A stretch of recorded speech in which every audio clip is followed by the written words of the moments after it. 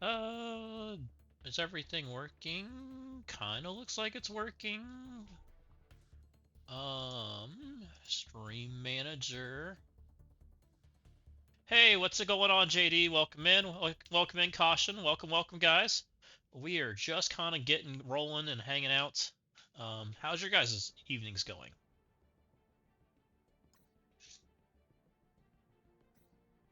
We will be battling for 3-0 today, so that will be fun. I need to do some dailies and things, so we're going to work on some of that tonight now. You know, knock some of that stuff out.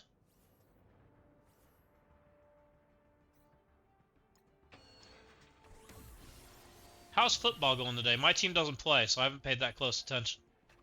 Let's look at football scores.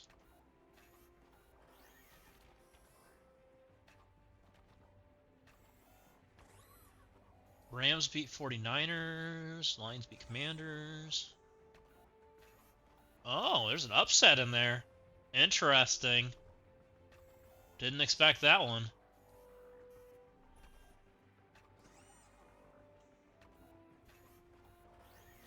Oh, 2 upsets. Oh. Interesting. Seahawks won. Nice. I was looking at the Bills game. I was like, what the heck? Bills lost to the Dolphins? I didn't expect that one. Also, I wasn't expecting Jags to lose either. So I thought that was interesting. The AFC wildcard's going to get real interesting. It's really looking very spicy as far as like where teams are landing right now. And potentially the matches between them. There's a lot of matches between the wild card teams that determine stuff.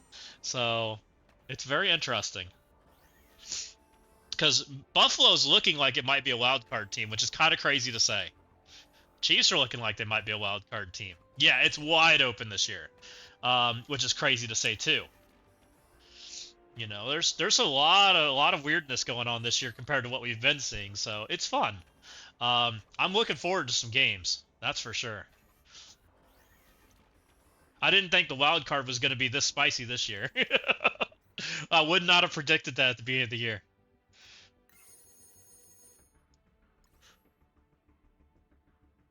Browns still suck. Welcome in, DNA. Yeah, Browns need some love. They still got some work to do. Welcome in, Bionic. Welcome in, guys. So yeah, I don't know. I'm interested. I'm getting excited for the AFC because that's my side, right? I like the Chiefs. The AFC's what I'm interested in. The NFC I follow a little bit, but not near as close. I like good games over there. I don't follow all of the games though. So it's always kind of interesting when you start seeing how it all lands out. I wish I was better at following everything, but I'm not. I don't even try to be. Um,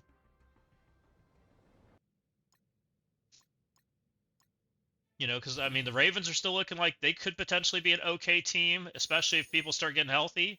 I mean, there's a lot of things on the AFC side that look scary, especially if you're a team that's not winning your division right now, which there's some teams that deserve to be a wild card team without winning their division right now. So it's interesting how it all lands.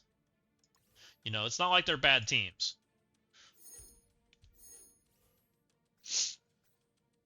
You know, I would say the top 8 of the AFC are all pretty interchangeable right now. Maybe 1 or 2 are better than the others, but it's pretty close.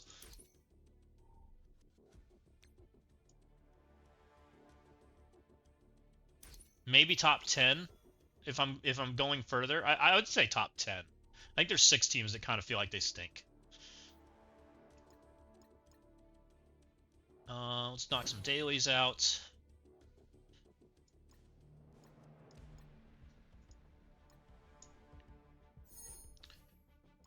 And then we're gonna get rolling. I haven't looked at much of this bracket and who I know we're going against one of the Super Trooper guys, but I don't know what he's doing. I haven't really looked, so we'll be figuring it out together.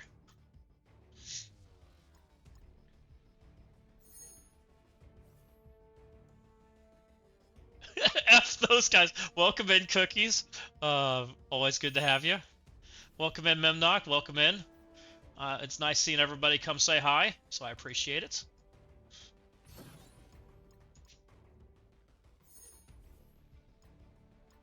Oh no, I like bursting the Super Troopers, guys. They're all fun. So, no hate here. The CC defense we set are working good, but I'm struggling to adjust to the offensive teams to use. Ah, fair enough, JD.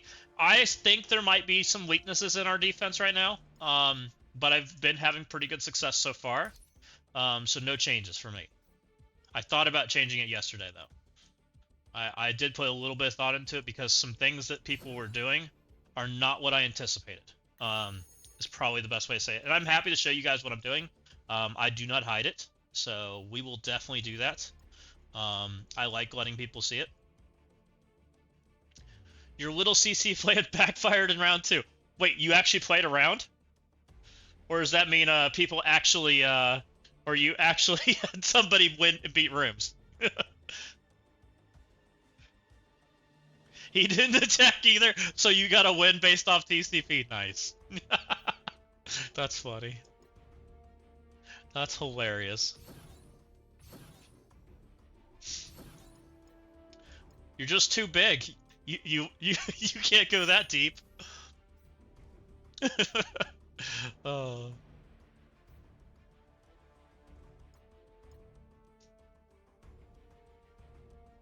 You did. Let's get some stuff done here. We had pretty good luck yesterday doing this stuff. We ended up only having to revive our team once, which felt pretty good. And I didn't upgrade anything other than taking Moon Knight to 105. So I think that's my plan going forward. And we'll do that one attack probably here. I think we get enough energy to do that. Because I think we're all kind of on the same page that we want to get Thunderstrike, even though none of us are very impressed with Thunderstrike so far. I'll be interested to see how that character plays out. So far, I don't know what to do with him. You don't feel very impressive. Jump over here, grab this one.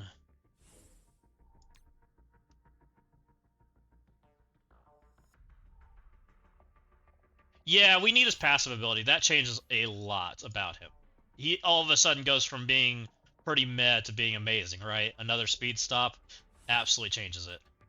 I wonder if they're going to hold that one the longest, like they did Blaster's basic. It'll be interesting to see. Yeah, because even a 3 yellow whatever he is with the speed stop gets used. 100%. And it also kicks speed kind of even more out of the defensive side, which is very interesting. Is this the... This is Insidious? Okay. So one of my alliance mates said that he didn't even have his team die. We're going to try that today and see how it goes. What I was doing prior to this is I was just full sending it on sim and then just reviving the team, and it was fine.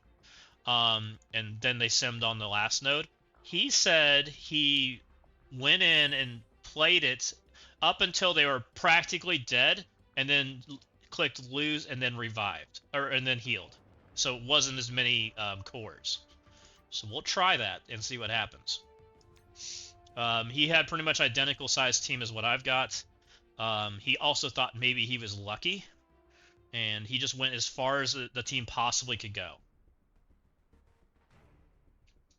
See how this goes.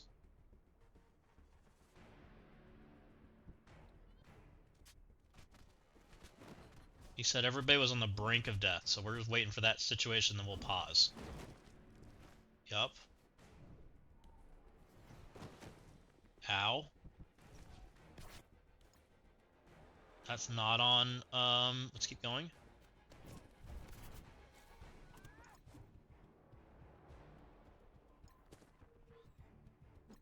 That's gotta be it, right?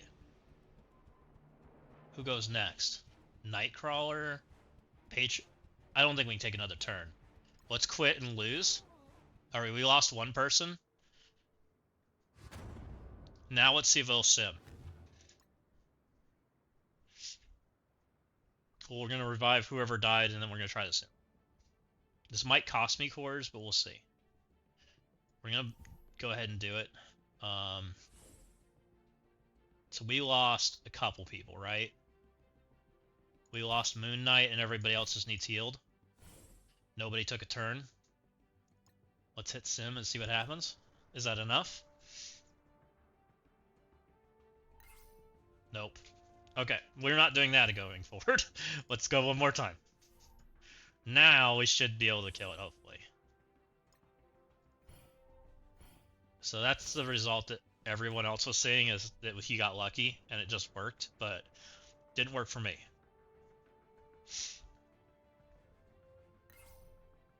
Good enough. I'll check back on that later. If I need to do the next node, I will. And then we always do the same thing in here just to help people out.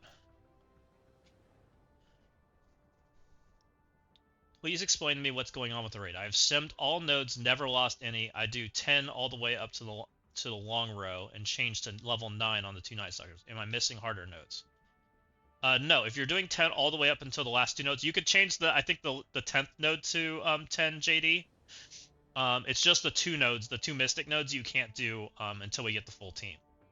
So there should be 7 nodes you can do, right? Or 8 nodes. Sorry, 8 nodes. So you just got to remember to flip back to 10 on the last node.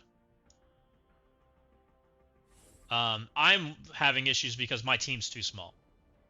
From what I've seen, is people with full gear tier 20 are simming the Mystic section with the Night Stalker team, and the people that have like the 1920 hybrid teams, like what I've got, where I didn't upgrade all the characters we barely use, are struggling, from what I've seen, because they just don't survive. Which I'm okay with, because I'd rather struggle for a week and a half, use cores, than go upgrade Moon Knight, right? Or upgrade Man Thing, who I also barely use. Like, both those characters are just kind of meh. So, I'm okay with it. You know, I just kind of plan that in my core usage for the day, whatever it is. It's 1 less gold orb. It's not a big deal.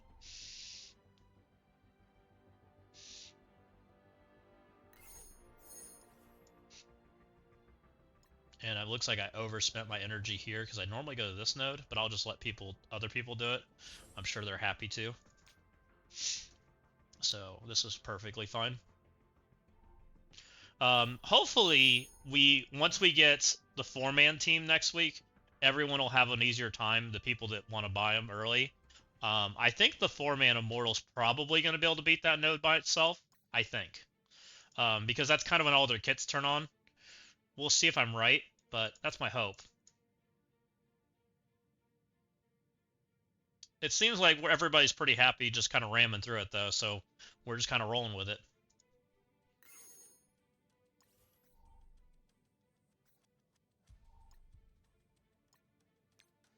We got that done. Is there anything else we have to do? I haven't gone on the website yet. I need to do that real quick. So bear with me, guys, while I do that. And then we'll go do some Crucible. Get the stuff done.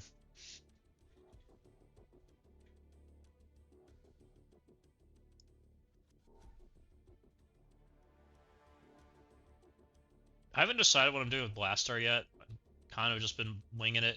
I'll probably throw some cores at him and whatnot. Kind of feeling really skimpy on my wallet book because Blue Marvel is expensive. Blue Marvel and all this other stuff that's gone on. So we're just kind of rolling with it. Do I need to do anything else? I think I already cored, right? Got that. Yep. Okay. So we should have some energy here. I'm rank 5. We don't love that. People have been beating my Blue Marvel in Arena. Oh, I'm 9. Wow. Everybody's beating me. This one... Actually, who do we got here? He's normally 2. He doesn't even have Blue Marvel on defense. Interesting.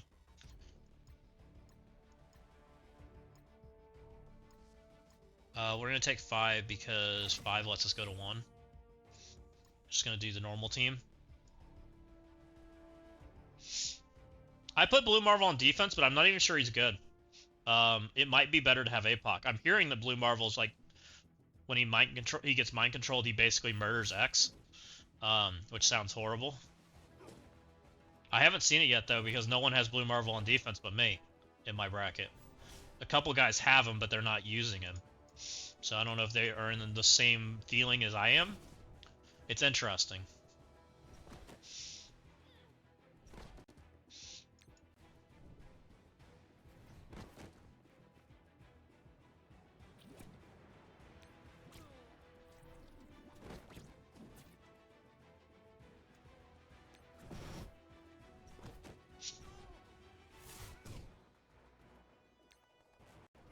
Yeah, I mean, with us having all the same solutions already, like the only thing that looks like Blue Marvel's changed is like you bring in Daemon and use Daemon to kill things.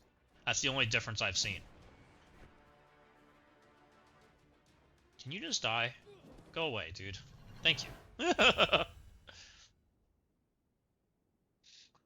So that clears that up.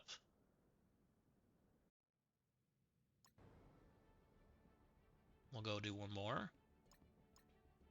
Commander P. He's got APOC, so we use Havoc. Havoc gets it done.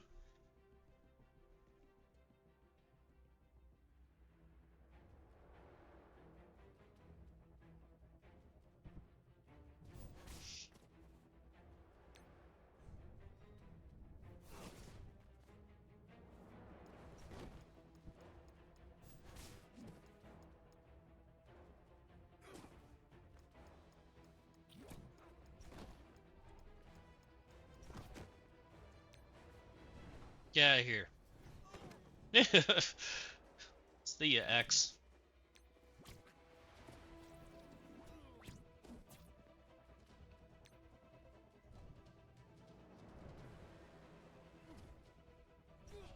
So yeah, I think right now in my arena bracket there's 2 Blue Marvels. I'm one and one other guy, and only one of us are using on defense, and I think only one of us is using him to attack with right now.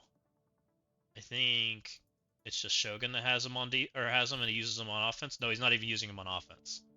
That's interesting. And nobody else is using him. Like, I don't even use him on offense. I have him on defense, but I think it's wrong. It's very interesting.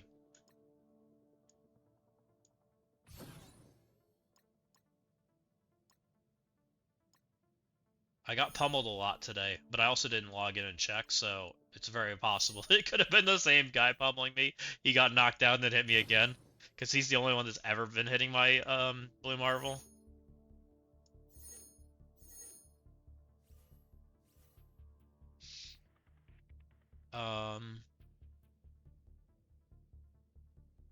He's taking a break from streaming. Oh, that sucks. Yeah, Dave didn't seem like he was having much fun, so I fully get what he's doing. I hope he figures out what he wants to do there. And that also gives him the opportunity to run less accounts if he wants to do that, if he wants to pull back that way. So, I hope he figures it out and what makes him happy with the game. And, I'll just have to go say hi to him on his sports stream, right? He does his morning sports stream, but I'm really terrible at visiting that because I usually don't interact in Twitch in the morning. But may have to start, because, yeah. So we got Harvis 04. Harvest 04 is in Super Troopers. Harvest 04 didn't clear a room this week, which I find interesting. Oh, is that where he told you? I was curious on why he didn't stream yesterday. I kind of had a feeling that might have been what happened. Harvest is huge. 376. He's got like 100 million on me. What team beats Howard, Phoenix Force, Mr. Fantastic, Quasar in Room 3? Speed up Blastar, probably? Maybe? Speed up? Maybe not. Maybe that's not good enough. Because Howard's going to stop speed bar. It won't stop speed up. I think speed up can get there. It's going to be an awkward team because Blastar's not going to gain speed bar. Blastar's not going to take extra turns. But I think you probably can get there with 3 speed ups and Blastar's assisting. You probably have to launch it on that turn, which probably means you bring Patriot, would be my guess. I'd probably do Patriot or Iron Patriot, Blastar, 3 speed up. I think that would probably get it done. Maybe it doesn't kill Mr. Fantastic, but should. And you just need 3 characters that go before Blastar. Blastar won't fill a speed bar on spawn. Blastar won't fill a speed bar at all.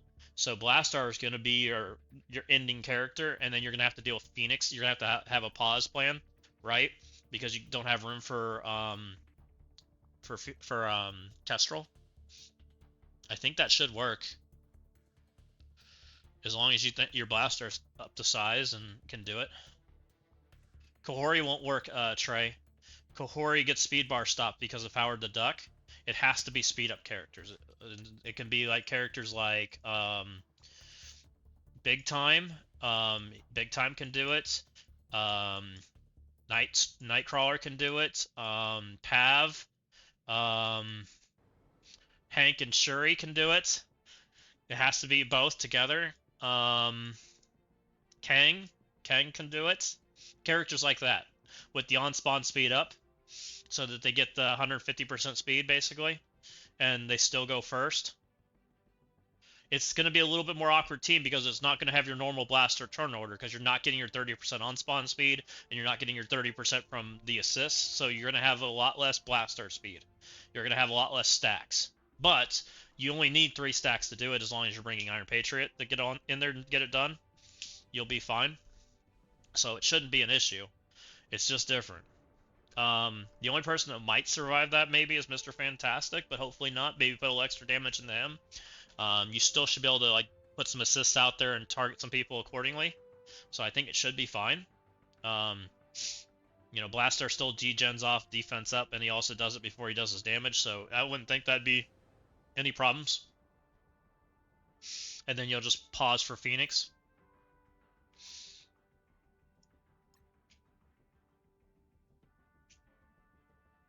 Yeah, anytime. That's kind of my normal MO for Blastar anyways, because I don't ever have Mephisto. Or sometimes I have Corey, not always. So, this is my first Blue Marvel verse, which is interesting. I'm leaning towards Daemon, but we also got to figure out a solution for this. What do we got going on today?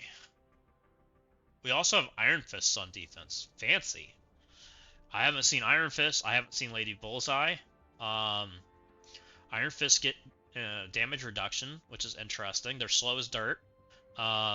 Lady Bullseye is not slow as dirt. She's natural 128. She also ults, which means that this guy goes faster at 128 too. So he just kind of jumps to that speed.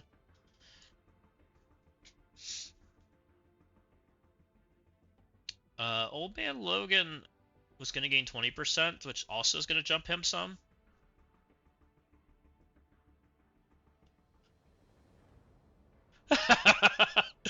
Cookies is over here about to go swear somebody out. He only went to 6. Freaking slacker. I'm only 6 also.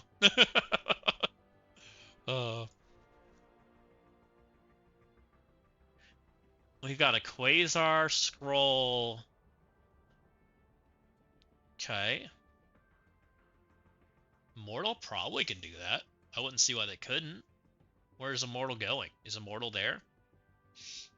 We get an Odin and friends team. This is probably Blastoff team. Why is that not a Blastoff team? Double tank, which means it's harder to get to Fred, but I don't think it freaking matters. Double speed up. Old Man Logan and Patriot, probably, is probably what I'm leaning towards. Not Kahori. Maybe Kahori, I'm not sure. We might think about Kahori. I might do Kahori with Kestrel and might be able to get away with that.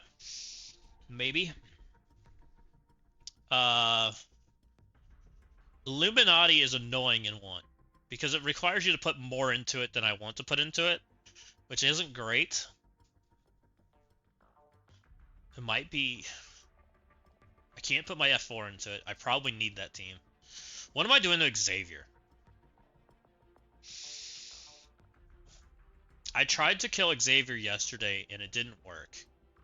I tried to murder him and I just tried to flat out murder him and it wasn't even enough. It was close, but it fell short. It's a 4 red Xavier, a 5 red null, or sorry, purple 4, purple 5.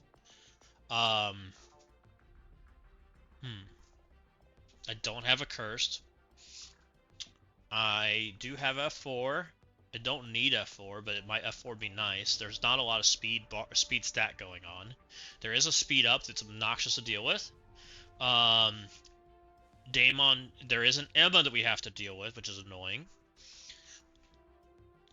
Which kind of messes with speed stat problems, but F4 might be able to just do it because there's no new Emma, right? No new Emma means F4 can get in there.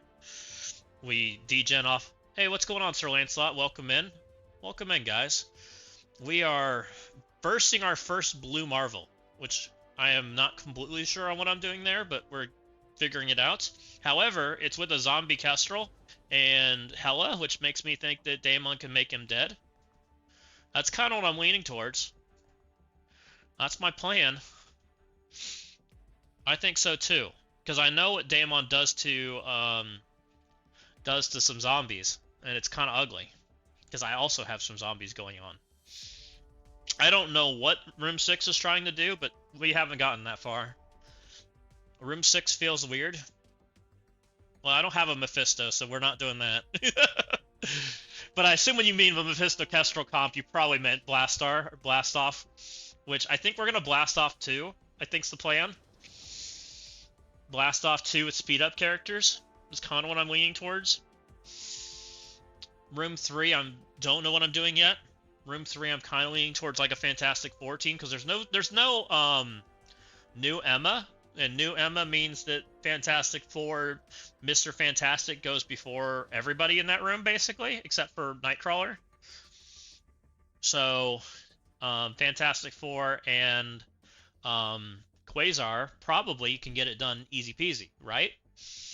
Because Mr. Fantastic goes before everybody there that matters and just gets the stun out. It's what I'm kind of leaning towards. That shouldn't be a problem. You know, Franklin and Invisible Woman get us off the taunt. No accursed available. Curses on defense. So I'll help you out, Lance. This is what I'm doing on defense. It's weird, and I'm sure it's going to ask questions. I don't have a curse. I don't have jammers. I have a cursed over here, and I know that this loses to other curse. I'm aware. However, it does still create additional problems, so I'm pretty happy with it. No, I have no X or Mephisto. Looking a little light, to be honest. I know I'm not Cookies level, but I actually attack Cookies, so I do need a little bit of offense. Just a little. So overall, I like my defense. I did think about changing it yesterday because of a couple things that happened.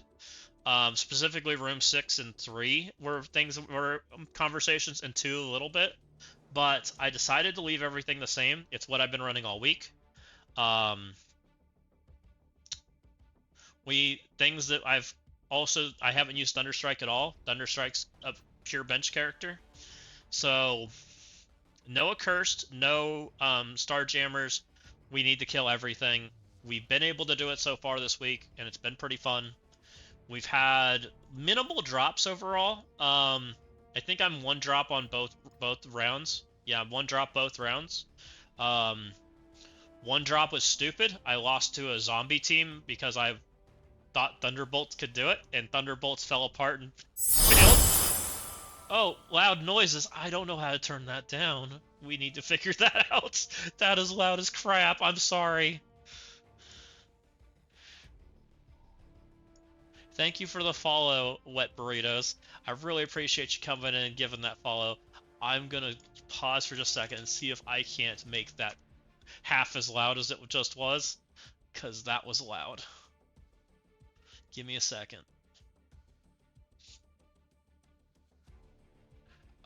Is it here?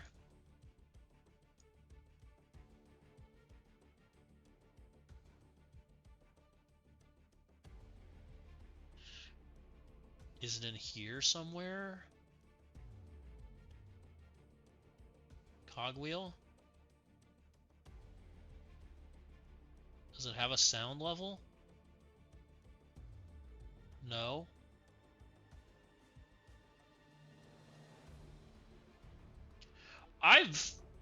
Maybe I am, but I sure don't feel like I am. I feel like I'm a poor spender. I don't know. Game captures maxed. Desktop audio, mic audio, chat box. Well, maybe I don't know where you turn this down. We may have to just turn that off for now. Because I don't want to blow your guys' eardrums out. That's rude. Let's just get rid of this for now. Who are Super Troopers? I don't know. Some alliance.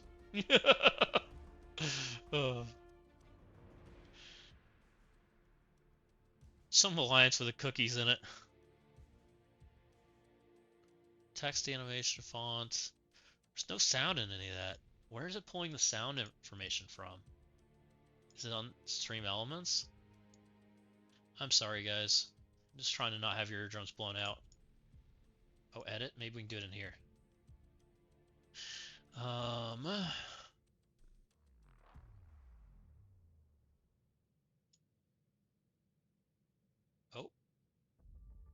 Let's try 28%.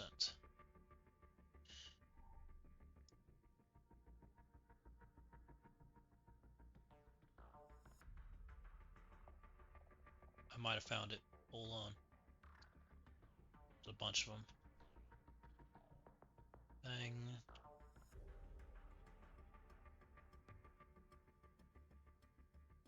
It's crazy that that's 50% and it would just like blew your eardrums out. Alright, save. Okay. Hopefully, next time somebody does something, it won't blow your guys' eardrums out. I apologize. Yeah. Well, there's some jerk that likes putting every single piece he has on defense. That guy's a real jerk. Though I support him. So, what are we doing here? No F4. Illuminati can get it done, but it's ugly as crap. I'd rather not do that. We could just immortal this, right? So if we F4 this, immortal this, blast off this, daemon this, that leaves 1 and 6 as problems. What are we doing in 1?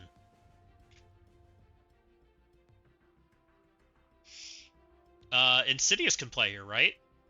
Insidious doesn't get their speed bar, but they do put the slow out and take their speed up away. Right? I'm pretty certain Insidious makes them win. Does Insidious get murdered? Because Shuri's still fast. Shuri and Spider-Man are tied, if I'm not mistaken. That's what I was thinking Insidious too, but isn't Shuri and Spider-Man tied? They don't get speed up, but they just put... Oh, they put the slow out though, right? So I should still go first? Hank prevents that. So they're speed tied, which is horrible. Because then we're on the who goes first probably wins game, because then the assist train goes to town. Which sounds bad.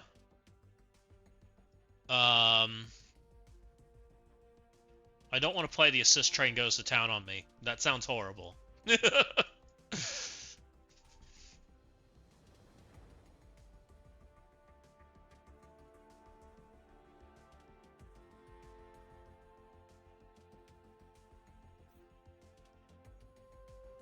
I think I need F4. I can't put F4 there.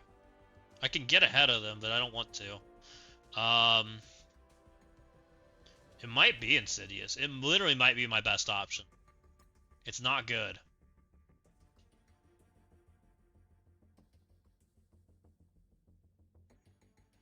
So, if we...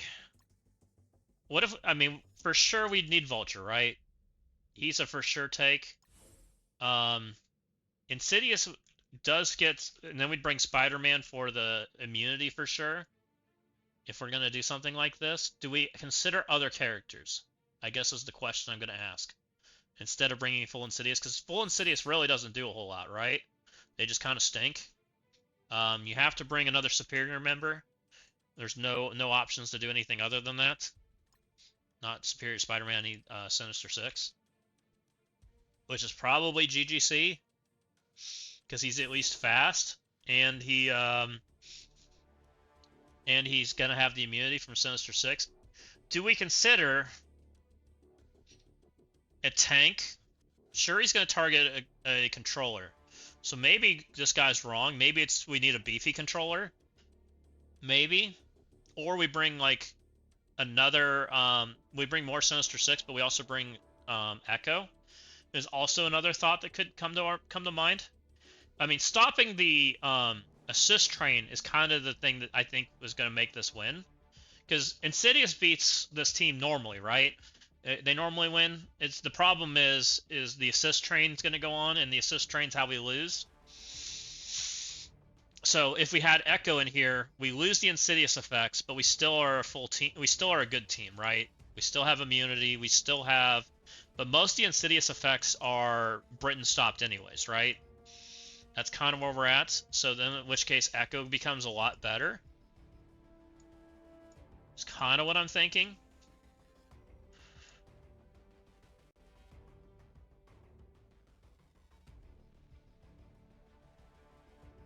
What does Blaster and Thunderstrike have any freaking play? I'm not going to consider it, but I'm just.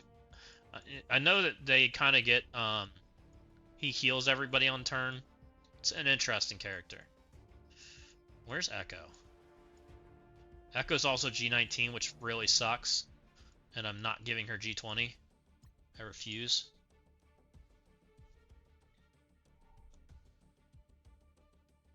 Yeah, Vanilla Illuminati does.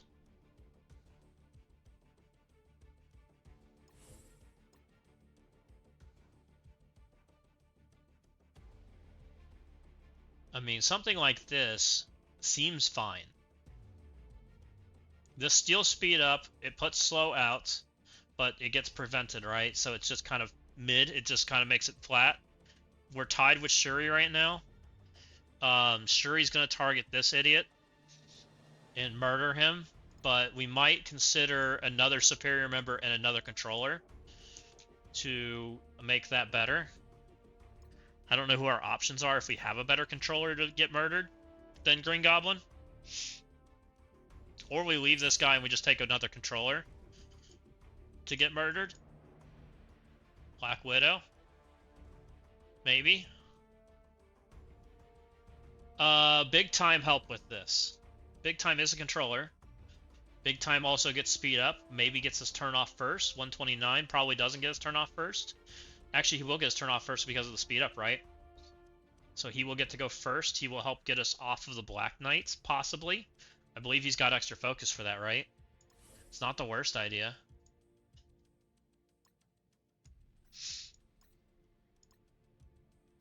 Because Shuri goes after fastest, right? Isn't it fastest? Or is it most focus? I forget. I always forget hers. I know she doesn't target normally. Where is she? Shaw. Nightcrawler, Hank. Shuri's in here somewhere. There she is. She specials. On defense, she targets the controller with the most speed bar, which that would mean she can target, she does target Big Time. Because Big Time will have the most... Actually, Big Time may not have the most speed bar button she goes. It might still be Green Goblin. I think that's not going to help. Even though he is a useful character. He would get us off the Black Knight. So I've been playing a while, and I'm a spender on characters and leaderboards, not passes. I stopped spending energy in ISO. I have no gold or training mats to build up Thunderstrike. Am I crazy, or is this everyone? So, from what I've experienced, I spend similar to you, but I buy battle passes also. I've noticed that anyone that doesn't buy battle passes struggles on gold and training orbs from what I can tell. Now, let me ask you a question, J-Dubs. how do you use your cores? Do you use them on characters or do you use them on orbs, like golden training mats? I'm curious because I've noticed the people that do it on golden training mats tend to do a little better, but the people that are buying character shards tend to suffer more, which makes sense because you're getting extra, right? You're trading one for the other. Hey Walt, welcome in. Welcome.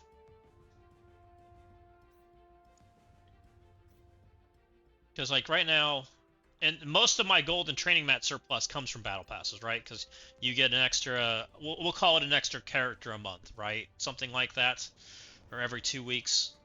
Well, I think it's something like that. It's like 20 million gold and a half a character, so I think it's a character a month.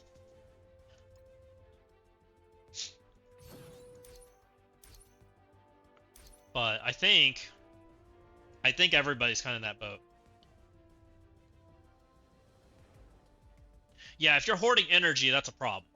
Never gold or training mats and events. Characters are money like 4 or 5 star when I get close to the next level. So where are you using your cores though, J-Dubs? That was what I would want to know. I think that one of the things that you can do to help surplus your gold and training mats is don't core characters, but core Kestrel the 5 stars. Well, what do you do when Kestrel's not around? Do you core the gold and training characters? The verse is what I have them all selected as. These characters. Hey, welcome in, Jacobs. Welcome in. So these are the characters that all have a gold or a training mat orb attached to them. We also sometimes get the holiday campaigns. Those are what I core. And I core them. You stopped a couple months. So I would go back to coring these consistently. These characters here are all gold and training mat orbs. This helps you get a couple extra gold and training. Probably, I'd say at least a training mat gold orb a day, which adds up over time. It helps you kind of build that surplus. Because if you're not hoarding, you start building this stuff up. And I don't even open this stuff. This is pure surplus for me. Here I've got 140 gold orbs since I last opened them. And same thing with training, wherever training is. I always forget. Is training in here now? No. Is it in this one? Okay, it's in this one. And I don't really farm training. So if you're farming that stuff daily, you start, and this stuff adds up. I mean, this stuff's worth something, right?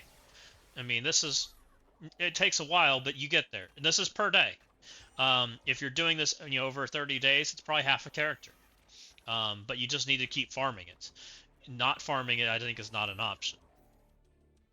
And then same thing with this. Here. Make sure you're buying this daily.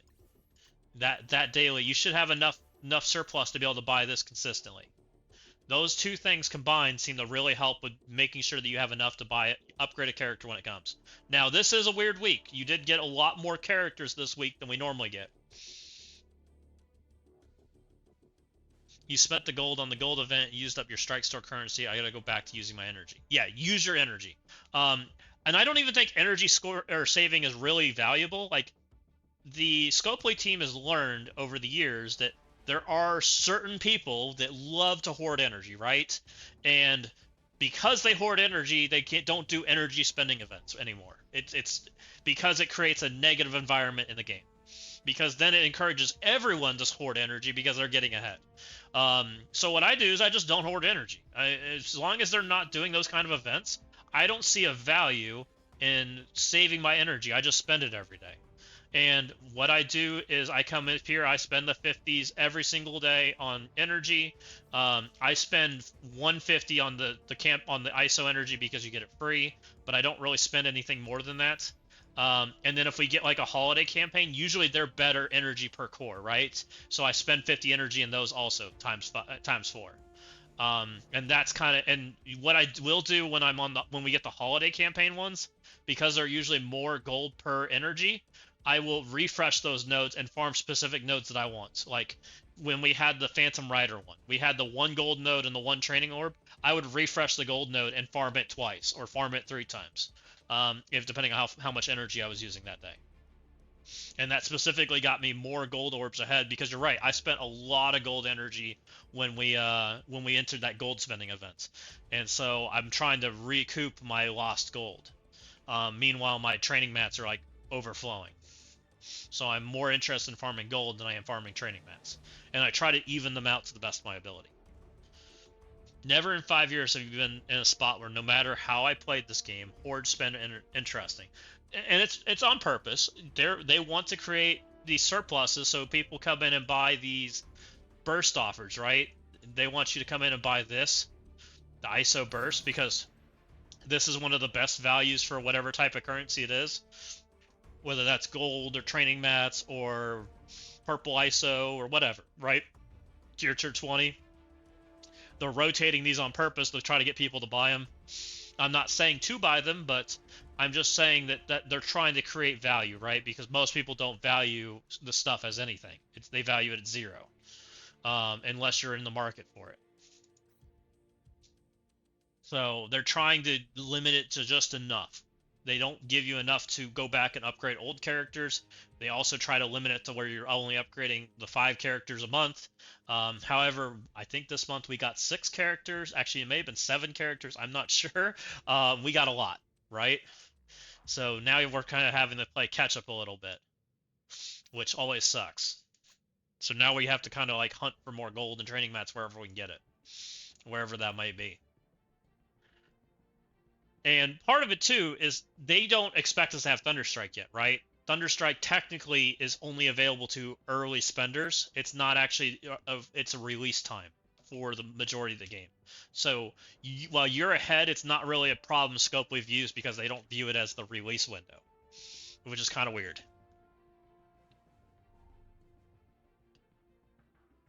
Just interesting just how much you spend and the byproduct is having anything to spend on. Yeah. It's a weird system. They struggle because it's a very limited economy, right? There's not a lot of variety to spend on, so they're trying to create value in the few metrics they have. Gold, training mats, purple ISO, gear, levels, right? That's kind of their limited resource.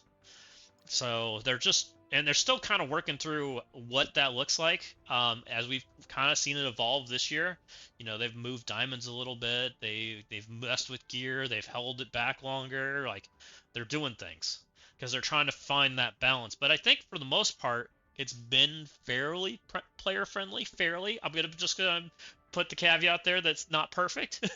It's not perfect. So. So she targets the fastest controller when she takes her turn, which still is probably Green Goblin. But, I don't think this guy helps. I think he's going to go too fast, and then he's going to have no speed bar, and it's still Green Goblin getting hit. Echo does help because it's just Shuri hitting them then. And these two should go before all of them. Well, maybe he doesn't. He's going to go after. He's going to be tied with Hank. He's slow as dirt. He's slow as dirt. He's slow as dirt. So another fast character would be good, right?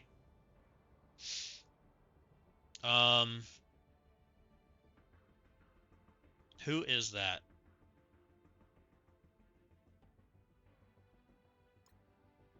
Green Goblin can take a hit from Shuri. Green Goblin can't take a hit from everybody else.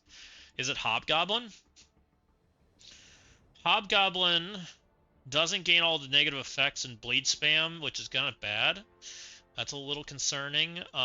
We might need a better carry character than Hobgoblin in this scenario. Songbird. She's gonna flip. Is she good enough?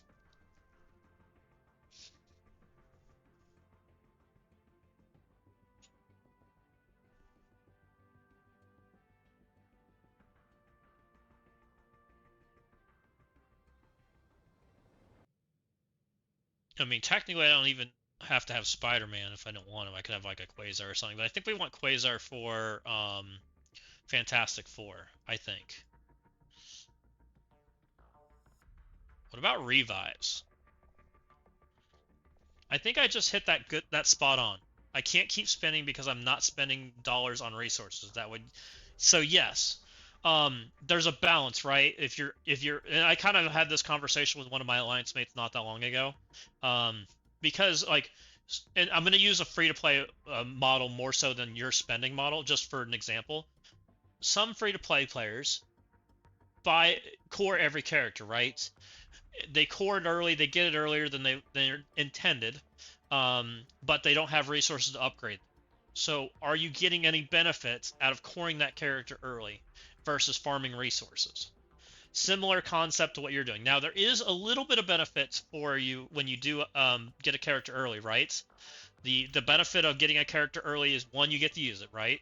The other benefit comes from stuff like this, where you come into here and you get objectives.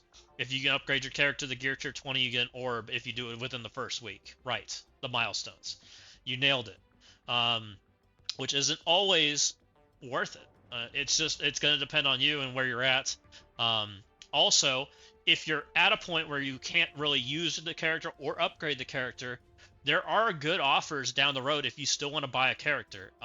There was one not that long ago, not her, but and I don't know if it's still in here. It was Damon's team. They sold you like 100 brimstone shards for everyone for like $50, or maybe not even $50. It was way cheaper than buying the character normally. I thought it was a really good offer. And they seem to do that right around like certain points in the battle pass like lifestyle. And I don't see it in here now. Yeah, it's gone. You know what I'm talking about though, Bionic. Like it was like 100 shards of all 5 characters, and it was a pretty reasonable price point. And it was like at the end of the I think it was like the 3rd battle pass for the Brimstone team or something like that.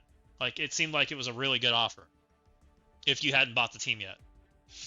So there might be situations like that where it's better to wait on the characters and just buy them 3 weeks later, if you're still interested in that.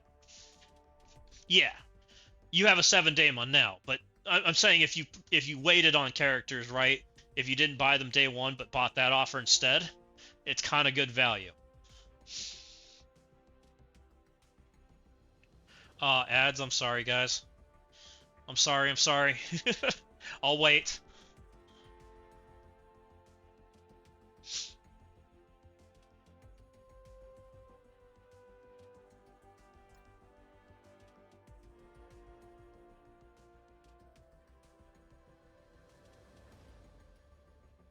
Let me know when you guys are back.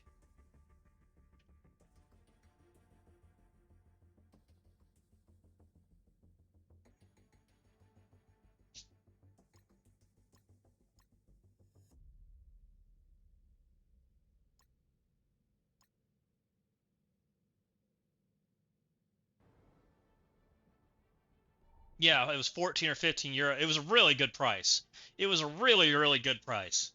Um, I was very impressed with it. I considered it other than the fact that I've already spent way too much money in this game.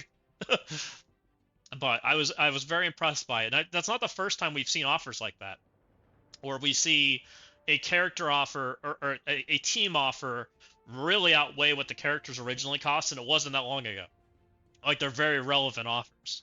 Um, so I do think like situations like that where you're very resource starved at the moment and waiting on the character is not a bad thing if you're not upgrading at day one, um, as an option. And I think that's something recently that they've started doing, which is very player friendly for a mid tier light spender, which is kind of where I used to always play. So I'm always kind of like trying to pay attention to those kind of things because I think that's a very good thing for the players that we don't get to talk about much. Um, so I don't think it's big time. I think he doesn't meet the mark on what we need him to do. I think these 3 do. I was never a big hoarder because I wanted the whole strike pass or battle pass, but then the resources are not worth using the energy to make sure I received all the rewards. But by the product of simulation of events that made us use resources, I'm sitting here with energy but no gold and training mats, which is first. Yeah. So, and that's part of it. That event purposely tried to drain the economy of extra. It's very interesting that they put it out when they did. And I didn't like that event. I think because it created basically a problem where you're in right now, where you overspent. And I'm not saying that you overspent, but you overspent, right? now you're in a situation where you don't have your surplus that you normally have when you get an extra character like we do now. It's hard to overcome that. Yeah, I get what you're saying. I 100% understand. And you're not a resource buyer, so you're not wanting to do that. You're not happy with where it's at. So now it's kind of, yeah, you have to bob and weave a little bit to get back to where you're happy, and we got to work at it a little bit. Yup. Bingo, exactly. So now there's a little bobbing and weaving, and we got to adjust. So, yeah, I was in that same situation. Like felt like I overspent during that event, and so what I did is I slowly maneuvered stuff back to where I wanted it to be, and farmed gold intentionally a little harder, and spent some extra cores refreshing nodes, and then I started getting back to where I wanted to be. I'm still lower than I was back then, but I'm working on it, and it's just a process, right? Give it a few months, farm a little extra, all of a sudden you're back where you want to be. So, we need one more character that can hold their own and beat this team. And it needs to be, and it can't be a speed bar character. I'm kind of leaning towards Songbird. She does not have a home right now. Songbird hits like a truck. She flips buffs. This team still does good things. Is Old Man Logan better? Old Man Logan probably gets to take his turn, right? Because we stopped the effects with her. Or is it a tank and trying to prevent damage that way? Because the only person that's getting hit is this guy, and she's preventing him from dying, right? We could throw a tank in here. If a tank's in here, then all of a sudden they're pummeling the tank instead, which we do have some tanks. We've got Black Knight. I don't think an Illuminati mirror match is a good idea. I also have the revives. Revives are not the worst idea. Vulture hits like a truck. Spider-Man hits like a truck. I mean, they're probably good enough. Hobgoblin's the other option that we have, and I'm not sure if he's good enough. Because we're only 2, right? Let's save this team also. Jug Zombies on defense. I don't have a super huge tank. Unless we use Mr. Fantastic, but I think we need him for against X. I think. I wish I had Jug. Jug would make this easy. Jug would just delete them as soon as he takes his turn. Who was I about to look up? Hobgoblin's kit. Hobgoblin. On successful attack, apply 1 random negative effect to 2 turns if this character goes 2 Insidious. I don't think we have room to put 2 Insidious. I don't think we have room for... Because we have to give up... Daily gameplay has always ran okay with ranking up and incoming characters, but also having to save some gold and training orders. But they drained us, and now it doesn't feel great. Oh well, maybe it's just time to figure out this first-time gamer COVID ridiculous. It's just them trying to make money, and I think if you just start farming a little extra J-dubs, it'll start feeling better. Just give it a little time, and start working on the bob and weave a little bit, and you'll get back to where you're comfy again. It's just gonna take a minute. I think with what you do, you'll be fine. You just need to get there first and just keep farming. Especially if you focus on golden training, you'll get there. They give out a little extra during the holidays. Collected the stuff on Twitch. You'll eventually be there, right? I felt this way a couple months back. Yeah, you're good.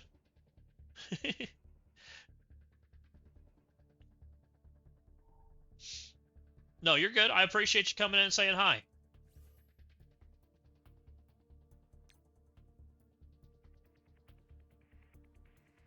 So, what can we do here? Is this good enough? This doesn't matter. This doesn't matter. This happens anyways.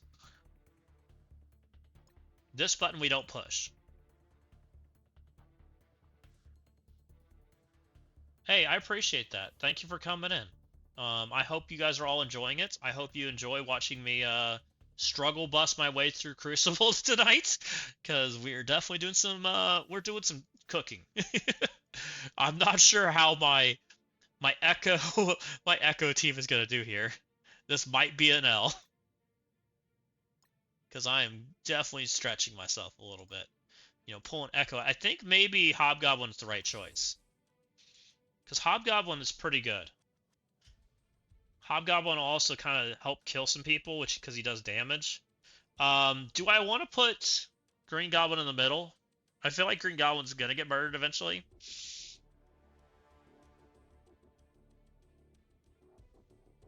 Raider, Raider, Raider. Do we want to? We have to Striker Spider-Man. It's fine, I guess. We can't rewind people, but we can flip and lock their abilities or their buffs. I'm a little worried about Strange is probably the thing and getting stuck. I'm not sure, Lancelot. I'm kind of cooking.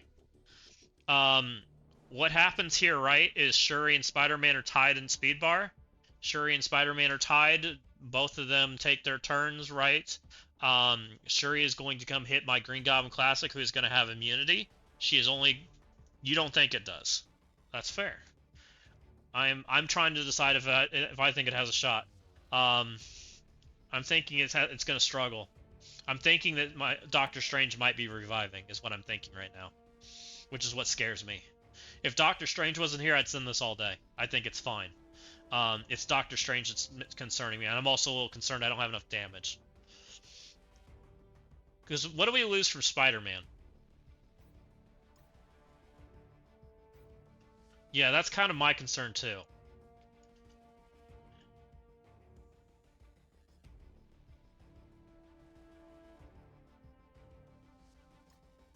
Spider-Man's going to do this. He doesn't have force, so he's not going to degen the taunts, which means we're stuck on Black Knight.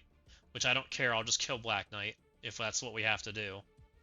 I probably want to kill Black Knight anyways, because Black Knight does bad things. Black Knight murders you. If he has 2 Insidious, he flips stuff, which we won't be able to do. But we also can't flip anything anyways, because Black Knight just puts a trauma on us. So that doesn't matter. He does all this. We get the immunity, we just don't get the... We get the 2-turn immunity, we just don't get this stuff. We don't get the speed bar fill, but that doesn't matter anyways. And then this doesn't matter because there's no dodge character. So the big thing we don't get is we don't get all the Hobgoblin extra buffs. Can I think of anything better to do here that's not using up F4?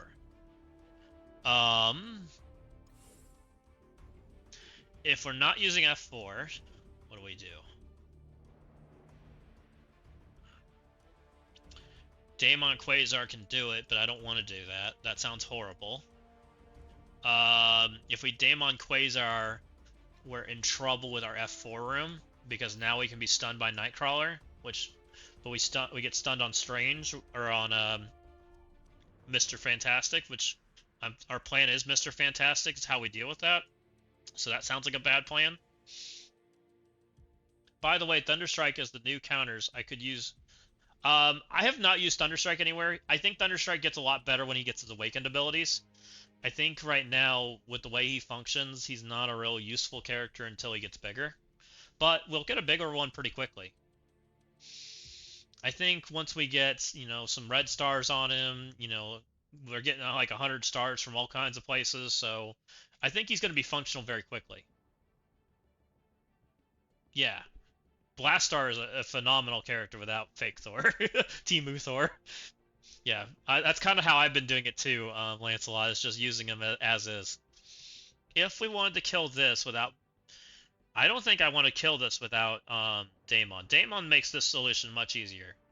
If not, this is probably a sack room, which feels horrible.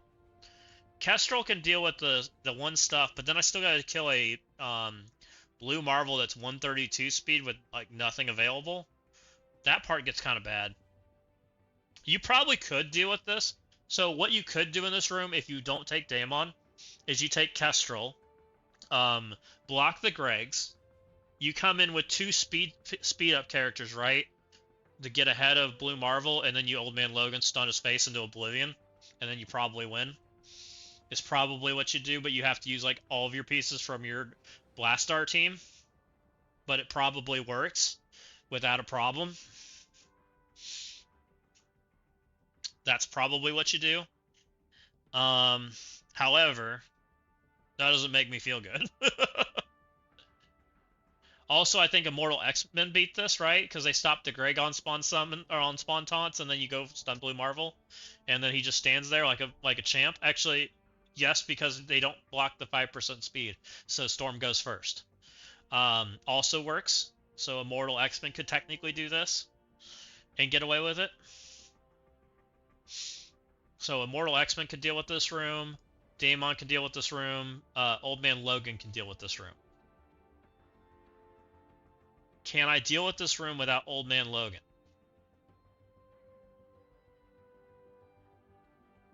He can't get stunned till he goes? Is that true? I've seen people stun my Blue Marvel.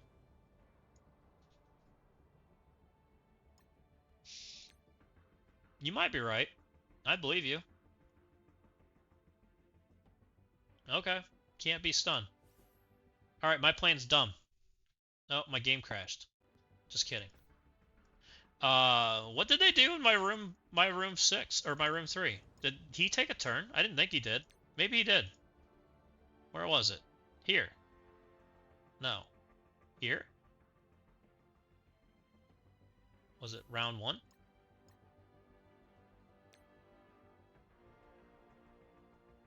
He must have gotten stunned here, but he must have taken a turn.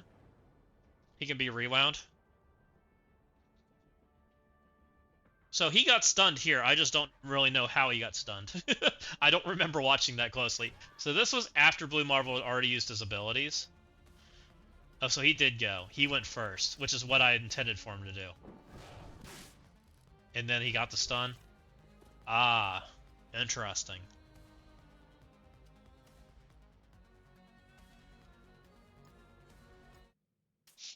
And see, that would have been alt if they didn't sack, which is why I was anticipating something of that case happening.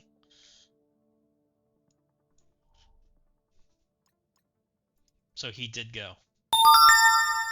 Yeah, the Howard pairing's very intentional. To be faster than both Cabal and Immortal was my intention behind that. Because, you know, Blue Marvel degens both Safeguard and Immunity on his ultimate and smears him, then they don't get speed up. And so even if they do stun him, I still think that they probably lose because all the other characters are slow as dirt. So, and probably Helverine carries at that point. It's kind of intentional to take at least one loss from him. I haven't seen anybody one-shot it yet, but I want to see F4 go into it, is what I want to see. Where speed stat goes in and what happens then. I'm curious. I think F4 wins.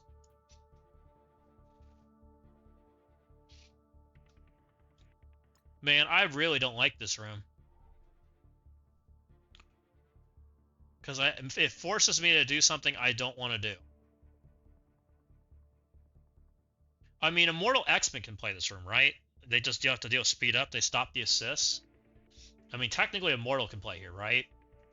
So technically Immortal slams into this. It's perfectly fine. If we don't use Immortal, if we use Immortal here, what do we do here instead?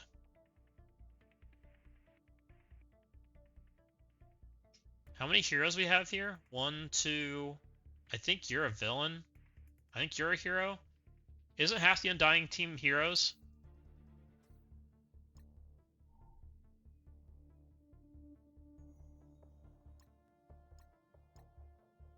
Villain. Villain. Villain. Hero? Villain. They're all villains. So...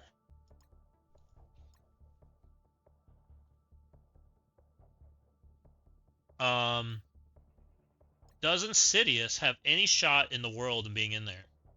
I don't think so.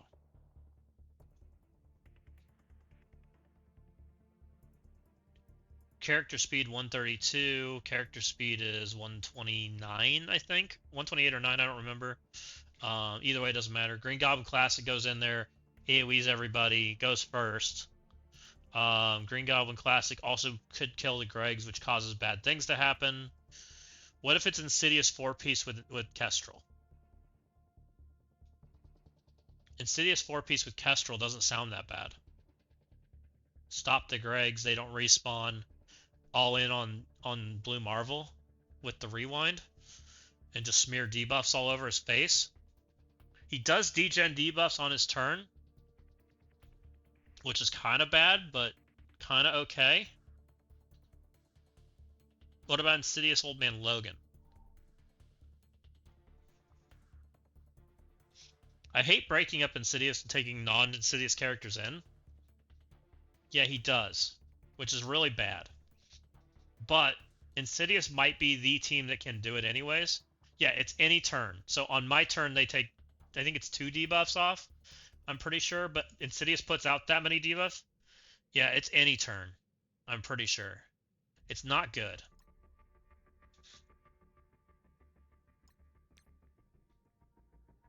It's here, right?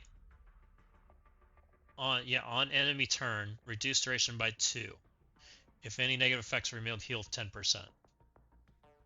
It is. It really is. It's what makes him kind of good.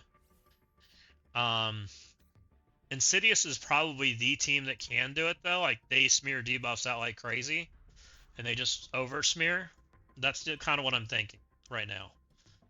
If they over-smear, we might have a chance, especially if we're stopping the Gregs, and all of these other characters are bozos, and it's just all in on Blue Marvel. Is it even Green Goblin AoE ult? Maybe it might even be Green Goblin special on him. Green Goblin special right off the bat, and just go all in on Blue Marvel and try to murder him that way? I don't know. That's a freaking hot take right there.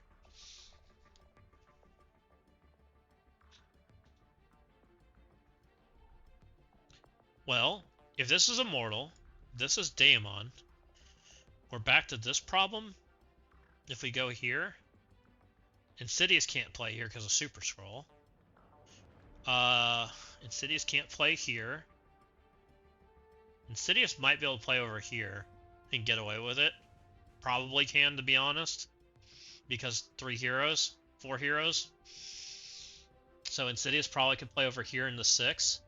And then we're back to this problem, which is like Illuminati and some Illuminati, which is going to feel horrible, because every time I Illuminati this, it feels like I'm about to lose.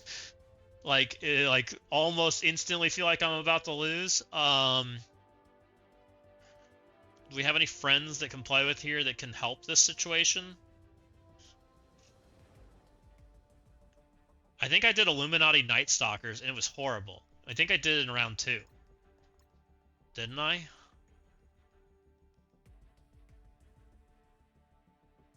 Oh, I did Illuminati with one Insidious member in Black Cat. This was horrible. I don't remember this going well. I remember this being incredibly risky and messy. To take away the revives, and then I brought in Hobgoblin for extra debuffs, and it felt like I was basically throwing, because we're stuck on this guy.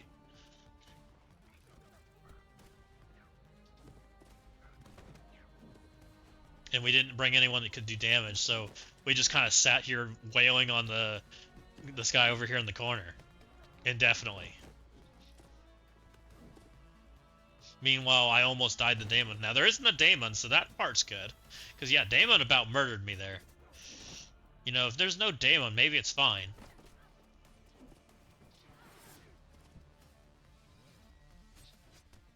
You know, nothing else in this room felt scary, other than Daemon. Daemon about murdered old characters, and I brought a bunch of them. Yeah, Kev is really good at this game.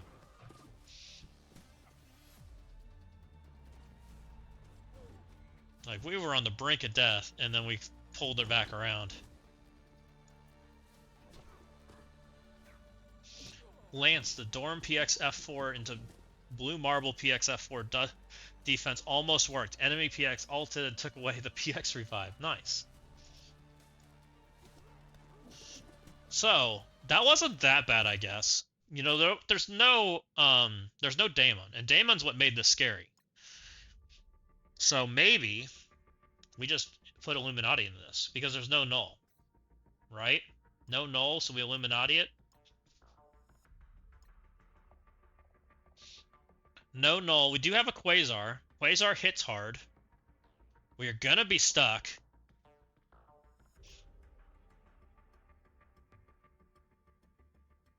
Which, we're probably like Illuminati Black Cat if we do it again. And then I get to bring one other character, which might be Songbird. Might be what we do.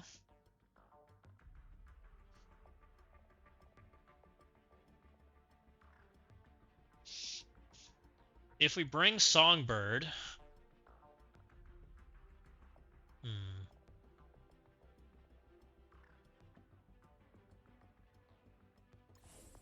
I mean, we're pretty controlled as far as, like, incoming damage, so we don't have to push Thanos. Now, we do have Thanos next to Glad today, which is a little bit worse. But this character at least does damage. Black Cat's probably the character we care the least about, so she can just go die next to Britain. Something like that. I think that could work. That flips, gives us the opportunity to flip some stuff. Songbird goes before Gore to lock in all their debuffs, so we're going to be able to flip all those immunities. Minus the Gladiator. So that's at least something. We're stopping the Super Scroll. I like that. I think we can work with that. We do that. We do Immortal here. We blast off here. We F4 this. F4 Quasar some other bozo. Daemon this. And Insidious this. Something along those lines. Okay. Well, I only know one way to start the match, and that's full tilt. So let's get some F4 characters in here. See what we can figure out for this. I don't know how to have a match without full tilting on the first round.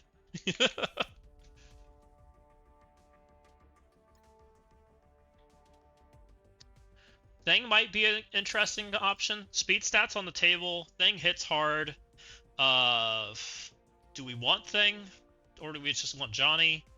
Do we want another controllable character for situations?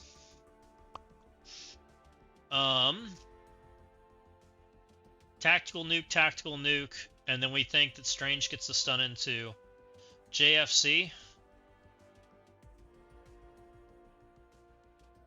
Just fucking go. You like my green ISO thing? That was intentional, by the way. That when we were doing the Blastar trial, by the way, my thing was so strong that he was murdering my character, or he was murdering the enemy character, so he had to be green ISO because they nerfed that Phoenix on the node 7, wasn't it? And Thing was murdering her on the first hit. And so I was ending up in a situation where all of their debuffs were getting dispelled and just murdering me before I got to do things. So I had to make Thing do, like, nothing. Yeah. And we use Thing so often, he's been a green ISO for a while.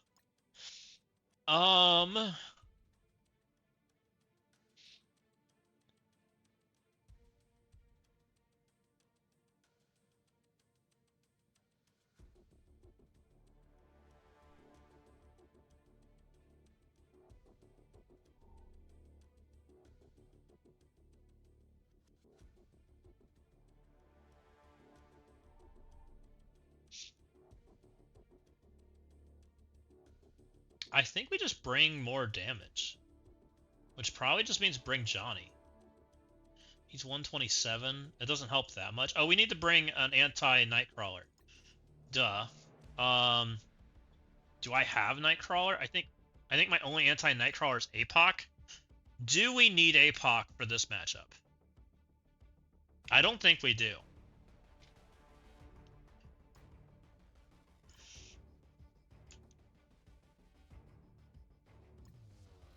I have a 2-diamond Daemon.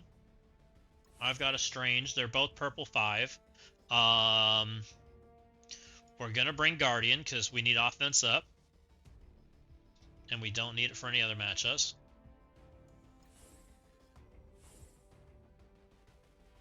Do I think we need APOC for this? I think we one-shot without APOC, with offense up. Easily. Which makes APOC a little bit better in the other room.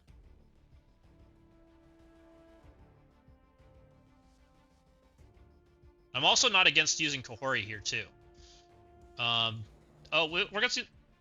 Well, Kahori would be nice if we used Kestrel, but we're not going to use Kestrel because we want Kestrel to... We want the Gregs to be able to smash them for the extra speed bar. We're thinking Blue Marvel's never taking a turn.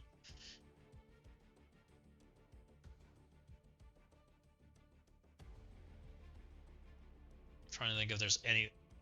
Oh, Yo-Yo can play. She does extra damage. That's fine.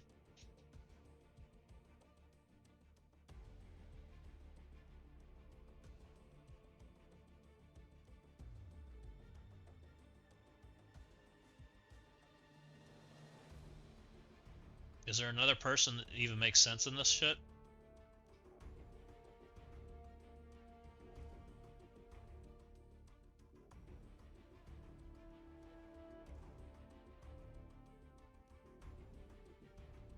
We're Iron Patriots playing with Blastar, so we're not doing anything like that.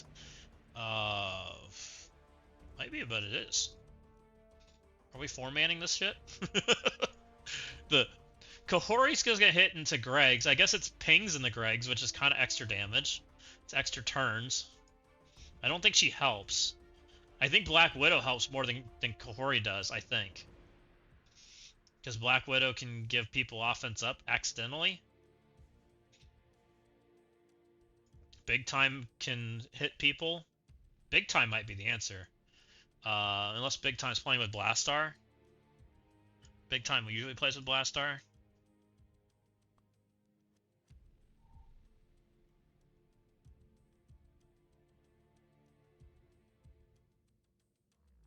Oath could play here. I mean, Oath's fine. Doesn't really do anything.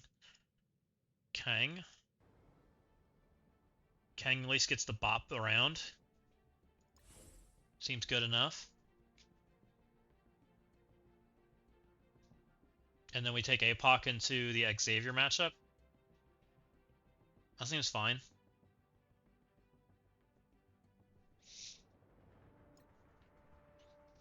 Okay. Let's blast off. You want to see this? I hope that means that's good. Oh. Kang, bop around. Make some people lower. That looks like a nice and dead Kestrel to me.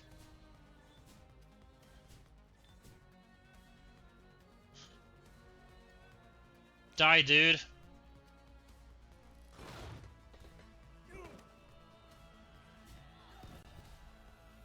That looks like some dead people. Yeah, she spawns them again. Hela just keeps reviving them until you kill her.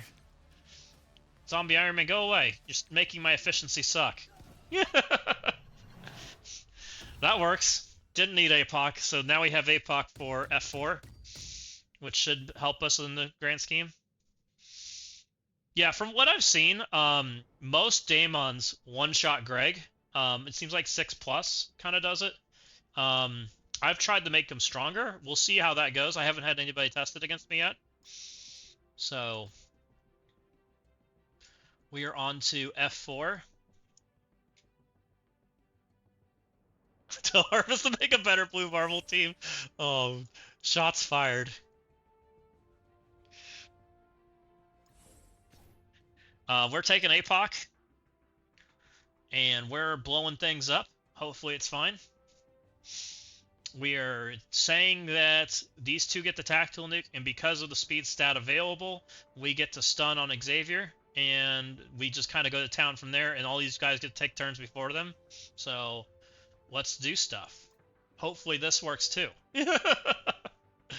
Are we feeling lucky?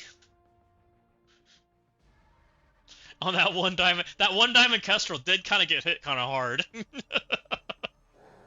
Oh. Alright, smash. Okay. That's a dead guy.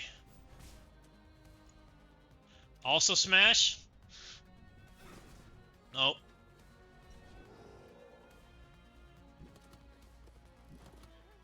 My...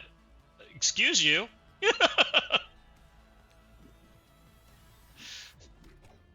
Mr. Fantastic hits kind of hard, guys. Smash. Mr. Fantastic murdered his wife. Look at that. Invisible Woman just vanished.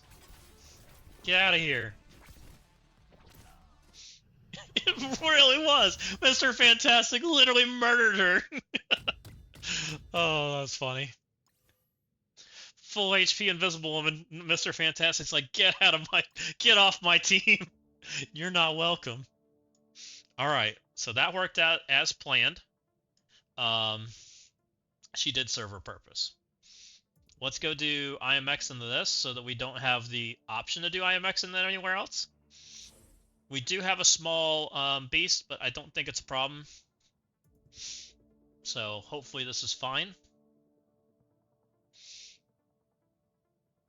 Do we want to Striker the world? They have charged, but we steal it. I guess we could Striker the world even though it's my purple 4. Just kidding, he can say whatever the hell he is because I don't care. Storm gets charged for being Striker, right? That's kind of a good thing.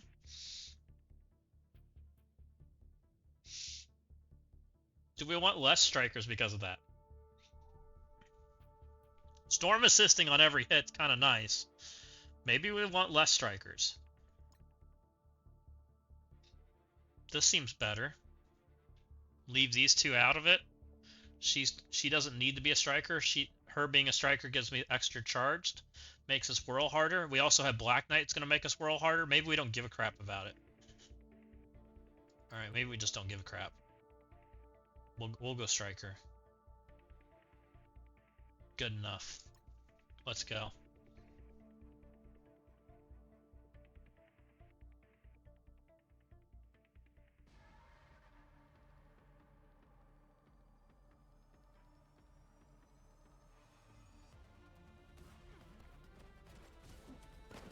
Okay. Stop.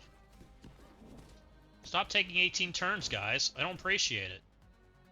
We're going to steal Black Knight's charges. He's going to stand there. We stun Strange, because Strange is the guy that makes us bad. Make him stand there. We're at 10 charges already. Just kind of bop around.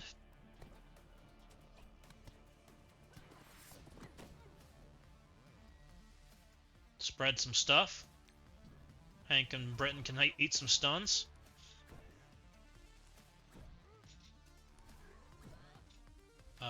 Come over here and hit Shuri because she's looking a little like she needs some more damage, and now we need to work on Black Knight. Let's pull everybody in the Black Knight.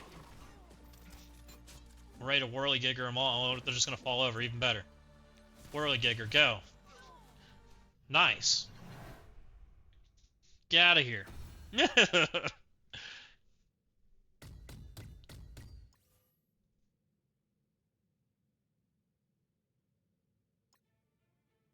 Okay. What do we got left?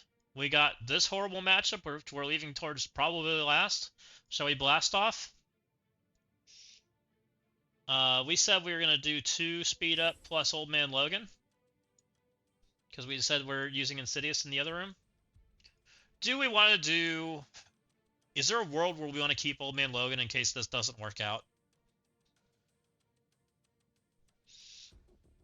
There might be a world where we care about that. Let's do this matchup first.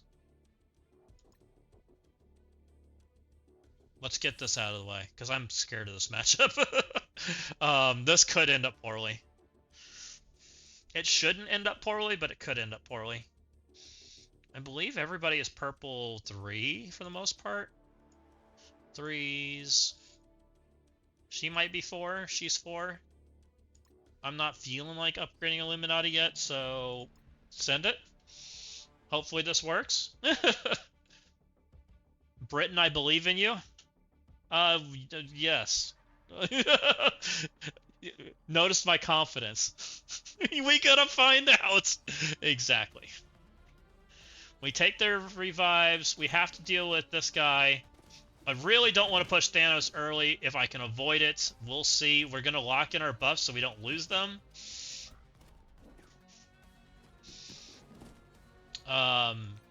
This gives us immunity for everybody, right? So let's do that. Also, I want to stay off that Thanos. We're probably going to not use this ability. We'll basic. We'll send it. Don't push, please. Okay, good. He didn't take damage. That's what we want. Oh, it hurts. Oh, it hurt a lot. Hold in there, guys. I need you to live.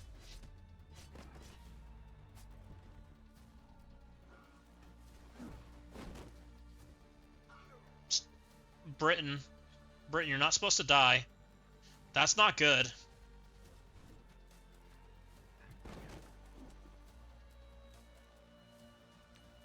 We're in a lot of trouble, guys.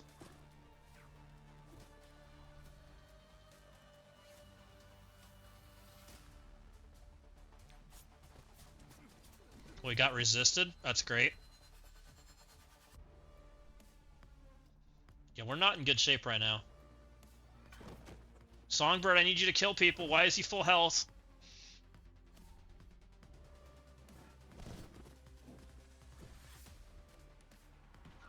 I was afraid this might not work. And we're back behind taunt. Great.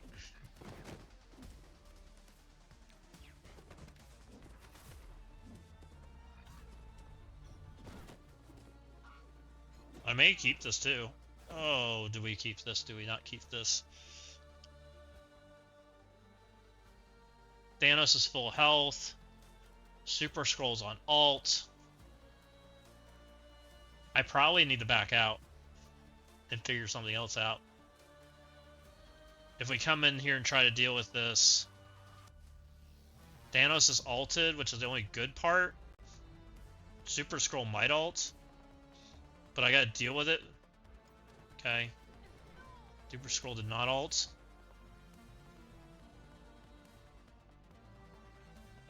Super Scroll is on alt. That is a problem.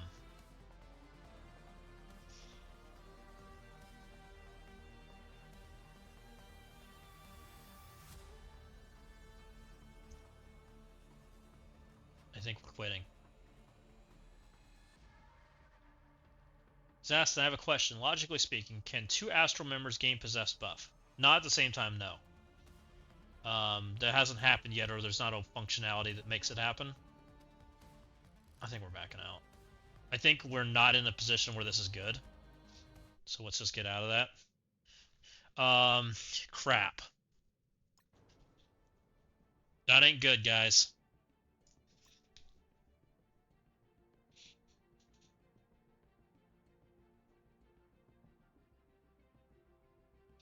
Just use Star Shimmers or a Cursed here. Yeah. We have Britain. Is there a team that can help us enough to get there? What about Night Stalkers Britain? Stop the Super Scroll. Night Stalkers have some speed. I don't think you suggested a Bionic. You're good.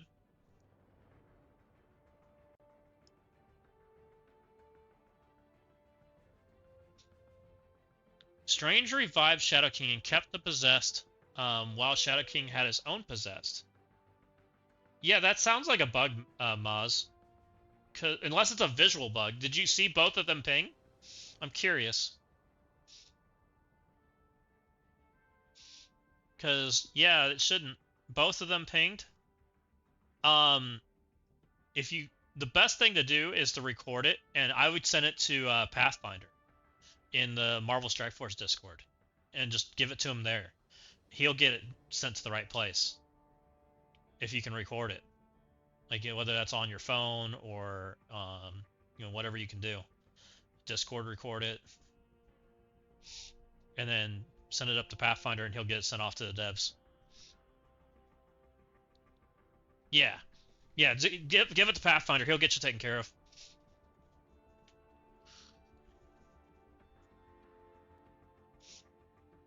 So this might end up being a 2-tap, which is going to make me upset.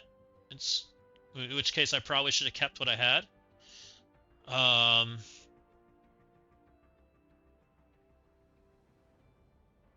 It's probably an Old Man Logan conversation now. If this isn't going to work, it's Old Man Logan, right? Which feels bad because we're running into things that anti-Old Man Logan. Because we pulled Immortal.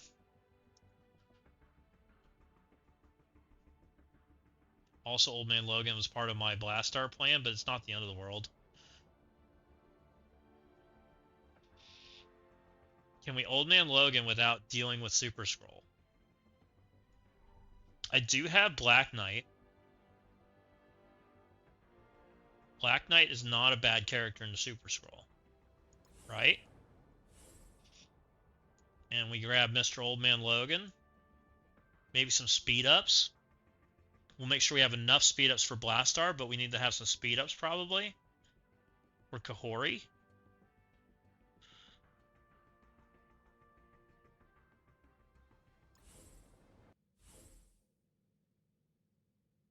Kahori can't be assisted, but Old Man Logan and friends can. Do we have some natural fast characters that are good enough? Songbird. Songbird did nothing that fight. She stood there and tickled people. I don't love that idea. The Night Stalker friends. They're fast.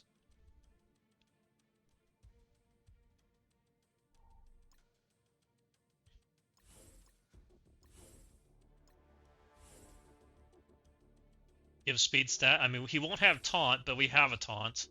He will taunt eventually. These two are fast. This makes them faster. Do we need to be faster?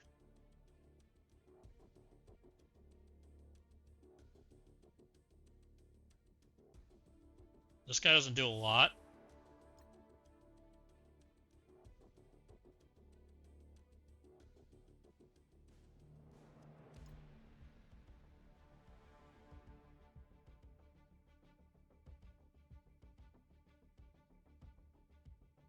Songbird's a natural fast too, so we're 1, 2, 3 fast with assists. Cleaving Super Scroll. We're gonna lose our revives. They're not right now, which is the problem. Which probably means we bring Black Cat, which is kind of a worthless character. She also speeds up Super Scroll if we do this. Do we have another option that makes any sense in the world?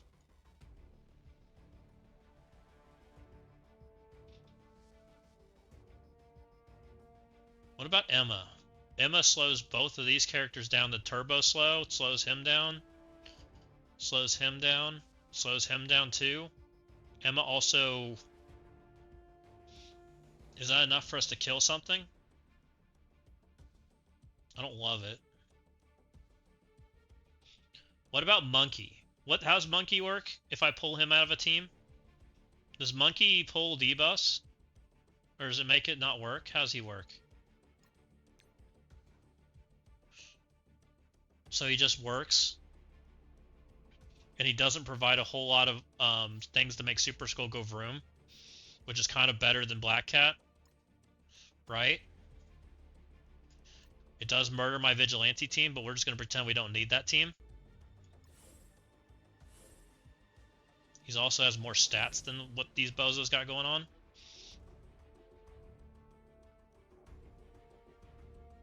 I'm feeling better about this team. Monkey's probably the character I want the abilities on the least, right? Old Man Logan can be a scrim. Because he's going to get rewound. But, I mean, it's fine. I guess he can be rewound. He will get pissed off, which will help the anti-rewind, right? I guess it's flat, which is probably good. I think Monkey's the character we care the least about, so he can kind of come play next to Old Man Logan. You might be right. I don't honestly remember. It's been so long since I've looked at Old Man Logan's kit outside of just looking at Focus.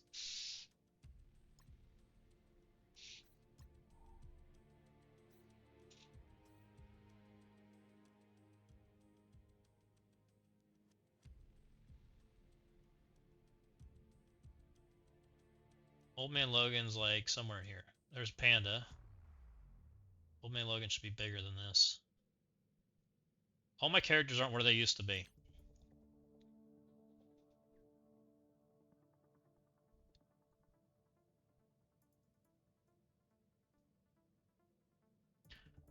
Stun cannot be applied and their speed bar cannot be reduced. You were correct. I knew he gained 20%, which is why I normally thought of it.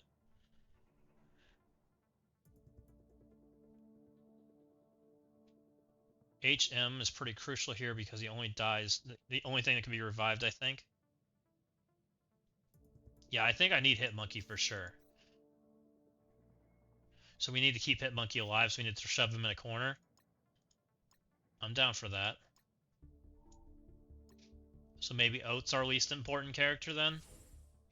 We do this. Shove him in the corner. I'm a little scared of this matchup because I don't feel like this is like safe, but this might be the best we have, and then worst case, I guess we come in with like Illuminati to clean up if we have to, and just do that. Take our couple losses if that's what it comes down to, and hopefully I can pull some defensive wins. Hopefully. It's a purple 4 Quasar, by the way. Alright, we're sending it. Let's see what happens.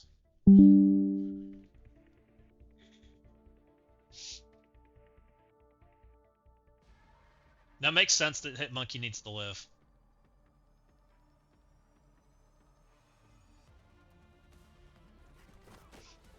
Smash. Old Man Logan gets some speed. Black Knight does Black Knight things. Do we hold his stun because Gore still needs to go?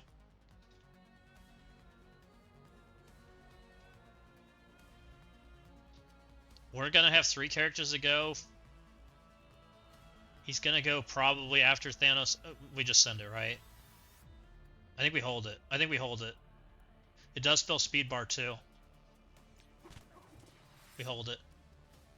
I hope I don't regret that. Send it.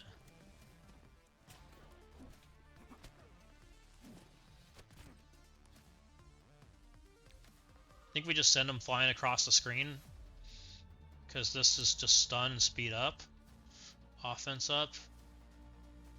Bonus attacks. I guess bonus attacks pretty good.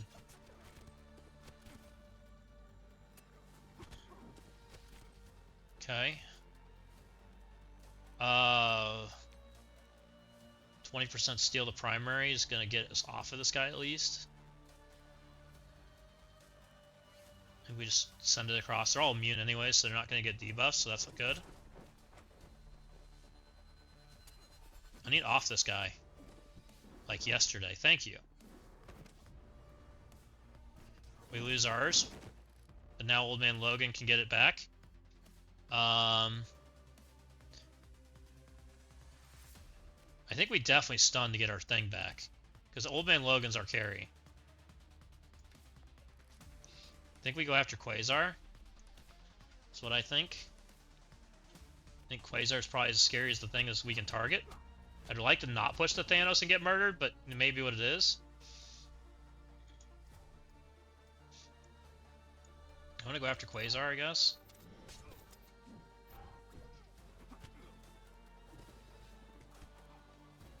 Smash. Hold on, team. That really hurt, by the way. Hitmonkey's alive, kinda. Please die, Super Skrull. Thank you. We're getting smashed before, and there goes Hitmonkey. You're about to be murdered. Oh, he lived. Go, Hitmonkey, go. No, Hitmonkey, I need you. That was so much damage. Oh, no, you freaking jerk. And Vigilante's gone now, so I can't use them as a cleanup. Frickin' A. That was so much damage. Super Skrull's a good character, guys. Oh, not fun. But Thanos isn't going to AoE us now. Illuminati can clean this up.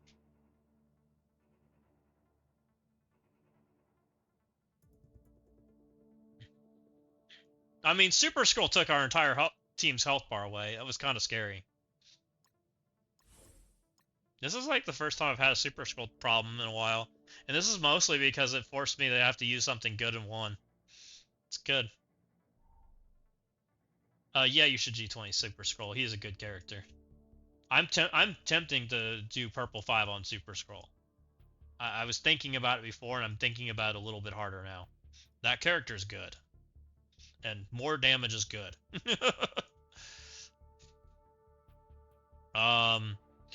Who do we have left that can play here and that does something? Songbird and, I guess Black Cat? Are we back to the same bozo team? Except now we don't have a Super Scroll to murder us?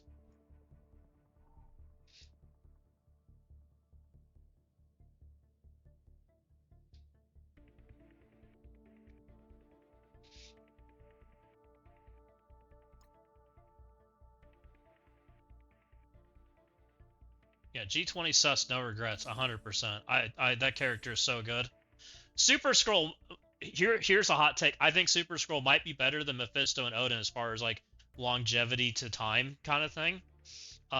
Odin and Mephisto, they are super hard countering, and Super Scroll they are not. And even when he is hard countered, he still finds value. He's kind of a crazy character. If they will never buff that character, by the way. That character is going to die in a graveyard. They will never ever revive him. I think this should be fine. We get the flips. He's already done his like abilities that make us die. I think this is fine. We'll put Songbird over here, I guess. Only not. How did you leave Super Scroll till last? That's crazy. He's such a good character. But I get it. Five is expensive. 5 piece.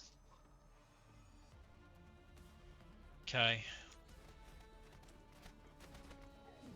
Get out of here, Thanos. Yeah, that's fair.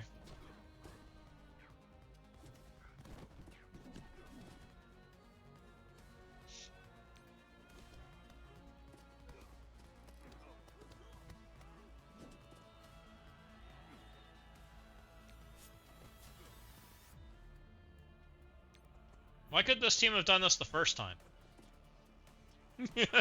Make it look easy. Get out of here. Freaking this gladiator won't die.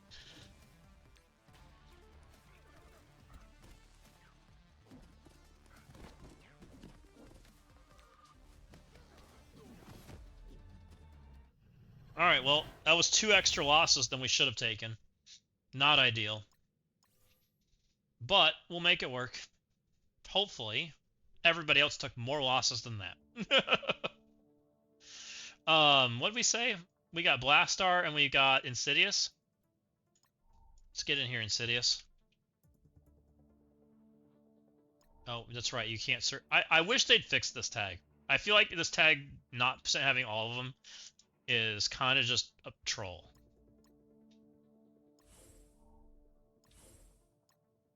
We're going to take them.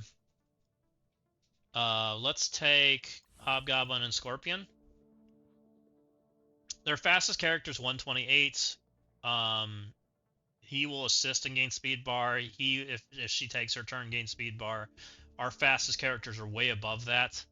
I think this is more than fine. Now, we do speed stats speed them up, which we didn't really talk about, being the room it is, but we're going to not pretend that that's a problem and just send it. Surely that's not a problem, guys. We're going after these guys. Stay away from Old Man Logan. Old Man Logan likes getting hit and being rewound and whatnot. We're going to hit her because she wants to speed up Shadow King, and we want to prevent that. So we'll stay away from Old Man Logan over there in the corner. I think we can hit over here now. Sure. Let's put some debuffs over here. Almost killed Old Man Logan, but didn't. Oh, he did die. Go away, Old Man Logan. We don't like you. Nice.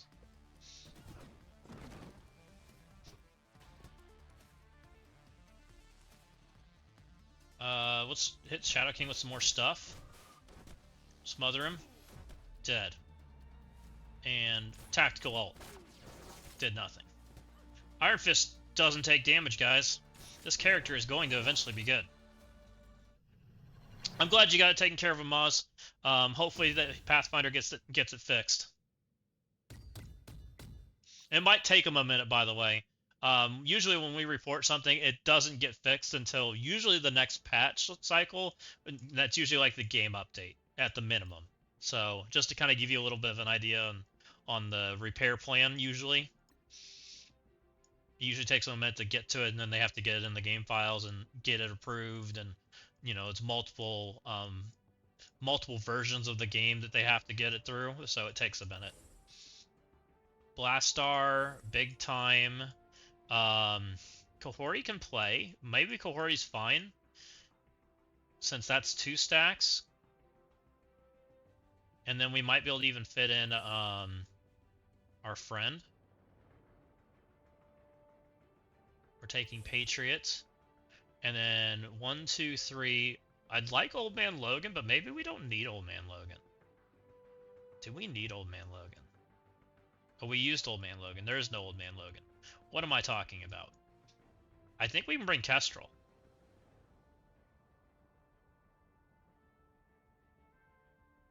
Where are you, Kestrel?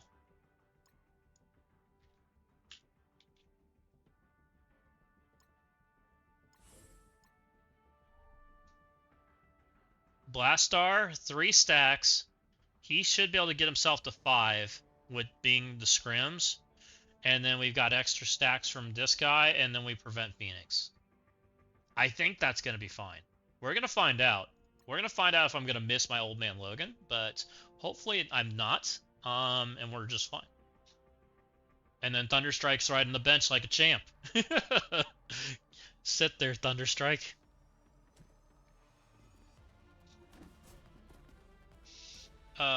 Basic. It's not gonna retaunt. We have to do enough damage. Hopefully Blastar does enough, so he stands and there we go. That's what we wanted. Basic. We're gonna put some damage into Fred. Actually, we have to put damage into a striker hit first. Then we'll put some damage into Fred. Because we didn't get the hit Fred with anything. I guess we're putting in the Odin. Hopefully Fred just dies. My problem right now, we're at 4. At least one of my characters hasn't taken a turn right now. I think we can come back around. I'd like to feel safe. 4.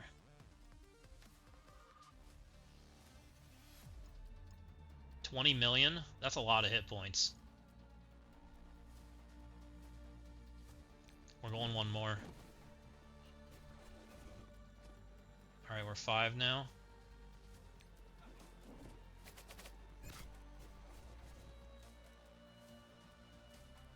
Blast off. Get out of my face.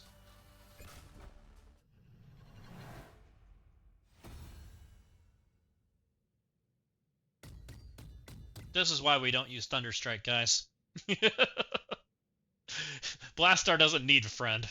He's got his own friends. Did Harvis go? Oh, Harvis. Harvis, I wanted results. That's not fair. Harvis was on 2 hours ago. 2 drops is fine. It wasn't ideal. I wanted 0, but I'll take it.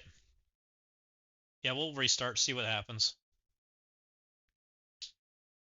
You've been thinking Odin on defense with Phoenix Force, but nah, Blastar fucks the North. Yeah, Blastar murders. So Phoenix Force really can't play with anything good anymore because Blastar exists. It just is what it is. I haven't found any comp, and I've tried to protect Phoenix Force quite a few times. It just seems like Blastar has too many ways to deal with them, right? They can bring speed up, they can bring speed stat, they can bring Mephisto, they can bring Kahori, yada yada yada yada yada.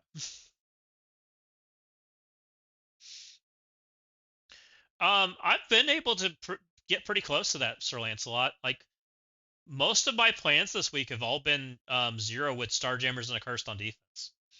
That's been my kind of my plan every time. I would have had it round 1, but round 1 I threw. Round 2 I don't remember. I think I actually did drop an attack that I didn't plan to. We'll go look and I'll go show you what I did, to kind of give you an idea of what we did. Round 1 we went against a really light offense or light defense. Round 2 we went against, I'd say, a mid defense. And then this round, I'd say it's probably a mid defense. Like, he had a curse jammers and F4 on offense, which is usually what I consider pretty light, right?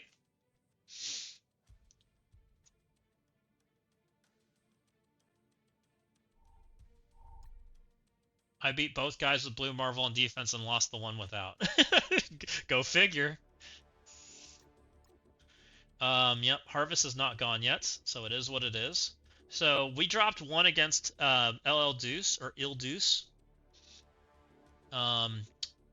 We blastarred his Phoenix Force team out on, in one, so we were pretty happy with that one. Got her done. This was Night Stalkers v Night Stalkers, all good. We took Insidious or Sinister Six versus Insidious. I don't know why he has no red stars, by the way. I thought that was interesting. This was that matchup I showed you earlier where I tried to Illuminati the room 4 and I told you it was horrible. It was horrible. But it wasn't as horrible as today's matchup, so there you go. We blast off the Thunderbolts team because we had nothing else to use it on. So it is what it is with Daemon. And he had Xavier, and we ended up double sacking it because I didn't feel like I had a way to deal with the Mephisto in this one. And then we went in with Immortal and cleaned it up. I wanted to do something other than Mephisto, but with Mephisto there, I didn't really have a solution. So it is what it is. And then this one, I went F4 into his Daemon comp and won. Again, we blast off the speed up Blastard, his Phoenix Force out of existence. We came in and dealt with his Undying. This was my throw, by the way. This was bad. I was like, oh, surely the new character can deal with Undying. That's going to be fine. They get speed bar when they get hit, and Witch does that. Oh, I couldn't get off the Juggernaut taunt of death. So I threw round 1, and it was fine, but I shouldn't have done it. I had plenty of characters to do it. So mistakes were made. I just wanted to use Lady Bullseye, okay? We had a new character. I wanted to use her. Bad choices were made. It's all good. We took the Immortal into the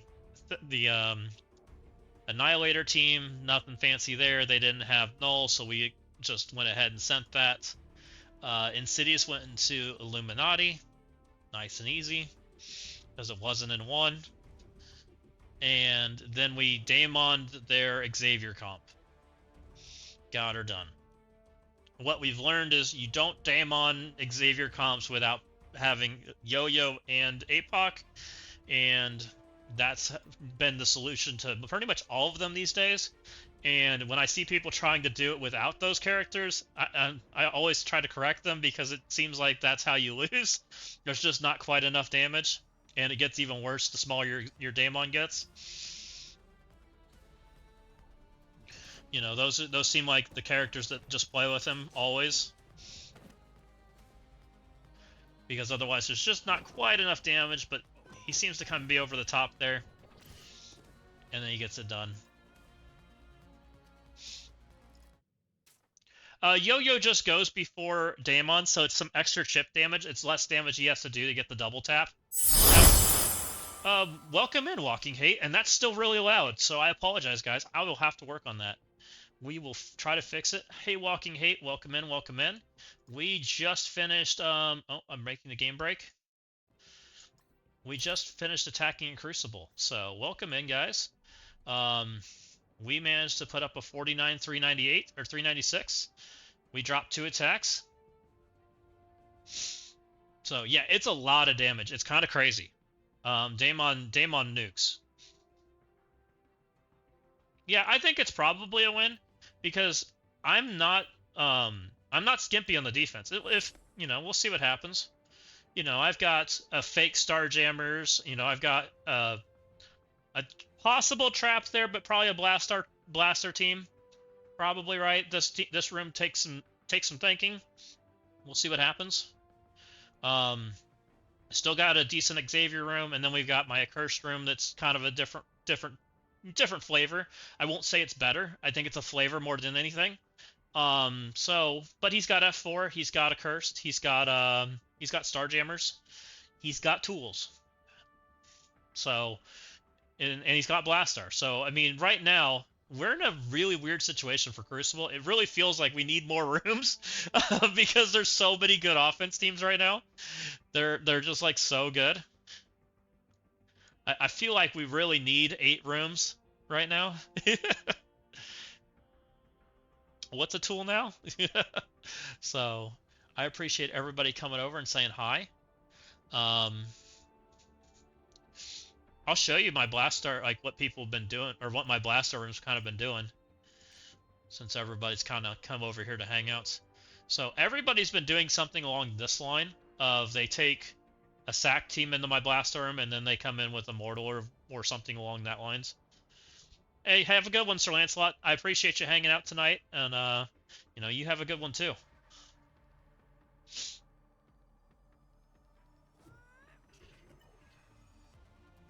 So yeah, they've been coming in here kind of doing this, but Blue Marvel's kind of slaps whatever comes in here early. Blue Marvel at 132. Yeah. Oh, fat stats. But yeah, Blue Marvel does that, but Blue Marvel's not very good on the second turn at all. Blue Marvel on the second turn kind of stinks. But, they get it done. This is nice and easy. Then Immortal steals his other energy, so then Blue Marvel's on basic. And Immortal's a pretty simple solution for cleanup at that point. It's kind of the same things we've been doing with Immortals, like Xavier and things. The big thing is it's spreading out their problems, which is probably the best part of it. I also one-shot Damon some stuff, but I didn't one-shot an Xavier comp. I took it into zombies. Sorry, guys. It's not near as cool as what Walking Hate was doing. How much it costs to unlock Blue Marvel? Somewhere between $300 and $600. It's not cheap. It depends on your leaderboards and how much you're investing in those kind of things. It's not a free character, and so it is what it is. Yeah. It's up there. I would say I'm probably, not counting the leaderboards, I'm 300 in, right? Maybe a little bit more. It was up there. But I also spent on the leaderboards too. And part of the reasons I spent on those was Blue Marvel. So we came in, brought a pretty fast comp. We didn't bring APOC because we didn't need quite as much damage as like trying to one-shot an Xavier. We did bring some fast characters to do some chip damage. Kang did some nice freebie damage. Yo-Yo did some nice freebie damage. And then we went to town. Pa-pow! Pa-pow! And everybody dies. See ya, Blue Marvel. This character's pretty good. And I'm pretty certain most size Daemons can do that. Because of zombies with them. Zombies have too little HP. That's part of the reason I have leader with my characters, right? Because I purposely did that. Now, one thing that we're doing here is this is part of the reason why we stuck. Now, I don't recommend taking Immortal in this. This guy did this. Yeah, Greg's rewind, but Damon gets a bajillion speed bar, so Damon actually skipped ahead of Yo-Yo there, which was interesting. So he didn't block my Gregs, he just stopped the stun so he could stun whatever he wanted. But the more interesting part about this is the HP of Greg, which I'm trying to get to come up, but, the game hates you. Sometimes it wants to work. Can we see Greg? There he is. Greg's over 10 million HP. Still kind of in that one-shot territory, but it's a little bit higher. So I'm curious to see what happens when Daemons go into that. As also, Greg gets the barrier from leader, so he's got barrier bar too. So I'm curious what happens when a Daemon tries to one-shot this, if they're willing to try to one-shot this, or if they're just going to still continue to do Blastar things. That's kind of the situation I'm trying to create, without using too many, like, super valuable characters. We're just trying to create that Blastar situation, or try to eliminate that Blastar situation for a choice.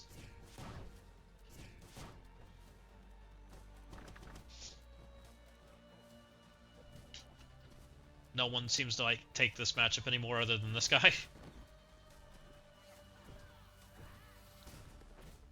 Yeah, Greg actually just gives speed bar to Daemon, not rewinds. It's just what he gets 15% instead of getting 25. It's still a win in Daemon's book. So, all good. Let's spend some energy.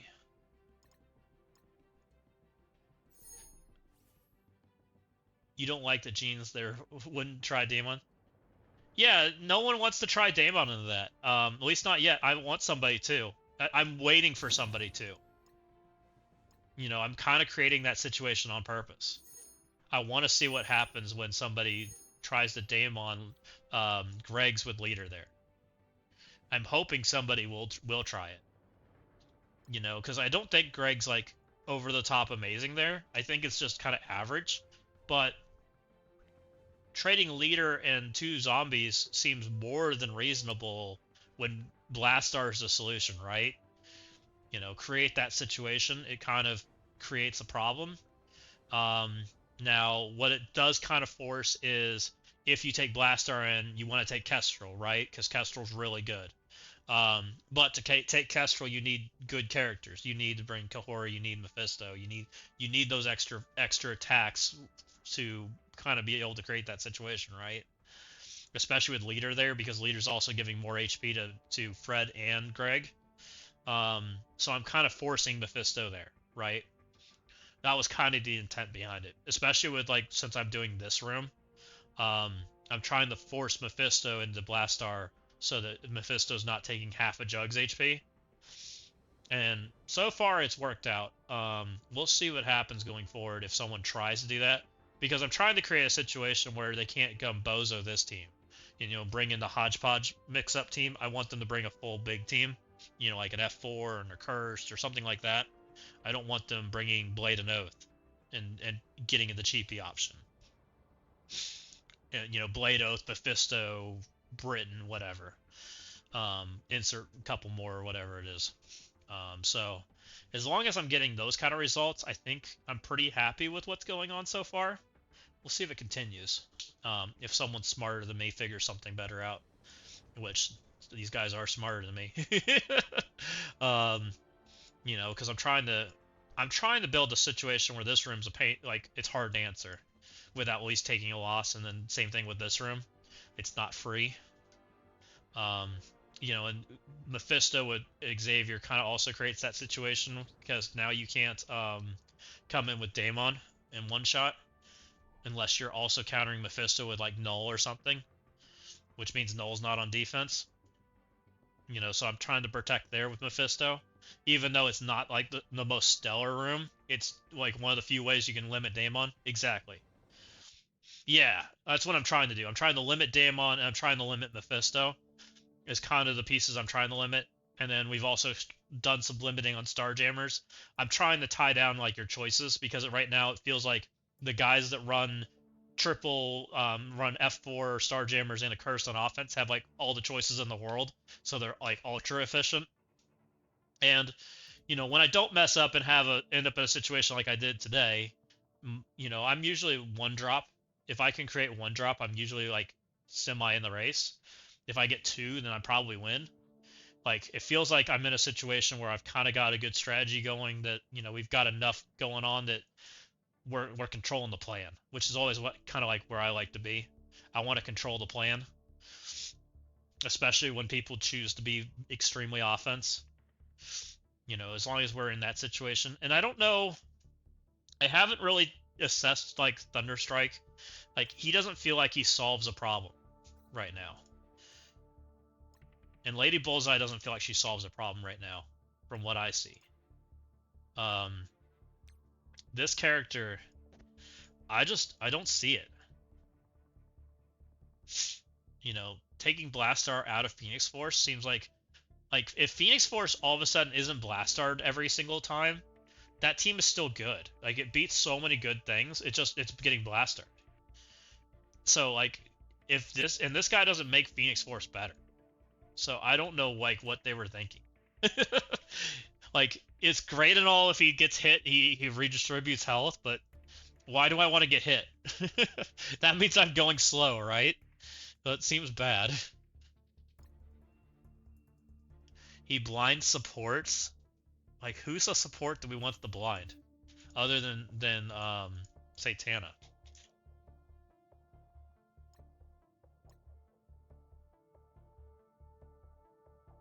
She plays on defense. She can play on defense. He plays on defense, but who cares? You know, like the support here, like outside of her, I don't see where his ability matters. Like, there's nobody here. It's a weird situation.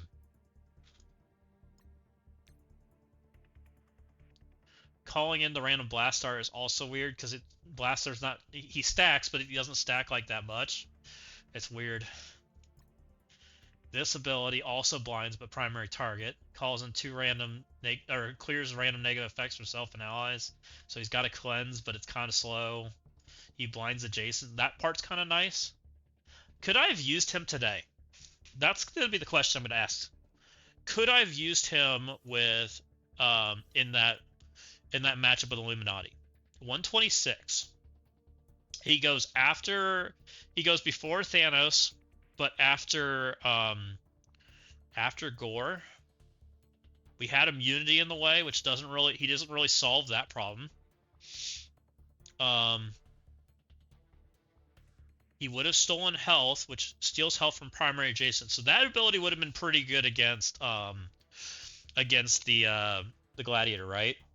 Stealing 20% and redistributing. Even if Blastar wasn't present, like, that's still kind of good.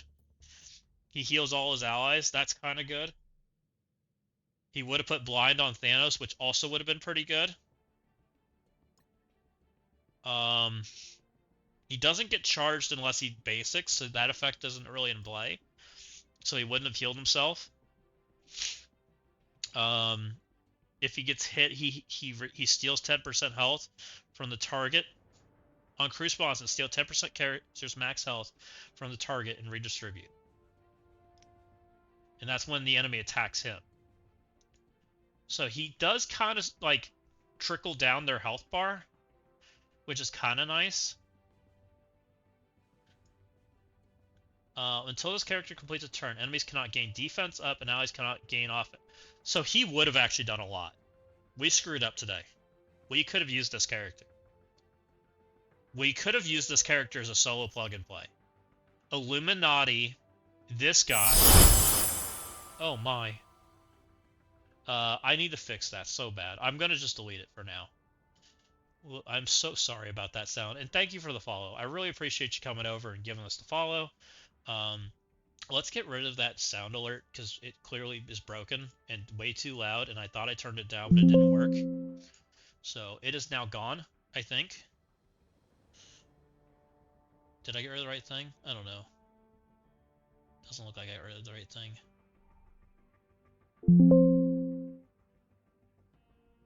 Okay, it should be gone now. So welcome in, welcome in. I hope you are enjoying the stream. I appreciate the follow.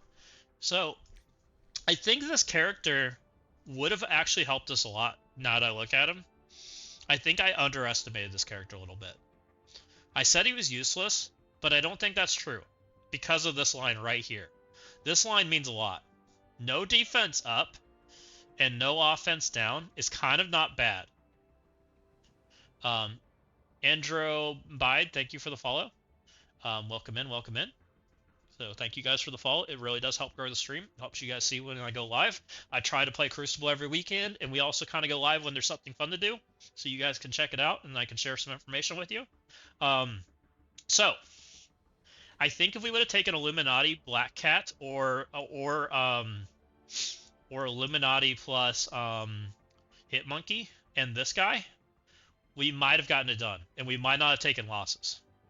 And here's my explanation on why. So the team that we were going against, right, was the and Teddy Marvel. Welcome in. Thank you for the follow. I really appreciate it, guys. That all the follows are really appreciated. It kind of helps you guys all learn where we are at and what's going on. So the team that they had, right, was Quasar. They had Quasar. We're just gonna grab them. They had this. They had Quasar. They had they had the Annihilators. I swear I can spell. They had these three, and they had it sus, right?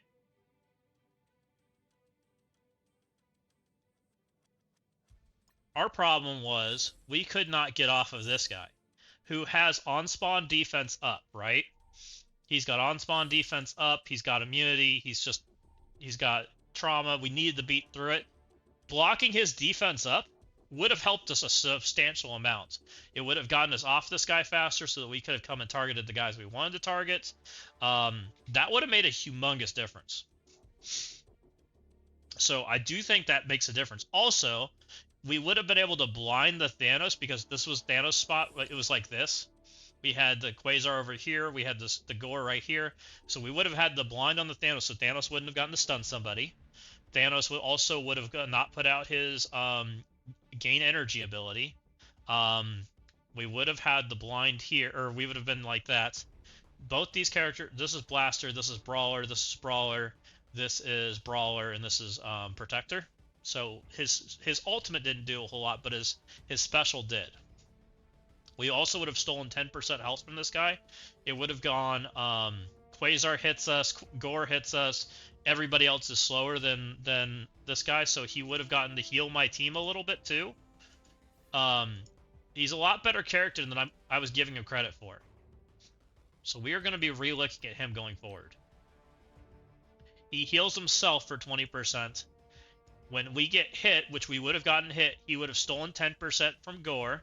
He would have stolen 10% from Blastar, so they would have already been down 10% health.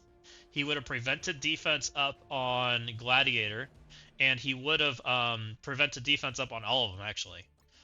I don't think we would have hit this button. He does apply defense immunity safeguard to himself, but I don't think we care. This also hits everybody and applies piercing trauma and steals 10%, but I don't think we care because the blinds are better. We would have hit this button.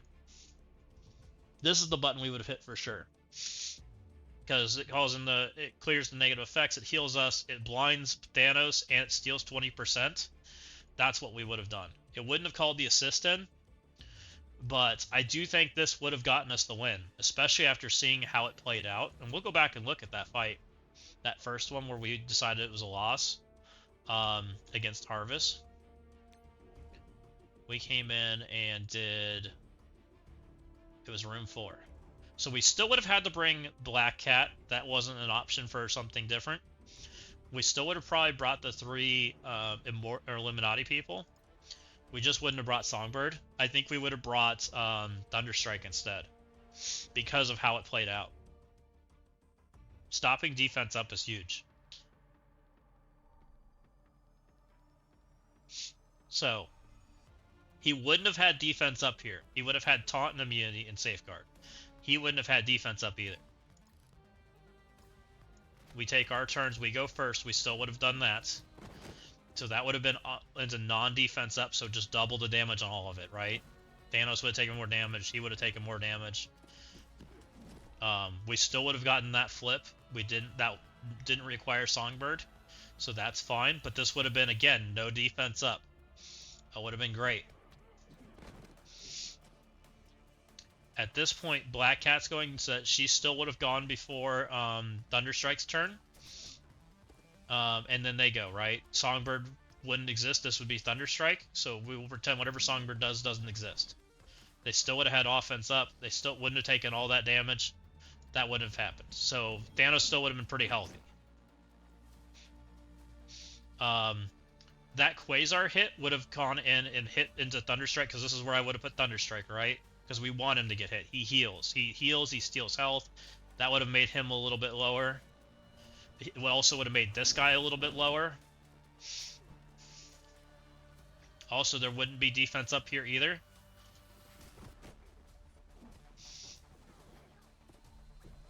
Thunderstrike would have gotten hit here. This would have been 10%. This is where probably Thunderstrike goes. He would have gone before Thanos. Thanos would have been blind. Thanos wouldn't have hit me. Thanos also wouldn't have done any of this stuff that he just did. This would be, and this guy would be substantially lower, right? Like, extremely low. Like, when my second set of turns comes around, he's probably hiding in stealth or dead because of how much more damage he took. I'm willing to bet that that wouldn't have happened like that. And then my second turns come around, and I would have been able to target things that aren't Thanos.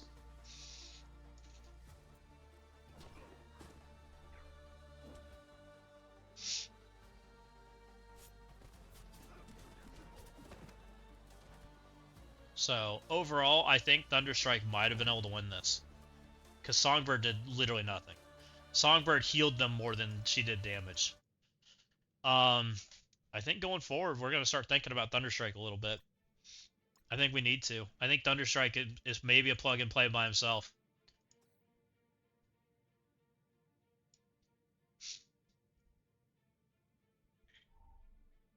Where is he? He ain't as big as Blaster, I know that. Is he down here in the depths of everything? There he is. Let's give him a heart. And he doesn't have any of his abilities available, right? None of them are for sale.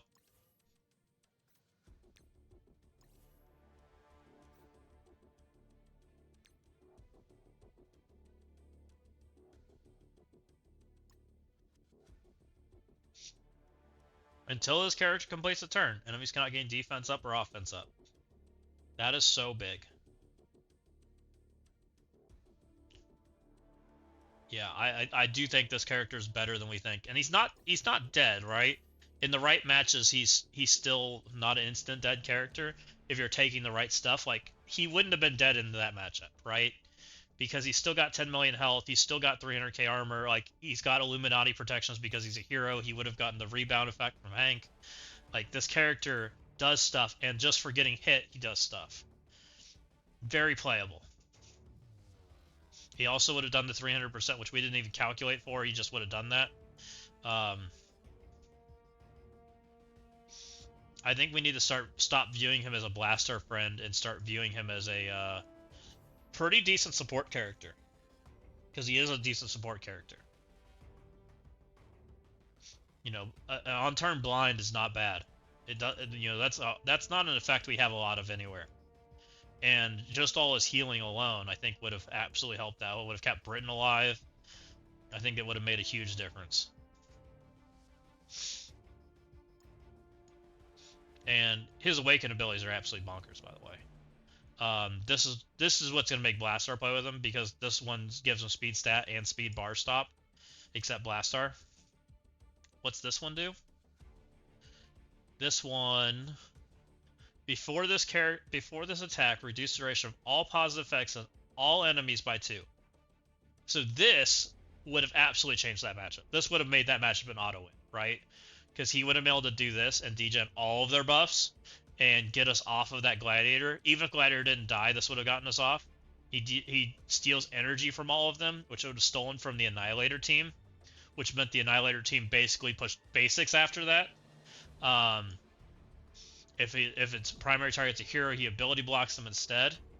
This ultimate changes the Annihilators completely. The Annihilators might be dead as a team once this ability comes out.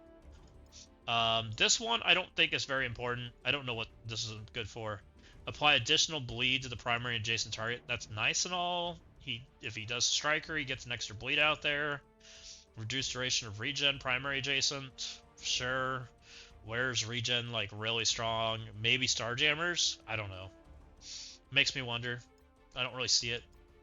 But I do think this guy's playable. I think I threw this round. Seeing that we didn't really look into this guy enough is what I'm kind of thinking. What is Chaos Team, by the way? Oh, that's Battle World, isn't it?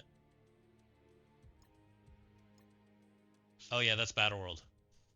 Battle World next week. This is the Chaos Team characters. I completely forgot about that.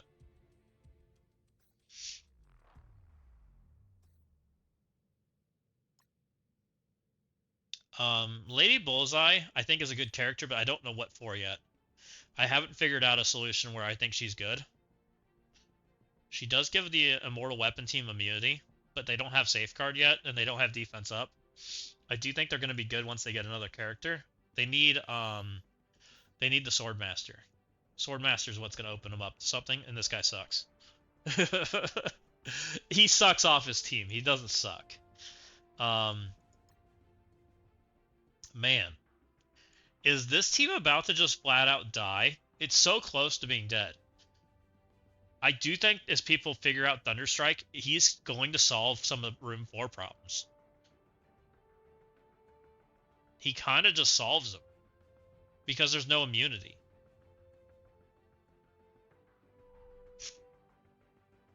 And even if there was immunity, like that guy had immunity and I just flipped it. Like, because Illuminati does that. And most people don't run Illuminati, right? They run Super Scroll here instead of the Shadow King. So when they run that, I think Thunderstrike's even better. Because we have Britain already stopped those effects. Is Null enough to stop Thunderstrike from coming in here and doing Thunderstrike things? I don't know. Like, what happens when Thunderstrike gets hit from Null's mind control? And what if Thunderstrike's the biggest guy and just gets wailed on from Null? Does Thunderstrike just make that matchup just kind of dumb? Also, when Thunderstrike gets that ultimate, it's just going to get you off of everything. Like, I think Thunderstrike's going to answer some teams that we haven't really thought about yet. It's kind of crazy. I think he's better than I thought. That's kind of exciting. You know, I was kind of thinking he was a weird character, but maybe he's better than I was thinking. Does he have any potential doing anything other than that? He does this on defense. He does all of this on defense. He doesn't do this on defense. He calls this on defense.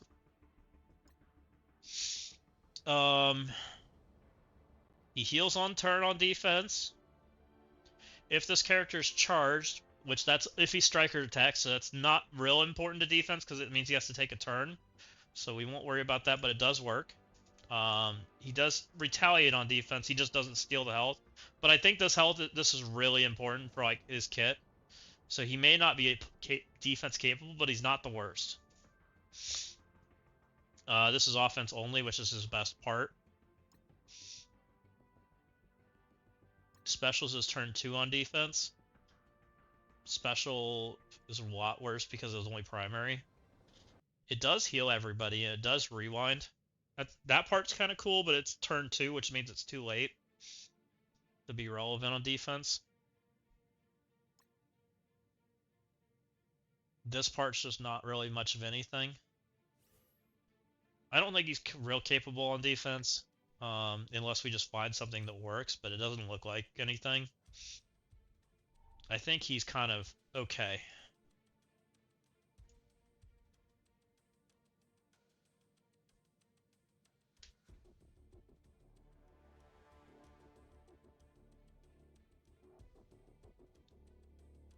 What else?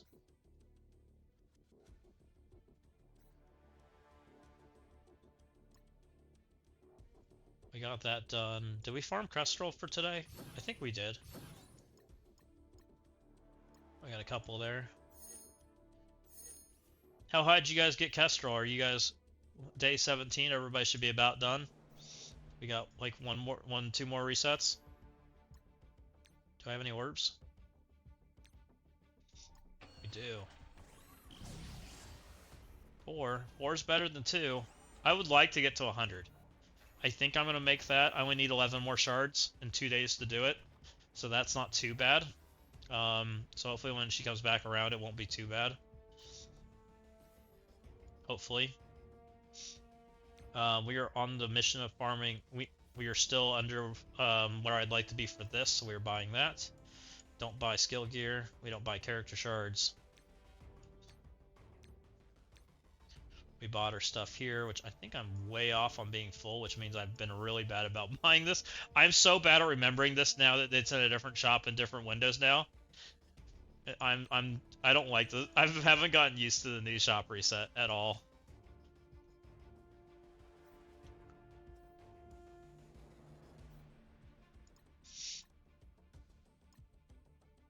Harvis hasn't been on. When's Harvis last login? 3 hours ago? Yeah, I think we're gonna have to remember that next time. Let's save that team too. I wanna remember that team with Thunderstrike. I do think Thunderstrike might solve some problems.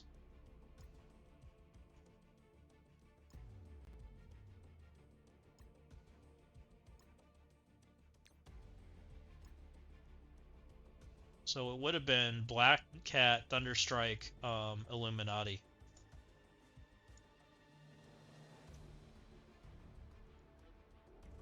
Windstorm, welcome in. What's going on, man? We were just kind of evaluating Thunderstrike. I think I just lost my match because I didn't use Thunderstrike. I think this character's usable. I think he's more usable than people are giving him credit for. I think if I would have done this, we would have gotten a win.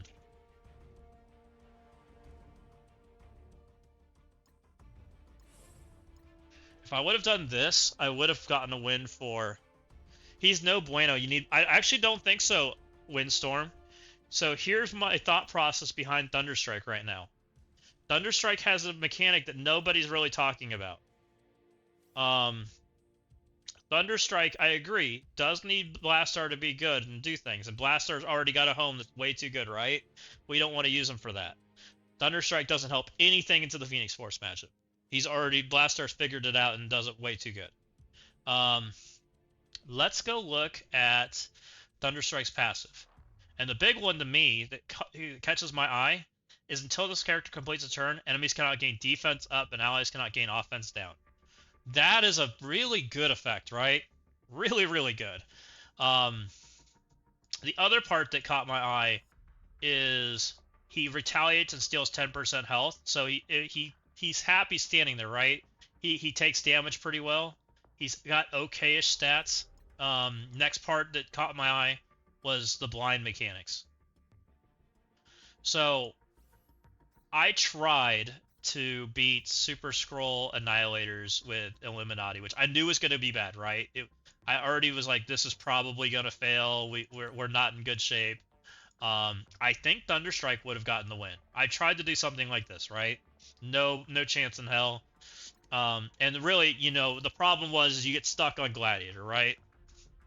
Super Scroll's standing there, everybody stands there like they should. Now, if Thunderstrike was here, Thunderstrike would have gone after my team, after Gore, after Quasar, right? So he probably goes somewhere between Black Cat and Quasar, or after Black Cat, after Songbird. But they wouldn't have had defense up at all. It would have been banned. So we would have gotten off of the our guy over here. We would have still gotten all those flips. Everything here would have been fine.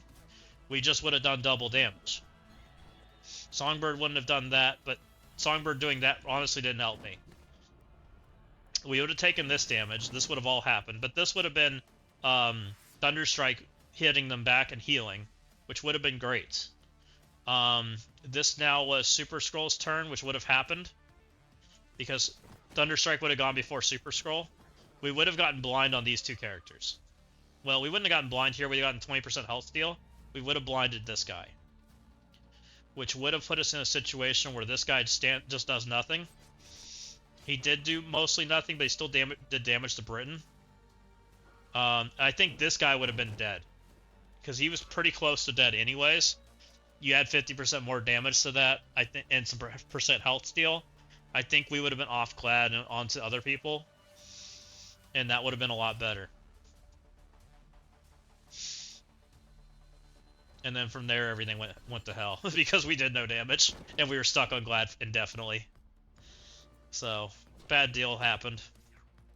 Especially if Thunderstrike starts to get big, like Thunderstrike stealing health and doing things and healing team, I think is better than we're giving him credit for. I think Thunderstrike's playable as a single character. Just because of his special. 20% heal, removes effects, blinds the opponent, steals 20% health. Like, those effects are really good. I don't care. I don't even think I care to play with him with Blastar at all. I think's where I'm at with this. I think I'm now going to start thinking about Thunderstrike as other teams. Yeah, a percentage health steal is super nice. Blind's super nice. Healing your team is super nice. So, yeah. That's kind of where I'm at with him. I think this guy needs to see play. And I think he plays really well with Illuminati. Is what I'm thinking right now. I think he kind of like revitalizes Illuminati a little bit. Giving them some more healing, giving them some percent damage when they hit them back. Illuminati's already kind of on the little bit durable side. Also, Hank plays into him. You know, if this guy gets low, Hank rebounds his health. And you know, this effect's really good, right? The deal 300% damage and then steal 10% health from anything that hits him. Throw him in the middle next to some tanks. Kind of does some stuff. This alt is going to be what breaks Annihilators, by the way. His alt is going to degen positive effects on the enemy side, and then it and it steals energy on the villain side. That's what's going to break Annihilators and some other teams. When we get that effect, it's going to make a big difference. Hey, Shadow Kane official, welcome in. Thank you for the follow. I really appreciate it. We're just kind of hanging out. Yeah, people are always critical of a brand new character. How often has been the character's been released and it's just instantly gained acclaim? Yeah, it's not always. It takes a minute for people to figure them out. Jubilee, Nightcrawler, Minerva. Yeah, you're right. I think I wrote this character off this weekend. Like I was like, oh, this character sucks. There's no way he's any good. We probably won't push for top 10. We are trying 200% difficulty 9. We are doing that right now, so whatever that gets us, we don't know. We aren't trying to do anything crazy. So we're 100%ing difficulty 9 of the Omega. We aren't I don't think we know if difficulty 10's better or not.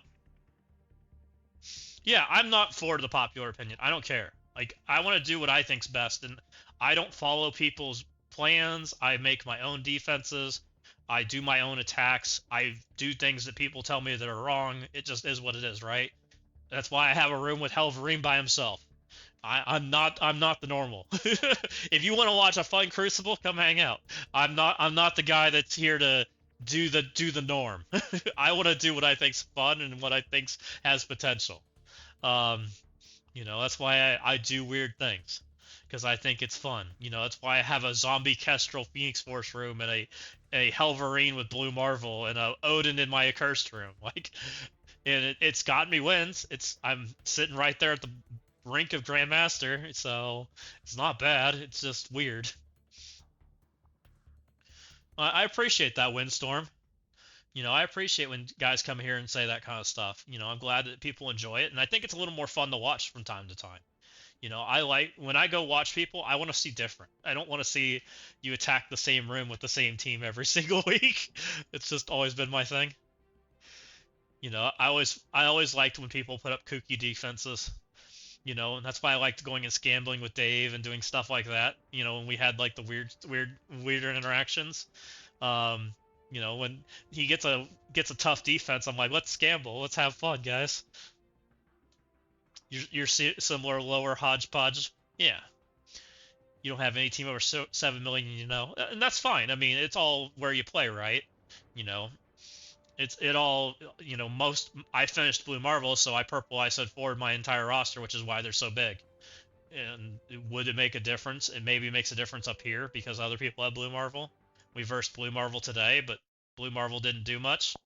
You know, we versed an opponent with Blue Marvel, Harvis 04s and Super Troopers, and he had Blue Marvel on 5, right?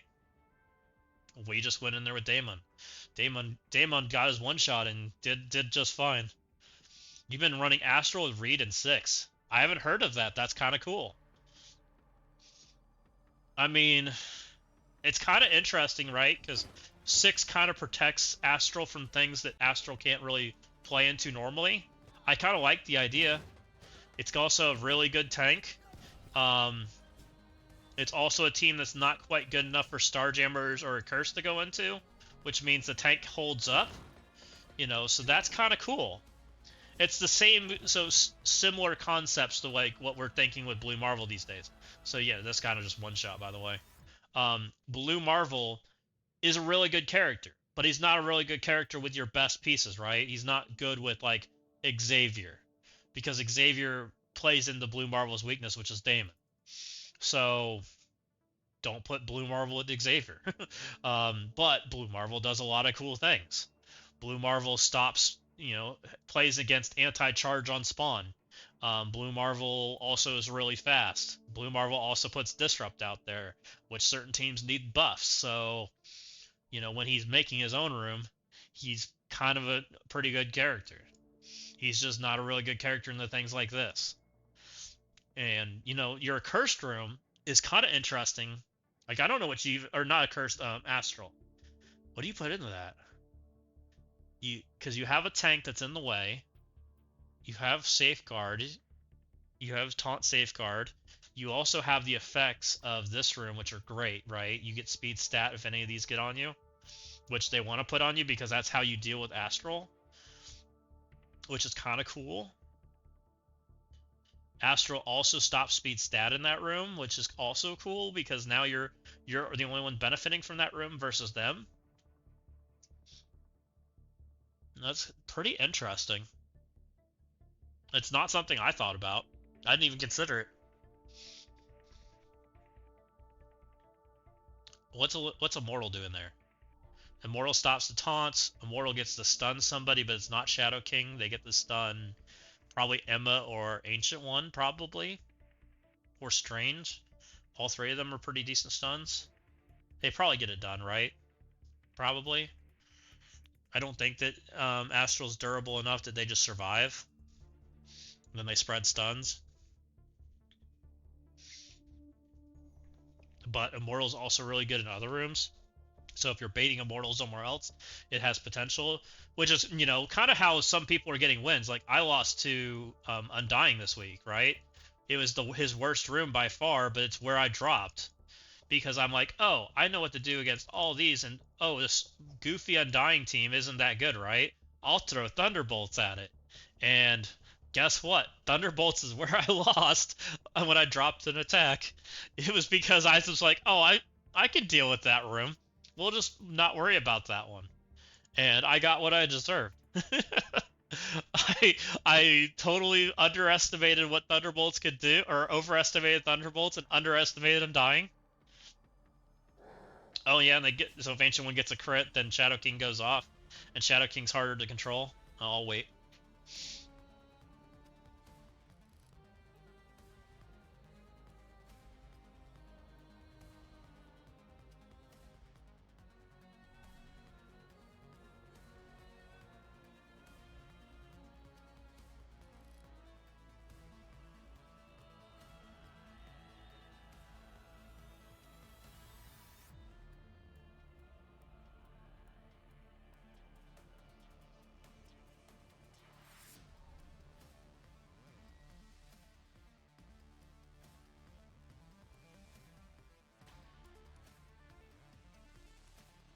Let me know when you're back.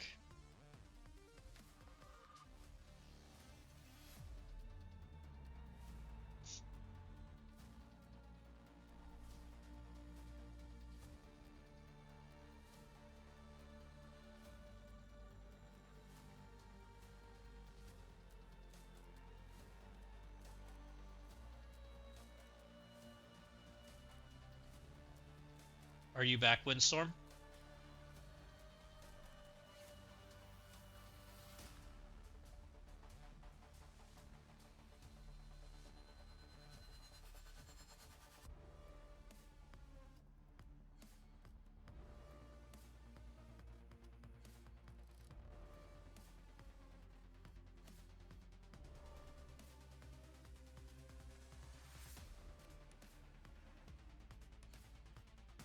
Are you back?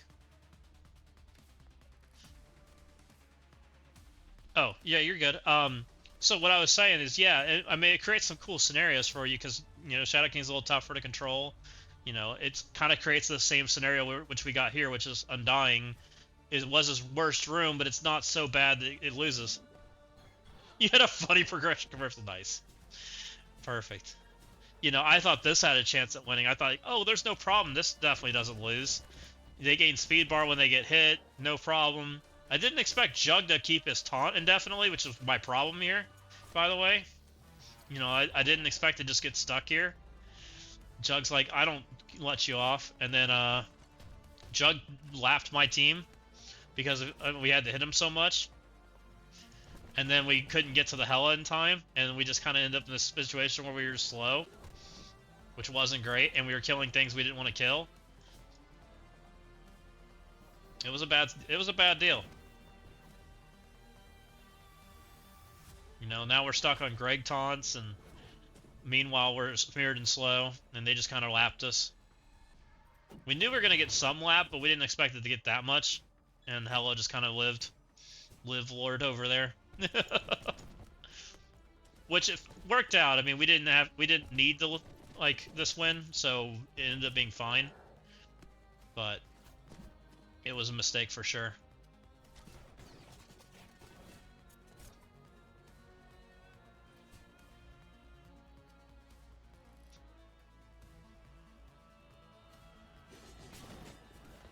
You know, and then things fell apart, and I'm like, well, shouldn't have done that. Mistakes were made.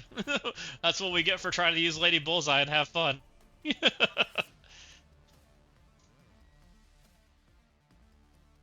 Yeah, it wasn't the best decisions. You know, we tried to use Lady Bullseye because Lady Bullseye was new and fancy, and mistakes were made.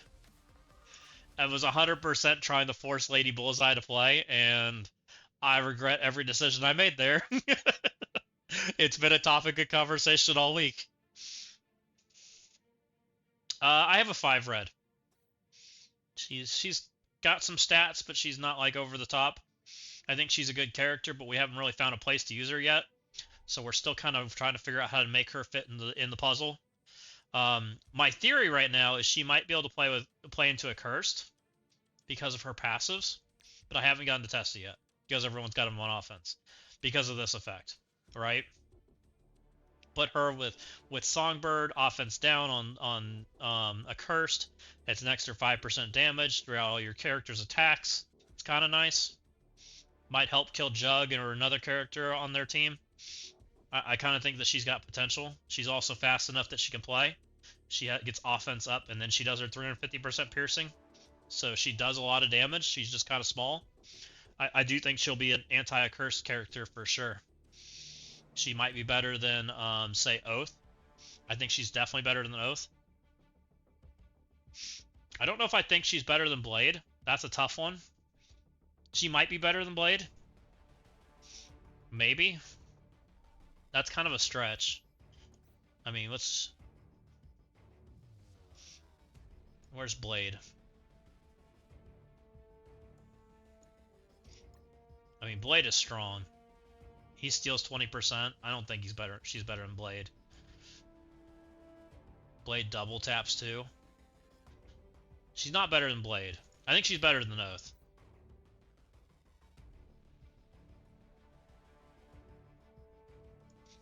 Where's Oath?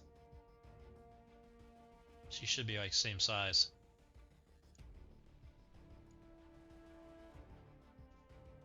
We need a good villain counter for a curse. I think we villain counter. I don't know if we have one yet. Villain counter for a cursed. I don't think we really have any right now. They're very tight to print villains because villains play into the Cabal team so well. So they kind of have to be careful, right? I guess she's a villain technically. But no, we really don't have like villains that play in yet. I think her and Songbird are the closest thing to like someone being available. And I do think she does play into a curse very well.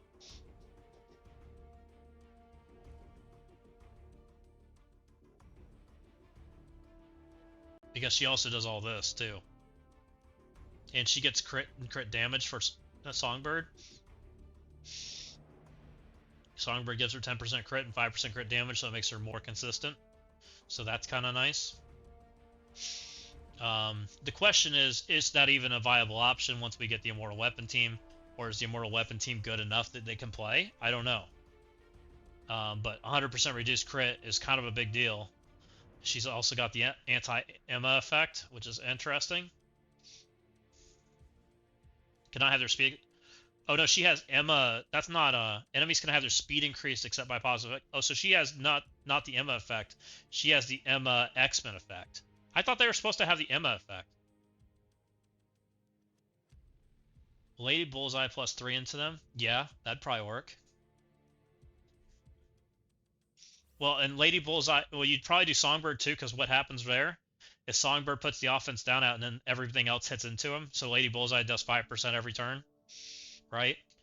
Daemon's technically too fast, but Daemon's still really good. But if your first character's Songbird, and then every character after that's just slightly slower, perfect. You know, because that Songbird does the flip, and then does the offense down, and then Lady Bullseye does the pings. That works out really well. And then once Lady Bullseye gets to her turn, she gets to hit also, which also, hopefully you've grouped them together or something. You know, one person worked really good as Invisible Woman. Songbird, Invisible Woman, Lady Bullseye, 2 more. Britain and 1 more. Lady Deathstrike. Something like that. Lady Deathstrike would go to town on them at that point. And then they probably just all bleed out. Probably was what happens, or very close to it. But Invisible Woman's an expensive ask. She's so good. She's a tough one to pull off of that team. Though I have done it. I mean, and hell, even I did it today. I switched her ISO from Striker to Raider because I wanted her to be smaller. It's crazy how much damage the purple 5's giving, though. Purple 5 is just bonkers. Look at what my Mr. Fantastic did today. Where is it? This matchup. I want Enchantress so bad. She's one of the characters I want.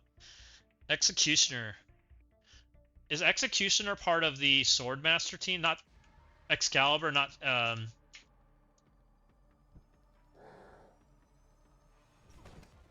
Marvels. Who's Executioner? Oh no, that's not who I'm thinking of. Oh, that's the guy with the machine guns? Okay. I do think we're getting a I do think we're getting an Asgardian team very soon. I'm committed to that saying. I think we're getting I'm hoping we're getting Enchantress, and I'm hoping we're getting Angela. Are the 2 characters I'm hoping we're getting. And I want them to revive. So watch how much damage Xavier does here. I have defense down, full health. Full health with Invisible Woman max to the moon. She's purple 5. And he just murdered her. That's crazy. He said, nuh-uh. Like, did they make purple ISO do enough damage? That's crazy.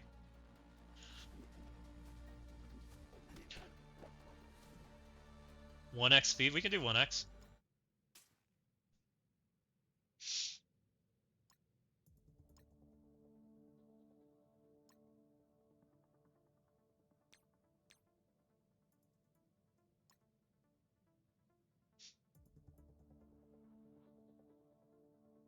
I couldn't believe that he got murdered. It was high. he mind controlled and just murdered her. So, this is Invisible Woman's ult. We'll skip that. That hit everybody pretty dang hard. Who goes next? Oh, so she took a hit from Franklin from the mind control. This is Franklin Richards' ultimate. Justice, welcome in. Thank you for the subscription. That is super awesome of you. Thank you, thank you. And welcome in. Thank you for coming in and doing that. So, we come in, we ulted, hits everybody. I'm glad you're enjoying it. That's awesome to hear. Smash. Was that 44 mil? It was like 4.9 and then another hit. That's so much damage from these two. That's crazy. That's so much damage. I can't believe that she just got murdered and from out of turn damage like that.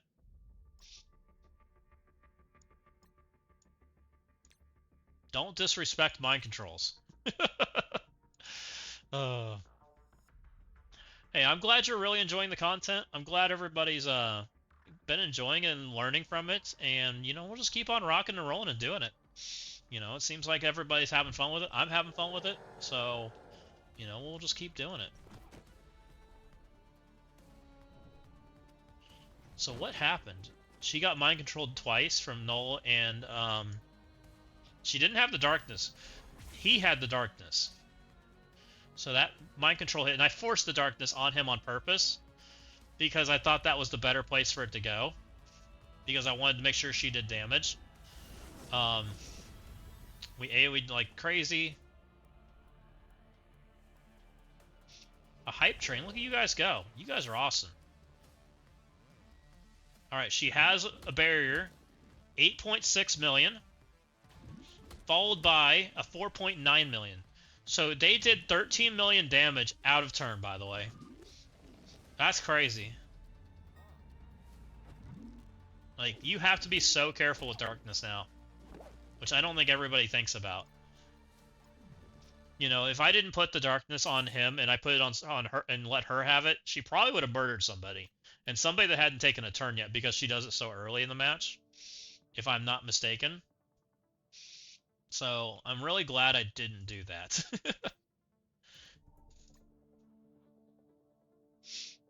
And we are working on some sub badges. It's taking me longer than I'd want to get them done. I will try to get some of that stuff done for you guys, so you guys can have some of that cool stuff. I've got some ideas. One of the ones I want to do is I want to get you guys a billfold icon, because this game wants you to open your pocketbook. I'd like to make a cooking icon for, you know, when we do some overcooking, like I did in room 4 today, when I tried to create some shenanigans and it didn't work out. I think we need a sub for that. You know, it'd be cool. Yeah, I agree. We need an Asgardian team that doesn't stink. Also, Thunderstrike has Asgardian callouts, if I'm not mistaken, right? I think he does. Yeah. So he has an Asgardian callout. Correct. I agree. Asgardians we have right now stink. And our Asgardians are not that bad. They have potential. You know, there's a couple Asgardians that really scream that to me that could be good, that need some reworks. Valkyrie. Not many people have her built to the rune. She has a really good kit.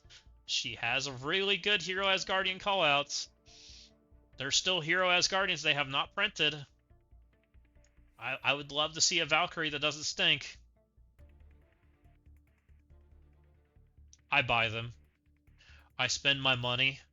That's how I got the characters. I'm not recommending it to anybody. Also, Sif is still a pretty decent character. On-spawn defense up, deflect. Give her, you know, a safeguard. She has on-spawn immunity. She gives hero Asgardian. When hero Asgardians get low, she gets taunt. Another character that I think potentially is the rework character. Oh, I wonder if they do revive Thor. Thor's kit sucks, though. Thor needs a rework. This character's too old. So they have promised us that Eternals are coming, Justice. That is the cool news.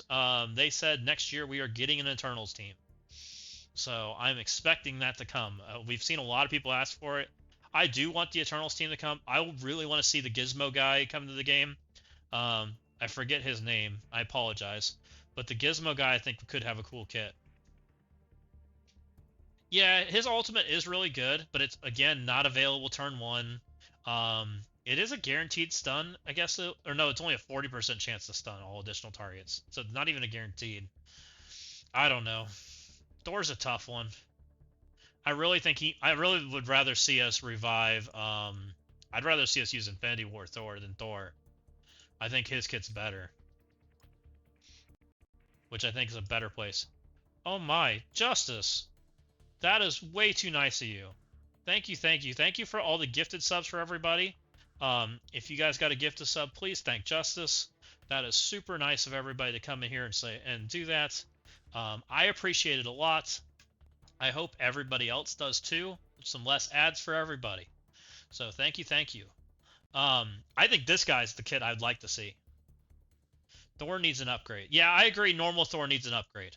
But are we upset if we got Infinity Thor? Like, he's still got the axe. And eventually we're going to probably get Rune King Thor.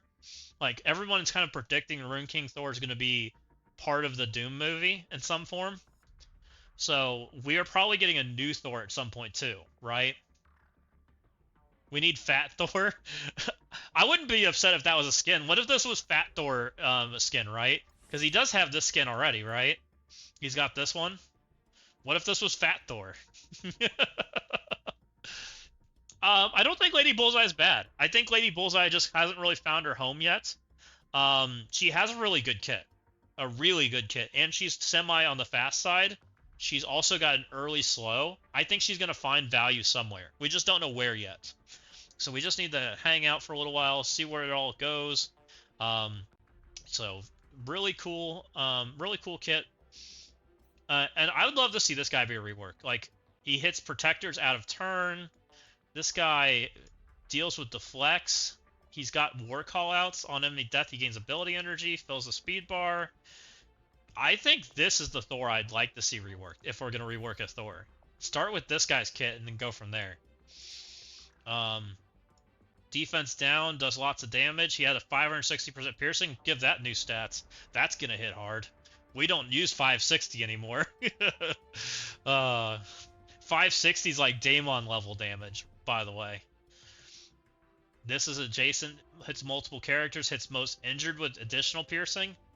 This character might be too good for a rework, by the way. He might just be too good. That would be awesome if they did a group rework. A group of Thors. Oh man, I don't know what I think of that. A Thor team? Give us the Council of Thors or something ridiculous? And if you rework Asgardians, do you revive this character? I really don't want this character to revive. I feel like her kit's good, but I feel like her kit's dated. I don't know. You're no. I'm also no. Okay. I'm on the same page. I don't want her. Leave that character dead. There's so many more iconic Asgardians. Like, this is the Thor I want. I want this Thor and I want Valkyrie. If I get to pick two characters out of here, those are the two I'm taking. Followed by Beta Ray Bill. Beta Ray Bill's kits are also incredibly good for what it is. He's still kind of living the test of time. You're glad she's out? I am too. I just never was excited by her. Her kit's kind of... She's on the slow side, right? She was 127, which we found out was kind of just on the slow side because she's got no protection herself. She does stuff, but her kit's like incredible, like uber slow. Like, we are never taking 5 turns in this game ever. Ever. So it is what it is. So yeah, I don't want to see this kit. And she was required for certain characters by Frost. There was no exception there. She was like the introduction of Exposed. But yeah, I mean, to me, this is the guy. This is the guy I want. This guy's kit is phenomenal. Give us new stats on Infinity War Thor. Give us an Infinity War team, even if it doesn't even have to be an Asgardian team. It can be an Infinity War team, right? Revive this guy through that, and then let him slot into the Asgardian team. That'd be cool. And I want Valkyrie. I still like Valkyrie's kit. She was an ability block and stun. She also flipped stuff. Death proofs made bleeds, transferred death proofs.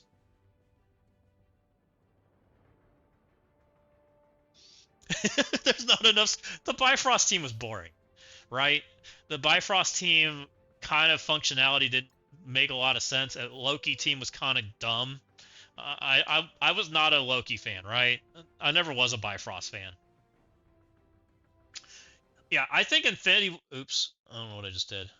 Infinity War Thor by himself is a great thing. Hype chest open. What is this? Oh, we got a split T emote. Share. Look at us go. We got some emote. Just popped up. Nice, guys. That's a new one for me. So, thank you, Justice. We really appreciate everything you just gave to the stream. That was awesome. Yeah, I agree. Thor needs a rework. All of the OGs need a rework, right? Like, they need to not stink. It's not just Thor. Wolverine, Hulk, Thor, Spider-Man, Iron Man.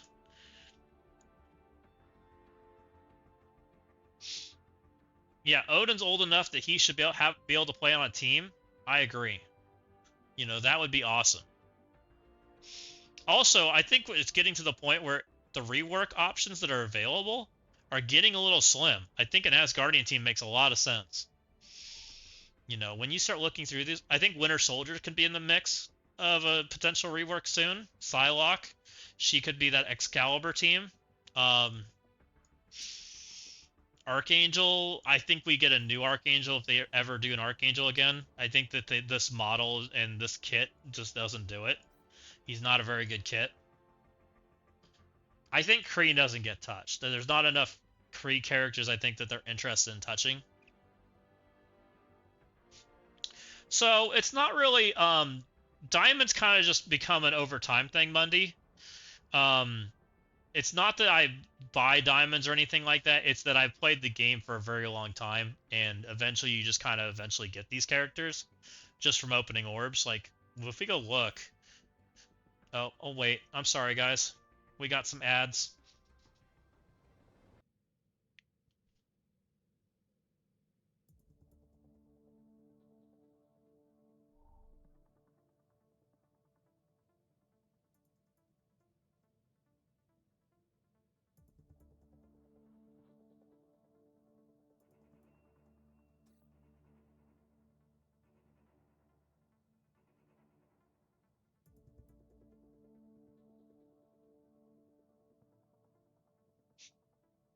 Let me know when you guys are back, and we'll continue the conversation.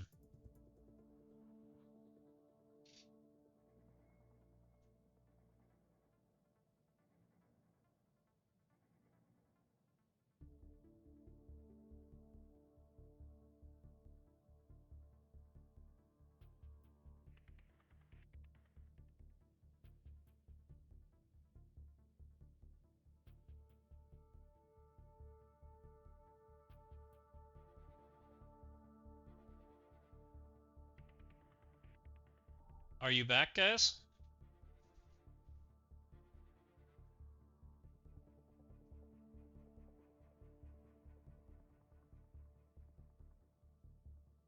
They should have a golf club named Barbara. Welcome back, everybody. So yeah, Monday, I want to help you. Let me know how I can help. And then, as far as like that diamond conversation, it's not that we buy diamonds. It's that I've played for 1,380 days, and that's like what 3 years of collecting diamonds every week. Eventually things just happen. And some of them, like, I collected diamonds back in the day and I no longer care about them, but I have diamonds on them. So when they get revived, I already had diamonds. It's not that and since I already have diamonds, there's less things I want to buy, so I collect more diamonds. It's just like one of those things where you just have more, right? I just went to have a conversation with the siblings. Oh, well, welcome back. So let me know, Monday, how can I help you? I would love to help.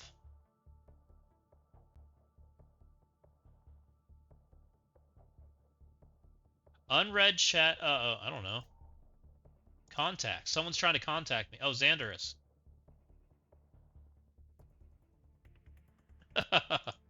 So these are some Crucible opponents I've versed.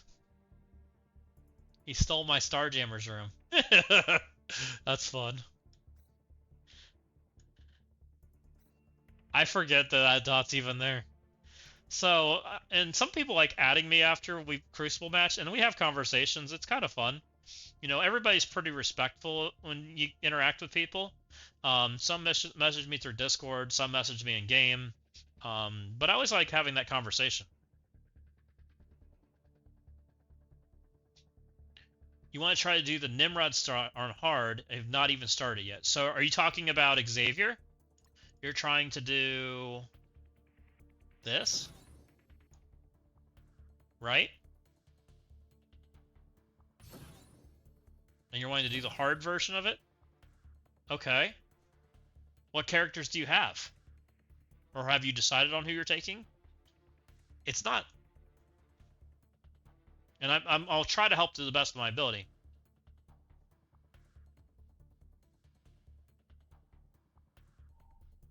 I always interact back with people if people talk to me. I don't usually interact with them first. You know, I like to have, I don't mind having the conversation.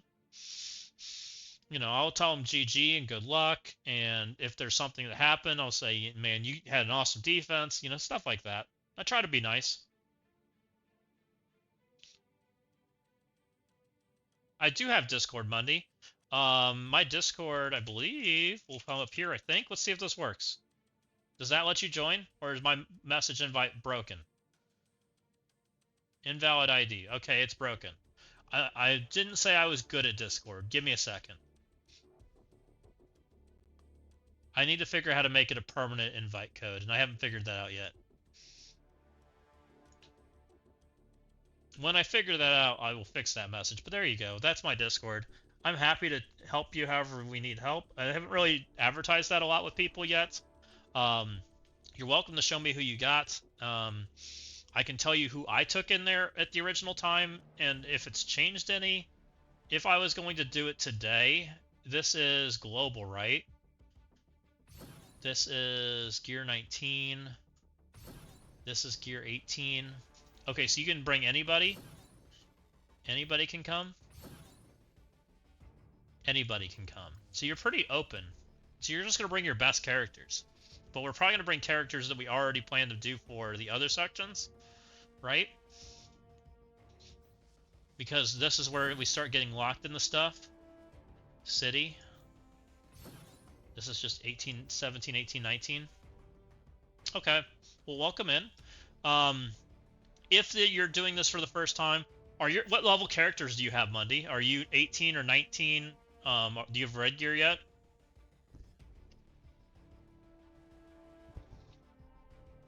If I was to do it, I probably recommend for you to take your city team initially through that. I would probably take Vigilante. I would take some of these guys. Who do you have of the 7 you have right now? You only have like 7 people? So these 3 up front, Silver Sable, Hit Monkey. Yeah, there's not a lot of people there yet. I haven't really been advertising it. I haven't really started doing anything with it. It still needs some setting up to do. It's got work to do, right? I'm still kind of figuring it all out. You're level 105. Okay. If you're just doing the Nimrod section, I would probably take this team. I would take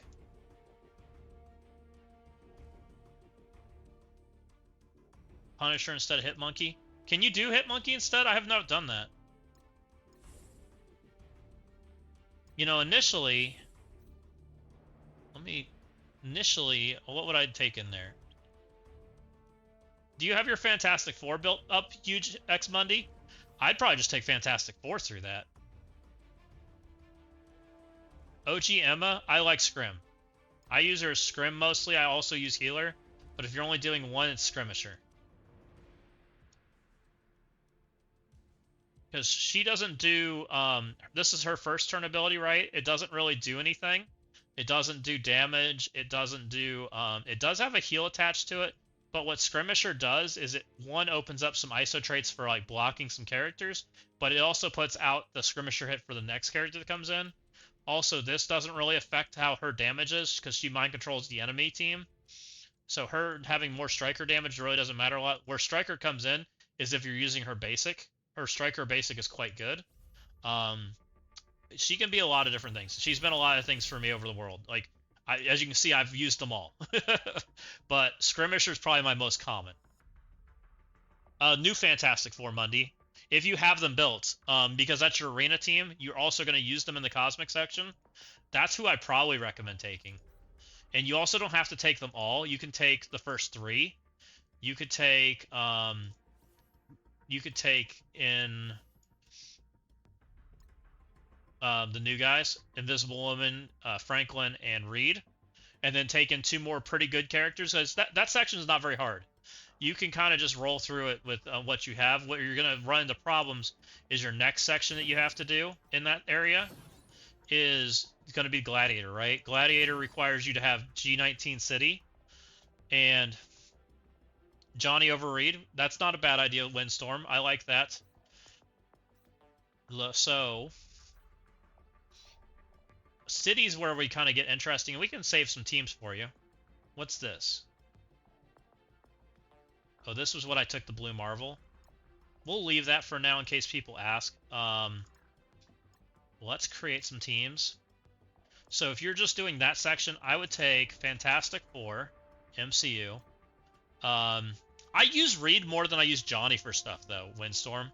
Like, these 3 characters are more useful to me, and they go into the Blue Marvel trial. I would recommend these 3, right? Even though Johnny's better, I think these 3 are better overall. And then you bring 2 more characters to that mode, which would probably be... You'd probably start bringing city characters, right? We need to take some city characters in, which I'd probably start just bringing the Vigilante team. I don't see why you couldn't. Maybe bring in Silver Sable. And you think Punisher's better than Hitmonkey?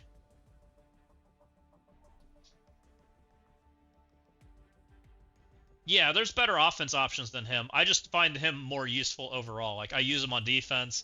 He also goes into the Blue Marvel trial versus Johnny won't. So that's why I'm kind of discounting Johnny a little bit. I'm down for Hitmonkey. Yeah, do something like this. This will get you through the Gladiator trial easy. And these are all characters you'll use in Blue Marvel. You'll use these 3 in Blue Marvel. These 2 you have to take the city. This gets you rolling. So that would get you through that section. Next section is city. For city, I would take Vigilante, Hitmonkey, and Punisher. We don't need Captain Mustard. Punisher's cheaper. Where's my Punisher?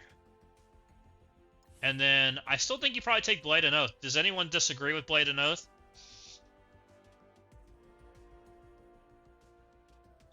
The reason you take Punisher over Hitmonkey is he's cheaper, right? He's less gear pieces. Punisher is 2 gear tier 20 pieces. Hitmonkey is 3. It saves you pieces for having to go further. Also, Lamonti, welcome in. Thank you for the follow. I really appreciate that. And then you need 2 more characters to go with you. This is the 3 I took. X Monday, thank you for the follow. I really appreciate that also. It helps grow the channel. You let you know when we go live. I'm thinking Blade and Oath are still really good. Even though they're a dying team, I'm just wondering if there's better characters you can take. Could you take Vulture? Vulture Spider-Man. Let me try something. We're gonna do some testing for you. Hold on. Let's go do some testing. Because you might be able to get away with this. Let's go find out. I think that's a good thing to learn. Let's do the hard part of city. Your Vulture's 3 diamonds. Like, yeah, people have big Vultures, right? We're going to take the 3 Vigilante members. We're going to kick out Blade and Oath because I think they're starting to retire. And I think if we can avoid making you take them, that's good, right? Vulture's not retiring. Vulture's great. And Spider-Man's great, right? Can we get it done with this? These characters aren't going anywhere. And none of these other characters scream to me. Maybe the Iron Fist team might be able to play. Is there only 1 Iron Fist available? I have the big Iron Fist leveled up. I think there's only 1. Everybody else is global, right? Shocker, Vulture. We could do Shocker. Spider-Man goes. Vulture goes too. They're both fine. Shocker might be better. We'll try Shocker. Let's see if this works. Blade and Oath are still very good PvP characters, but if somebody's like up and coming, Blade and Oath aren't the arena team or the raid team anymore, right? They're no longer it. If this works, this helps them kind of get ready for Blue Marvel too, because these are all blue. These two are Blue Marvel characters. Also, the Vigilante team works for Blue Marvel, I've heard, if you take the whole thing. So this is options for like helping you get ready for Blue Marvel in addition to doing Xavier. Good things are happening right now. We come in, we hit our speed up. We only have to win. We don't have to have our cooldowns, right? In this mode, it's not continuous. So we just kind of do AoE damage. And you're going to have these just as big as I have them because you have to G20 them. And these are all farmable characters. So far, so good. And Spider-Man would work just as good. Like, Shocker's not even taking damage, right? So far, feeling pretty good. I maybe shouldn't have used Silver Sable's ult right there, but seems like it's fine. Rewind. Sure. Offense up.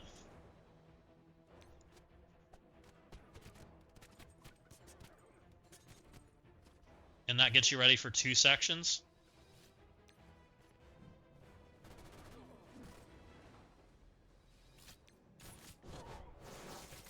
And these are all raid characters, right? So this also helps you get ready for raid to do like good things there if you're still building those teams. And we got through this node just fine. And this is the hard section, by the way. This isn't the easy one. Yeah, you're gonna have to upgrade Vigilante. Like, Vigilante is built for that section. You have to at least take 3, I think. You might be able to get away with not taking Punisher and taking another Sinister 6. Your Shocker's 3-star. We can use not Shocker. So it could be Spider-Man too. Spider-Man's probably better. I'm just use Shocker just because.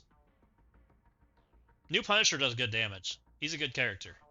But Spider-Man and Shocker are both a current raid team, so you're going to build them anyways. You should be farming them if you're not. You also, Shocker is required for Blue Marvel, who is the next big chase character for everybody. So you're going to want to build them for that. Again, let's go down the middle. Let's deal with that Super Scroll. We are taking damage, which isn't great. That's kind of not great because Vulture went first.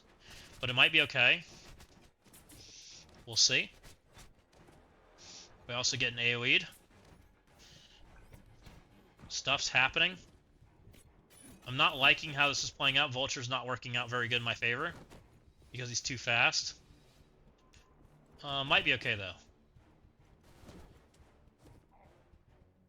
Some people are dying. Can my Insidious hold on?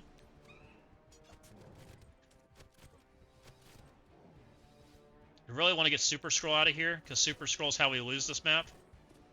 We didn't kill him. Oh, we might kill him here. Okay, we're looking better.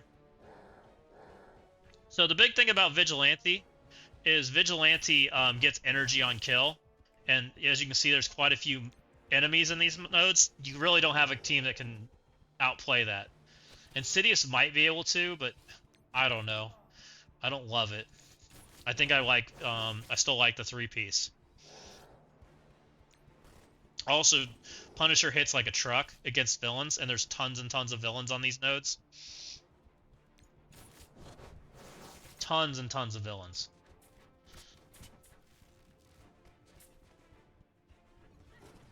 Yeah, they have energy generation, which also plays in the Blade and Oath, but we're trying to save them if we don't have to.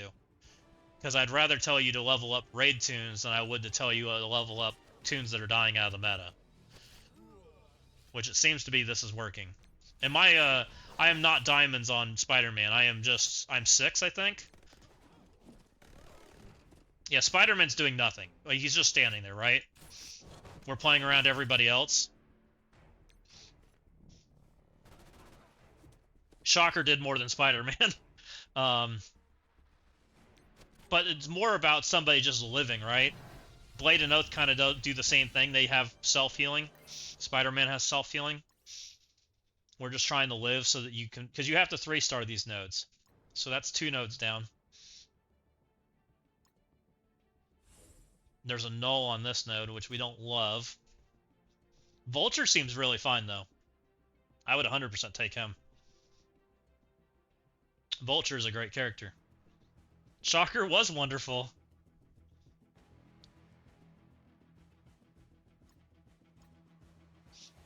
Oh, ads. Okay, we'll stand here for a minute.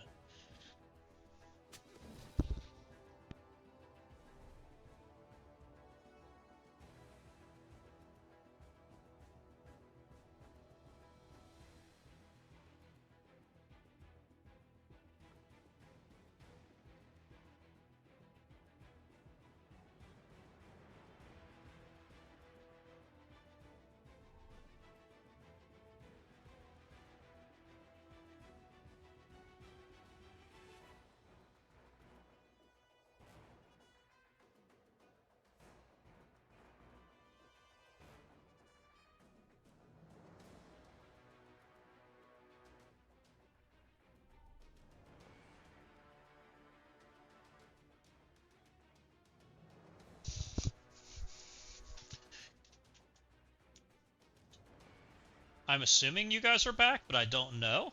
Are you guys back?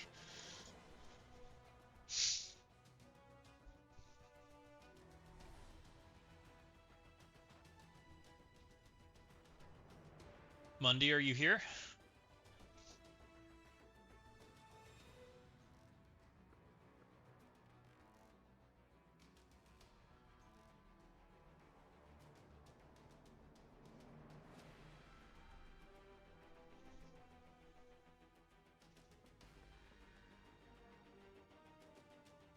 Yeah, I'm also wondering if ads are done. Oh.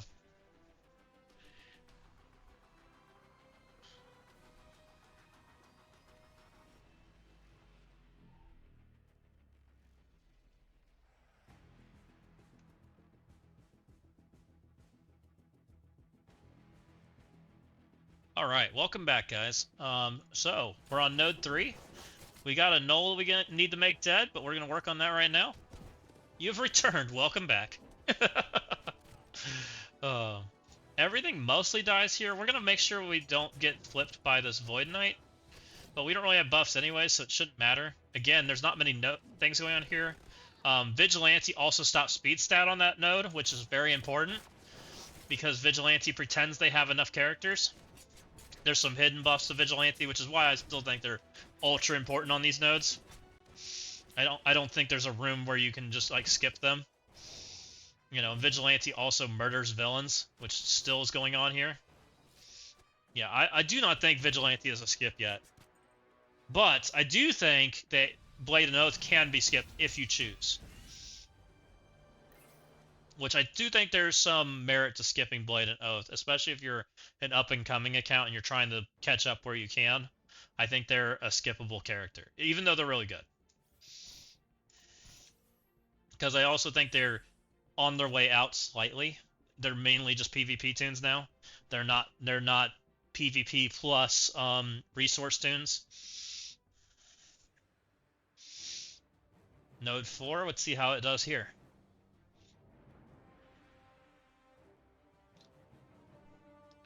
So, what do we got going on? More stuff. No buffs on our side, but we don't care. I guess we stay away from Thanos for now, probably. Until he just gets murdered. You're 5k XP from level 98, so you're coming on up too. Oath Special is still the best way to get through the Gladiator, though. Yeah. Oath Special is still really good. But, I mean, this hasn't looked bad the entire time. Like, even though Spider-Man stands here, Spider-Man, like, this team still does just fine. The main thing Spider-Man does is Spider-Man doesn't die. Right? Spider-Man heals on his turn. He flips negative effects, so he makes sure he stays alive and durable. He gives Vulture buffs. Like, that's really what Spider-Man's here doing right now. Spider-Man's just standing here being durable. Because we need 5-star. Like, we don't really care that he doesn't do anything.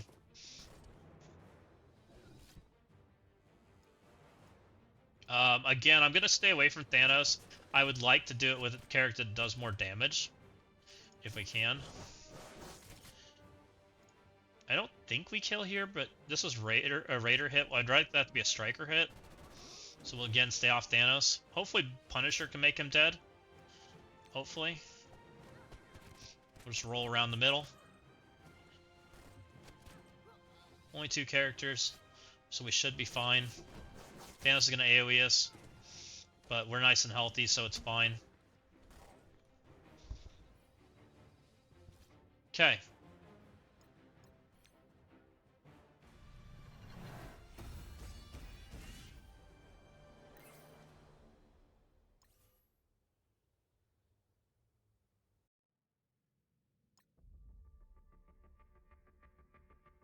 And now we're down to 1 node, which is Gladiator.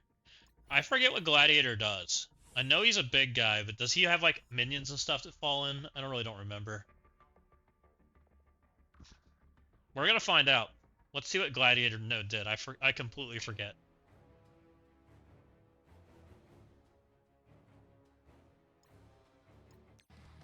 This is the, like, Gladiator boss node with the fancy music.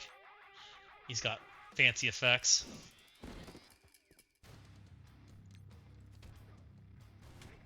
I really don't.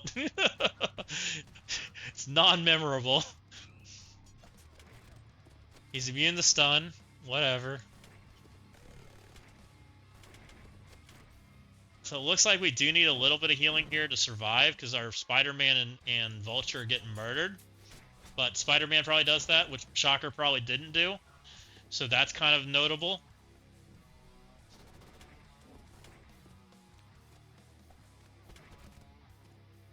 Our Vigilante team's also just doing things.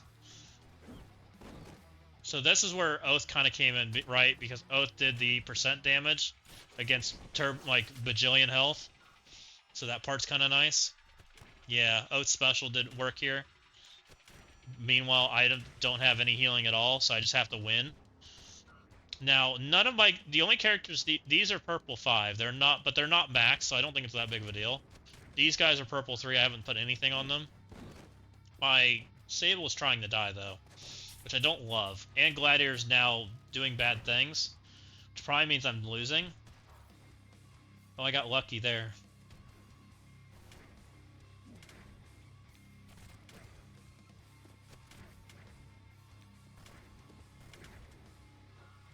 Oh, no. Well, that ain't good. So, does that mean that we have to take Captain Mustard to have a shot without having Oath and Blade? This might be a problem.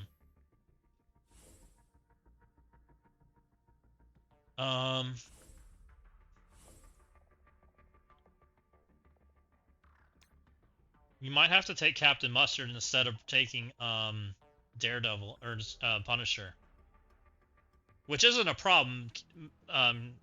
Mustard's better than, and when I say Mustard, I mean Daredevil. Daredevil gives you healing, he gives you buffs. Daredevil does a lot of things that are good. It just happens to be Punisher's cheaper, which is the reason we took him. I'm just not sure if you can get this done without it. We're gonna try. This is a lot. Let's stun. See if we can play this better. Does this do more damage? Double taps, double taps. Technically more damage.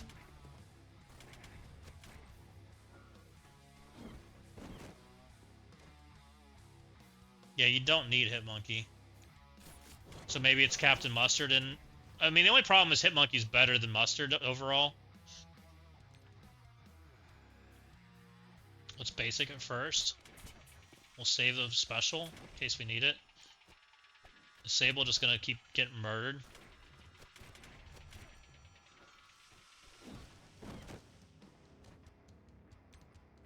Sable should slow him down. Slow doesn't land. This does more damage.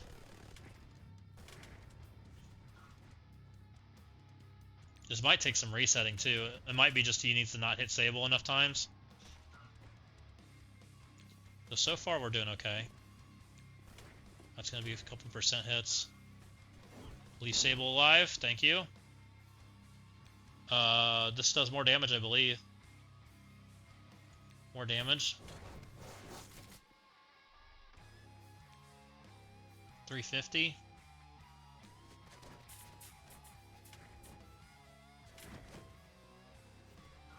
We're getting pretty lucky. Get that offense, or that speed up going. Hopefully we can just kill through this one. No! Dang it.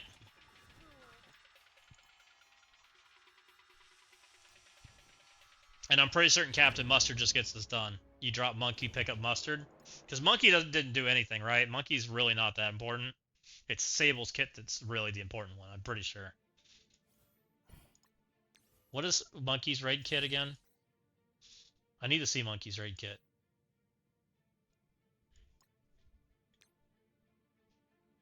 Monkey is the ability energy. That does make it worse. He's also the speed increase, which is the null node. It might be drop Punisher. I mean, people did it without Monkey, right? They'd switched Monkey for Punisher. I'm pretty certain they did. His kit is quite good, though.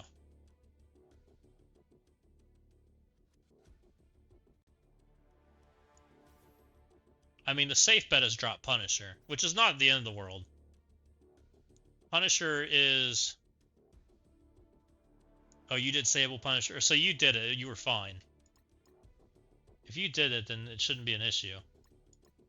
I didn't do it. I did the 3 DPS plus Blade and Oath. Not this one. This one. And I do think you can probably get that done. It's just you might have to switch some more strikers in here. Possibly. Like if I made him a striker, we might be able to get there. And honestly, they all might be able to be strikers. What if we did this? This is freaking degenerate as all get out. They do generate, they make vulnerables from Hitmonkey, so let's see if it's enough. This is really degenerate. I'm gonna try this one time first. Because I really don't like Captain Mustard. Daredevil's a bad character. He doesn't do much of anything, and so having to build him to the moon sucks. Though he's still, you end up taking him eventually anyways, when you have plenty of G20. I mean, the other option is you make some people healer, right? Healer gets through this easy. I mean, Spider-Man healer probably gets through this, because Spider-Man would heal Sable, and he takes multiple turns. Yeah, Spider-Man healer would save this for sure. Which maybe that's what I actually should be trying instead of doing troll things like this. Let's do that. Spider-Man healer, normal ISOs on everyone else. Yeah. He's a wonderful tank. He's just, I guess my problem with him is he's not a defensive tank, and I don't want an offensive tank for the most part. Like, I only really care about defensive tanks, which is why I say he's a terrible tank. It's not that he's terrible. So this is the ISOs I would run if I was doing it, except this would be Raider. Let's do that. This will give me healing to her. We'll see if that's enough. I think it's gonna be. Because she doesn't need much. She just needs a little bit of healing. She needs like 10%, 15%. And Spider-Man kind of gives that. I'm pretty sure.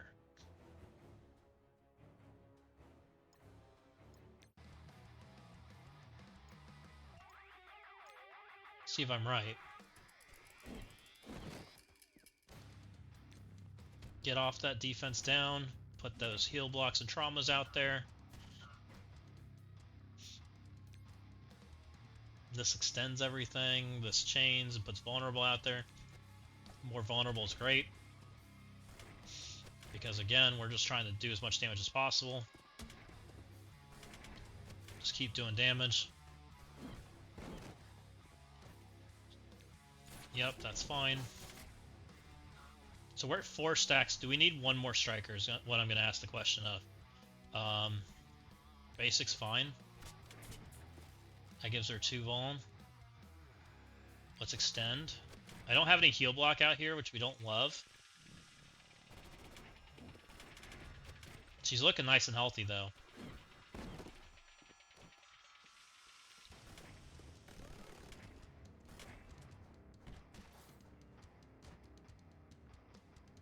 We have no buffs out there. Now we have defense down.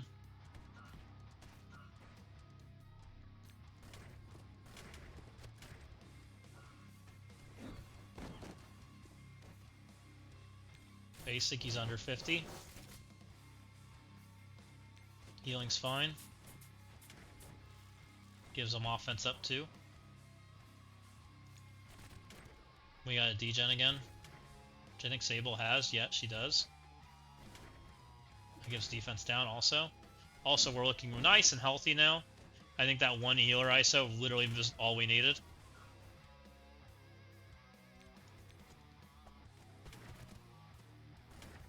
Plenty of vulnerables out here to just keep on rolling. Punisher's our weakest person now, which is perfectly fine. And there we go. Got her done. That one healer ISO was the change, and he almost ruined my speech. He tried to ruin my day. I looked at that and was like, man, don't do that. Got her done 1%, leave him. Like, nah. Well, hopefully that kind of helps you guys give an idea on the first two sections. Those are raid characters. They're all active teams. That'll get you through the first two sections easy. You know, that's what I would use.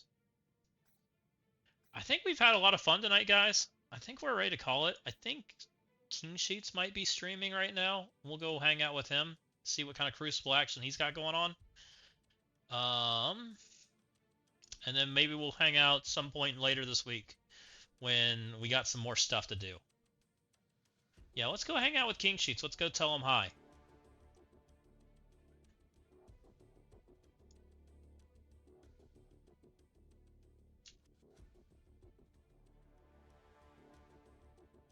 Four-hour mark? Where are we at?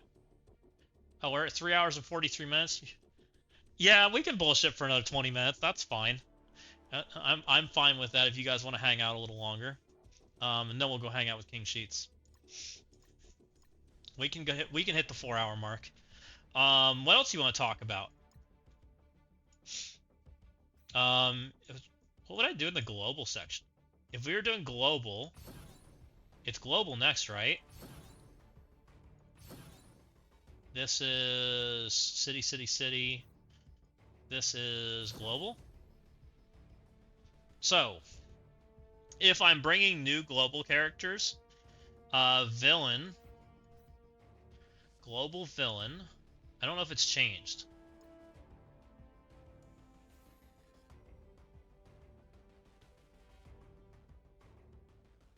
We're bringing global villain.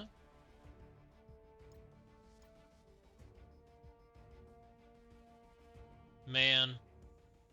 So one thing that we always said, or I always said for global villain, is you can take bad characters, but you need to take Mephisto, right? Oh no, that's Cosmic. Villain, you can take about anybody. You take Zombie Jug, he's 2 pieces. He's a really good character. You take Lady Deathstrike, she's 2 pieces. She's a really good character. Other characters worth taking. I lean on Lady Bullseye, to be honest. I think she's really good. Anyone else have recommendations? You took Emma, Taskmaster, Lady Deathstrike, Ghost, Omega Sentinel. Ad. Well, I guess we're not talking through that ad. Well, wait a minute.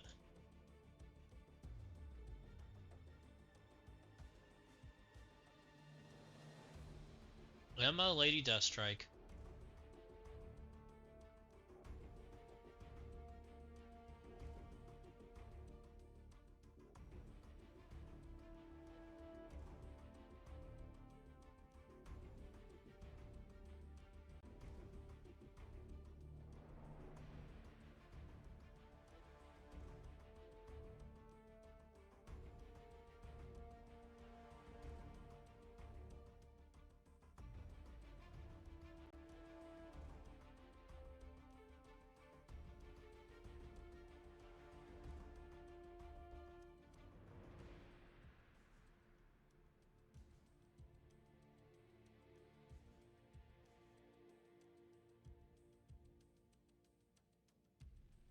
I'm sorry. I didn't mean to send you guys the ads.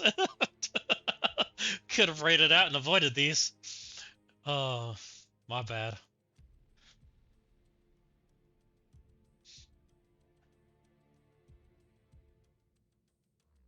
So, I'm thinking the best characters to take are still. I'm thinking Juggernaut. I'm thinking Zombie Jug, Lady Deathstrike.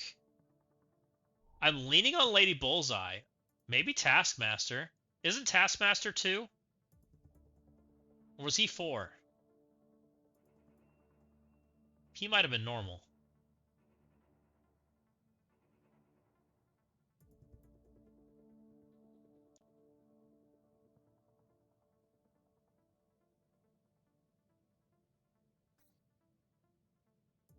Okay, so welcome back. I'm thinking Juggernaut, Lady Bullseye are guarantees. They're both 2. They're super cheap.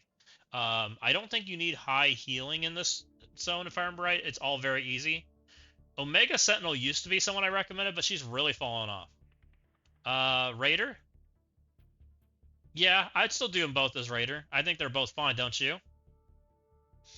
I'm leaning towards Lady Bullseye as Raider, too. I think she's really good. I'm thinking maybe it's Taskmaster, Lady Bullseye, Jug, Lady Deathstrike, and one more. I don't know who the one more is anymore. Emma's really good, but Emma is also very niche. Fred is really good, and Fred is also part of a team that's going to get buffed. That's probably who I take.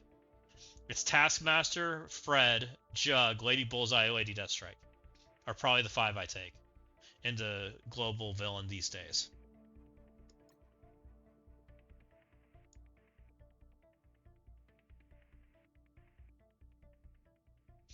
Yeah, it's fun to be able to use some of those characters again.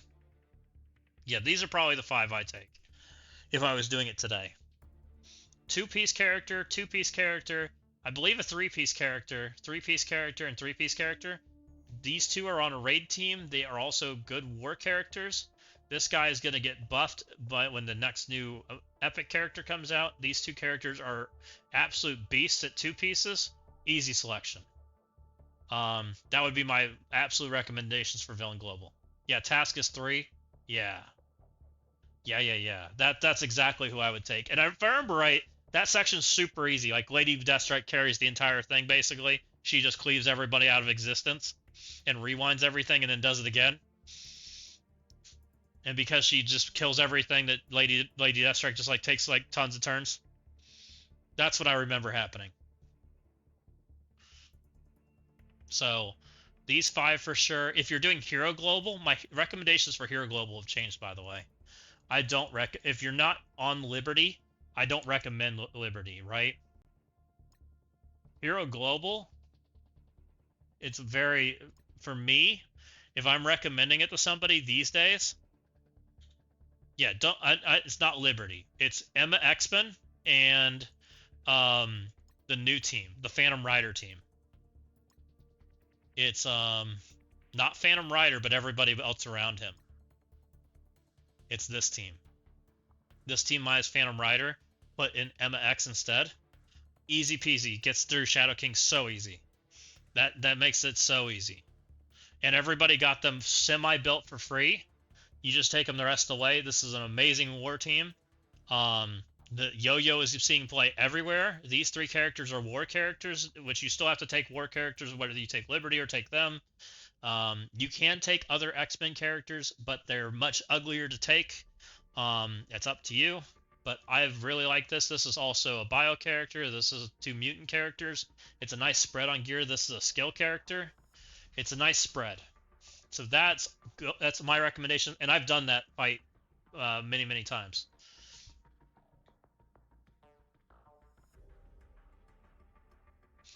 So let's go, and I'll show you guys that one just so you guys can see it too, since we're just kind of hanging out. When I went and did this one, we go into Mr. Shadow King here, and this is just, it's so clean. Yeah, Secret Warriors with Emma. Emma's the only one that has a chance of dying, but that's the same thing that was going on with the Liberty team when you did it. And this team is just way less likely to kill each other. It's just I think it's an infinite. I think it's better than Liberty as far as like war right now. It's more useful.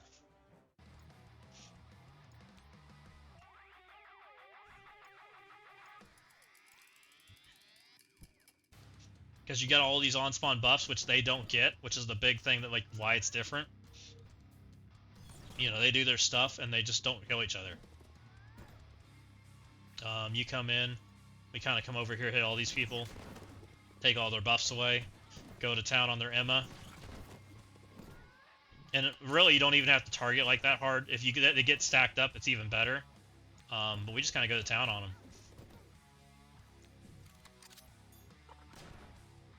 I'm not even targeting like super great. I'm just kind of clicking buttons.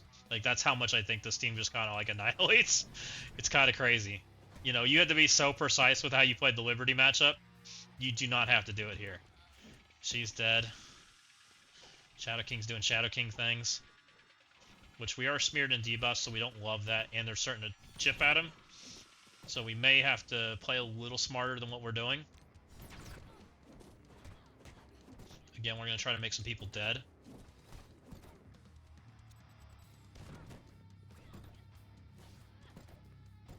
Which it might have been, we have to kill Yo-Yo first. I really don't remember. I've done this a few times. Because people have asked me.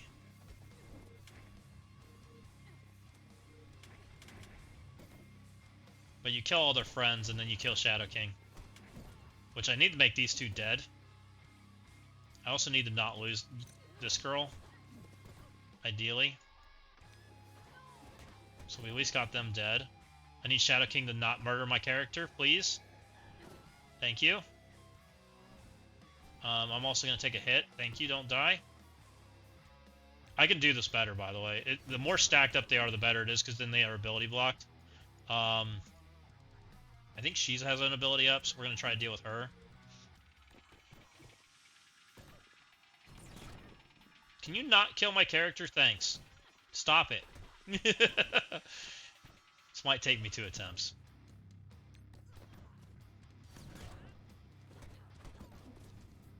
Stop it! You freaking jerks. You get the idea of why it works, though. Like, it's very simple. I may have targeted like a moron and just kind of clicked buttons. I forget who had to die first. I'm gonna guess it was Yo-Yo, because Yo-Yo reduces your damage, while the other characters really don't do anything. Is my guess. Also, my positioning's kind of junk. If I'm remembering this, she's the most vulnerable character. She's squishy. Yo-Yo or Domino is not. Is what I remember.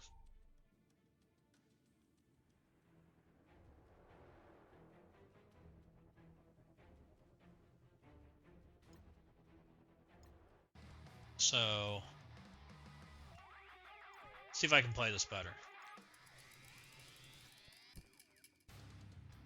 Oh, we got better stack too, by the way. I'm still going after Emma first.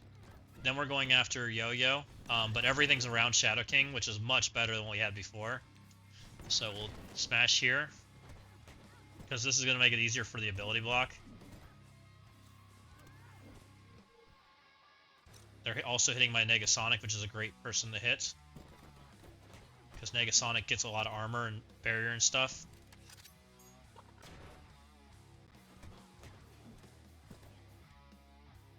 This is a good ability block.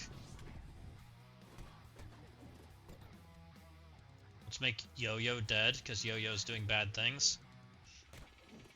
It's not making me do less damage. Shadow King doing Shadow King things. Rude. Freaking Yo-Yo.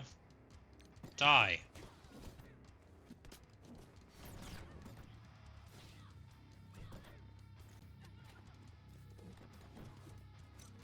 Wonder if Emma has... I thought Emma died first, but it might be Yo-Yo. I don't remember.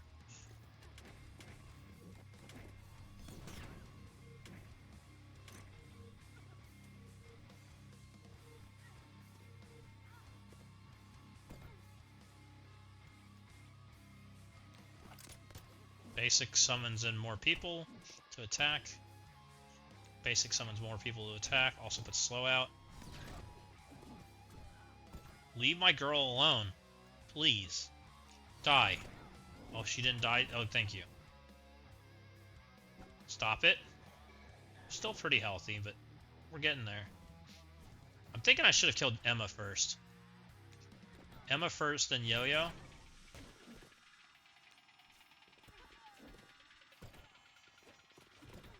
I swear, they like murdering the same person. Also, I may have to switch... I think I also forgot to switch my Emma to healer. Healer Emma is better here. Because of PvE. Get out of here. We're starting to turn the corner, though. This clears debuffs, which will clear my defense up. I don't think any of them has abilities that we're worried about. We've kind of lived through them all at this point.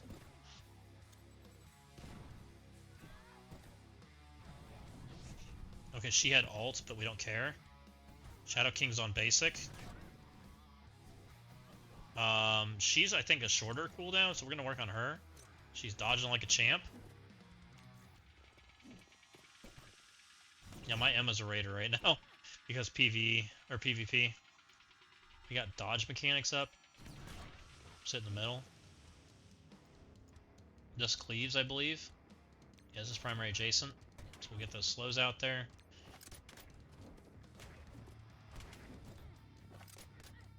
Excuse you? Leave my Emma alone.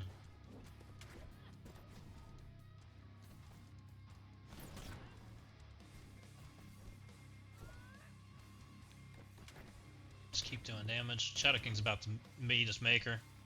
And then we'll make the other people dead. Ult's back up.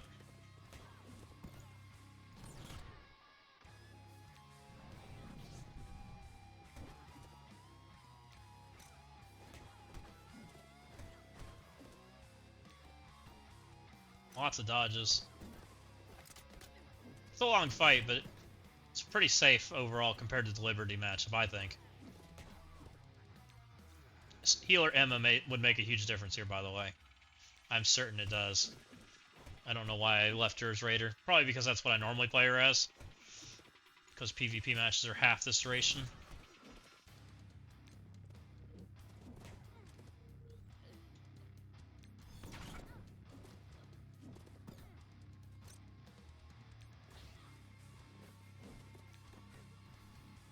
Bam, nice and easy. Yeah, I think that team's way better than the Liberty team overall. Alright, guys. This was a fun stream. I think everybody had a nice time. We had a nice Crucible. Hopefully we got the dub. We'll go double check to make sure we didn't get results, just so that way you guys have the information. And if we don't, we'll probably show it later this week at some point. Oh, we got people attacking. Look at this, guys. We might get some results. That's awesome. Uh-oh. There's one drop. Why did he try to Mephisto that? Why did he pull Rocket out of it? Okay. He F4'd this. Okay.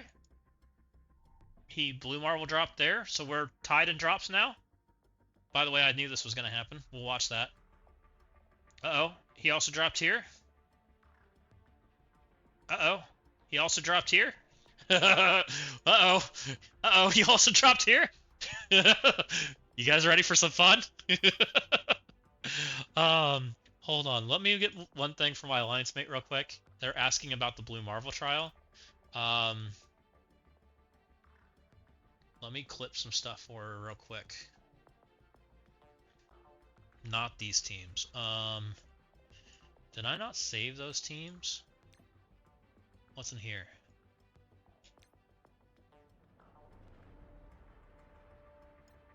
Let me create Blue Marvel teams real quick.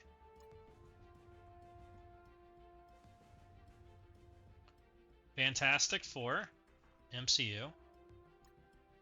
1, 2, 3. I took Null. Who's your fifth, guys? Who do you like it for Blue Marvel? I like Null. I also like Heartless because we use him consistently. I also believe Quasar is a good choice if you want to do that. This is my Cosmic team that I like.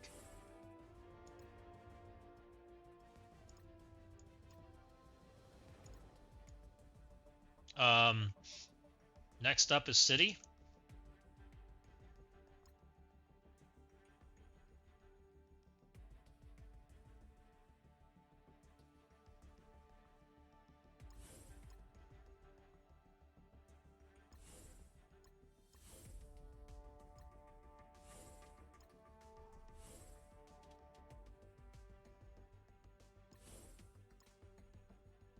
There's two, and then the last team that you have to have is Brimstone.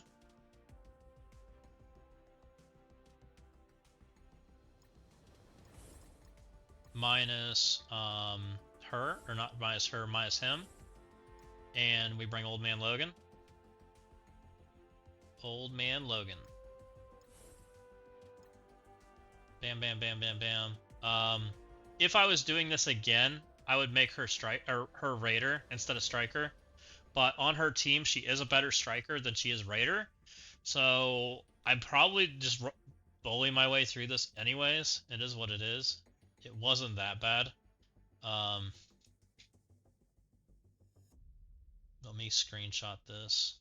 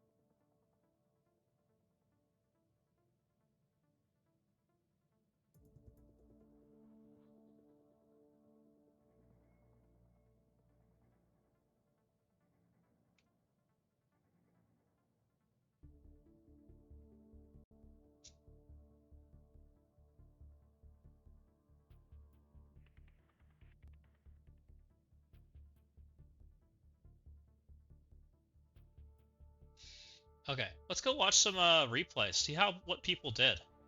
I'm curious. Let's see what people did. Oh, he's almost done. He went again.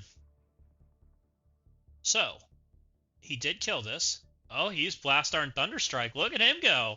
Fancy. So this was the Accursed Mirror, by the way. I theoried that I've seen the Accursed Mirror win this, but I've also seen the Accursed Mirror lose. I'm guessing it matters on who goes first, is what I'm guessing happens. Right?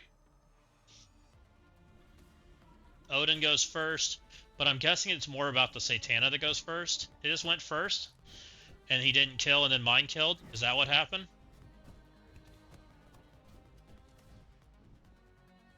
Or was it just a pure size check? So we healed it back up, right? Yup. Helverine went. Odin took damage, but no one else took damage. So it's all about whose Satana goes first.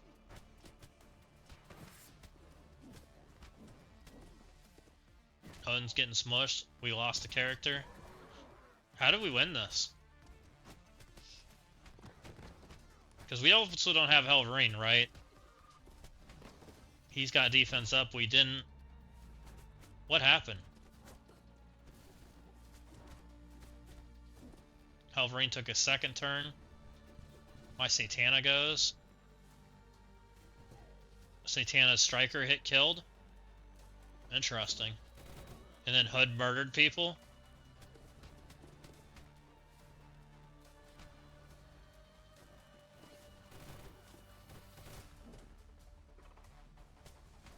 And then two guys, we just kind of get it done here. Yep. Interesting. Interesting, guys.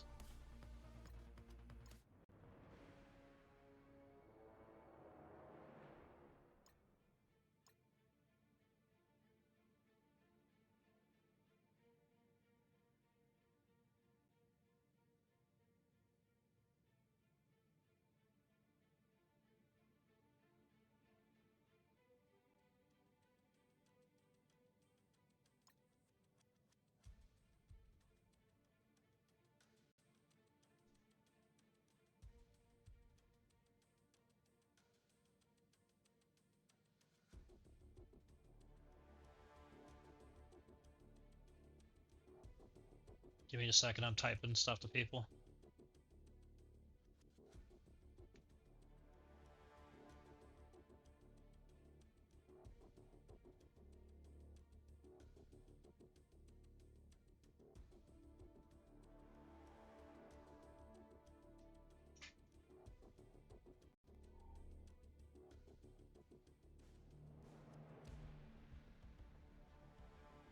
Okay, so we're pretty happy with that result. Then he came. Let's watch this. I want to see how Thunderstrike played. This is very interesting that we took Thunderstrike into Dead Accursed, right? There's still Odin, but Odin and Blastar do nothing to stop that, right? Kahori did do stuff because they killed enough Accursed. Odin was on basically dead, which is why Kahori's great there. Blastar does stuff. Did Thunderstrike do anything? No. But Thunderstrike did nothing. Did Thunderstrike even take a turn? No. Not at all. Thunderstrike didn't do crap. That was a... I'm going to call it a waste of your Blastar. It is what it is. Interesting.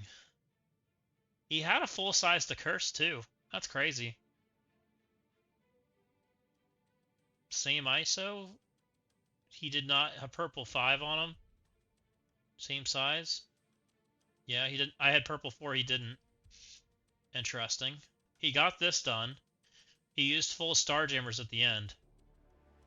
So what was his first team? He tried to Daemon my... So this is what we tried to prevent, right? He basically did everything that we tried to prevent into our matchups, which is great. We get some data. This is what we wanted to know. He tried to Daemon one-shot my team, right? Because I've got a teeny tiny Nightcrawler. But we have Mephisto, and Mephisto goes first. Comes in, does his thing. Also puts offense down out there with Trauma, which you cannot flip. So I'm counteracting your offense up, too. Also have Death Proofs. Also, I get to stun people. You're smeared and debuffs for eternity. Daemon does his Daemon things. Daemon did nothing. You lose. This is why you don't take Daemon into Mephisto. Which is why Mephisto's playing currently with X. And then I'm guessing Jug eventually comes through and just kind of twirls through them all and makes them all dead. That's what I'm guessing happens. APOC does APOC things and stands there. Right? Jug twirls. Smash. See ya! That's what I expected to happen. That was the intention. We wanted Daemon to not be able to play there.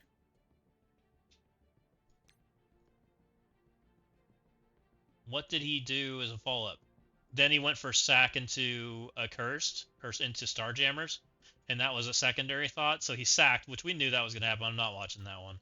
We'll assume he pulled everything he needed to pull. Then he came in with Starjammers to get her done as a cleanup, which Starjammers being the cleanup feels pretty good, right? Also, Starjammers into X is never a great matchup because pings. Ow.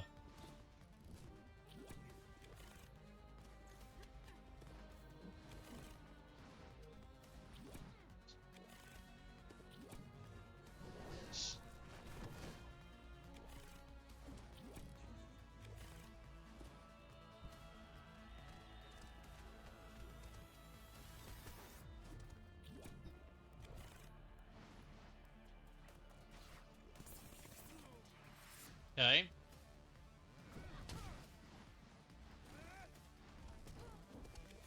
This looked sketchy just being the double sack team.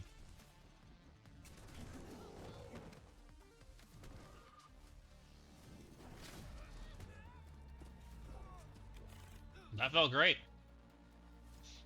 We'll take that.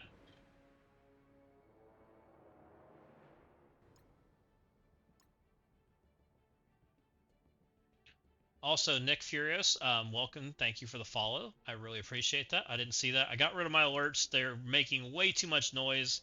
I will try to fix that before next stream. I apologize. What else do we have happen? 5, that's what we found. 4, he tried to Insidious my Shadow King team. Interesting. You know, no super scroll, no null, or no super scroll has null. I could see why he would think that would work, right?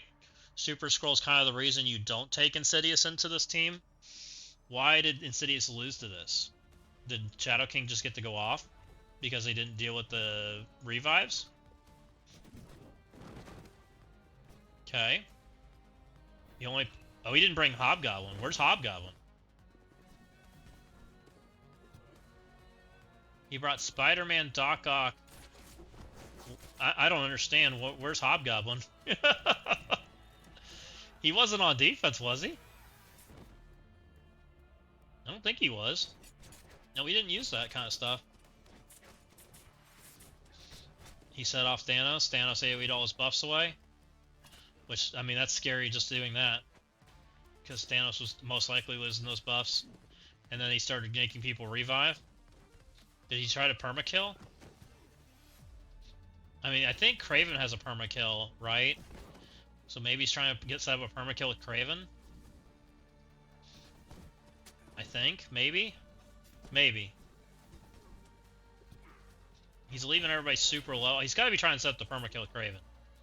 He got a kill there. Didn't come back.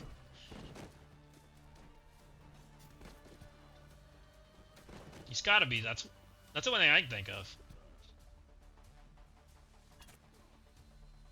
Null's ability blocked. Yep, there's the Kraven permakill. So no Thanos revive. Smart. Also, how do you take 51 actions, by the way? This is insane. What happened? Did Null solo this or something? Like, what happened here, guys? He must have timed out. Okay, now it gets ugly, right? Everything's flipped. We're got Shadow King back alive. Null's back alive with full buffs. We now have the guy that gives him speed bar. Our tank's looking nice and healthy. I can see now some things going wrong, right? He's working on Shadow King. He needs to get Null out of there like yesterday. He flipped again. But Null doesn't get rewound. So Null says, I'm just going to keep going. Things are happening. Okay, Null's dead. Did Shadow King really solo this? That's impressive. How did Shadow King... Did Shadow King ult? Yeah, Shadow King ult. He didn't kill Shadow King. Flips everything. Steals buffs, has plenty of healing now. There's only 2 people alive. Carnage still does Carnage things. That's a good block. Gets the revive. Stuck on taunt again. Shadow King's there. Just doing Shadow King things. Does Carnage live through this? Yeah, easy. Carnage says no problem.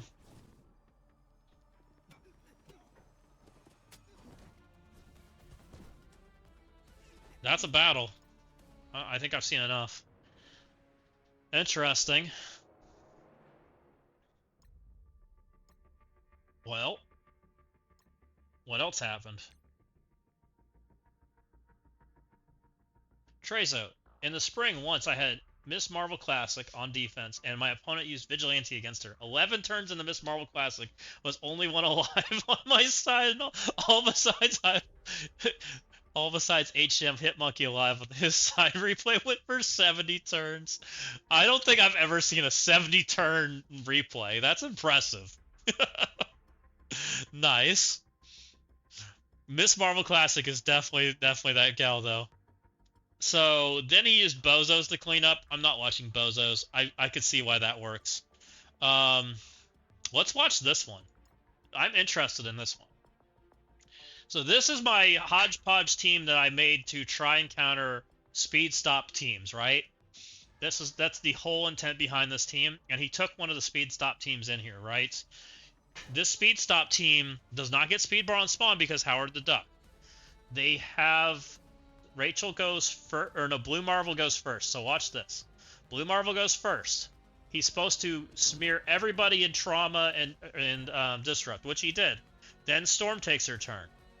Storm can stun whoever she wants. She could stun Blue Marvel if she wanted to. She did not. She chose to stun Super Scroll, which is probably right because Super Scroll is going to react before half your team because of how slow everybody is. Also, we do not get rewound because Howard the Duck has not taken a turn yet. So this girl is just putting debuffs out. Right? Minus Blue Marvel, who just degens them and heals and stands there, getting speed stat every turn. So Blue Marvel's doing Blue Marvel things. Helverine goes. Helverine murders your team. Howard the Duck takes his turn.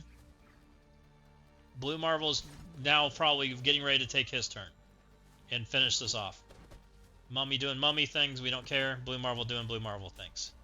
Blue Marvel did basically nothing there, which is interesting. That's on basic, by the way, because they stole as a special energy.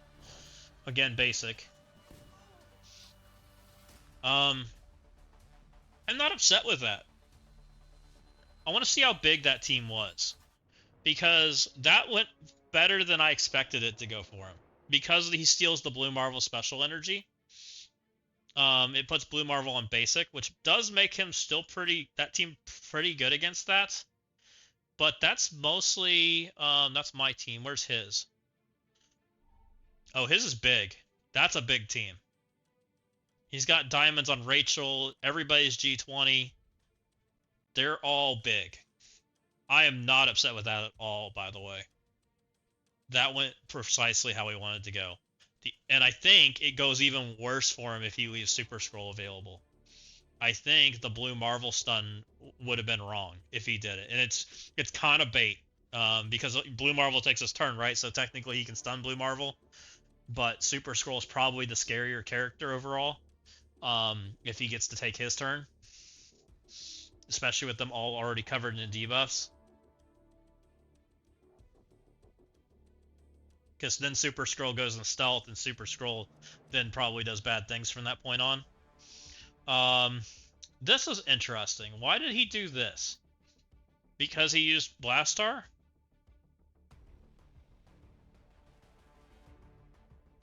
This is a very odd solution to my Fred room. I have not seen somebody decide F4 Kestrel is the solution, which is fine. Again, we are not overcommitting to Fred anymore. Fred we consider kind of unprotectable. He's still a good character, but he's unprotectable. He's like our top tier B team. Leaders doing leader things are going to kill him eventually. His Kestrel died, which did stop my zombies, but oh, he did kill my, he got the kill on her first. Nice. So it's just an easy kill. That was super clean. Good for him. Which everybody's been kind of doing something similar to that. But so far, it's not worse than like if they would have taken Blastar in. So I'm fine with that. And what happened here? This is my worst team, by the way. Still pulled Mephisto. I'm okay with that.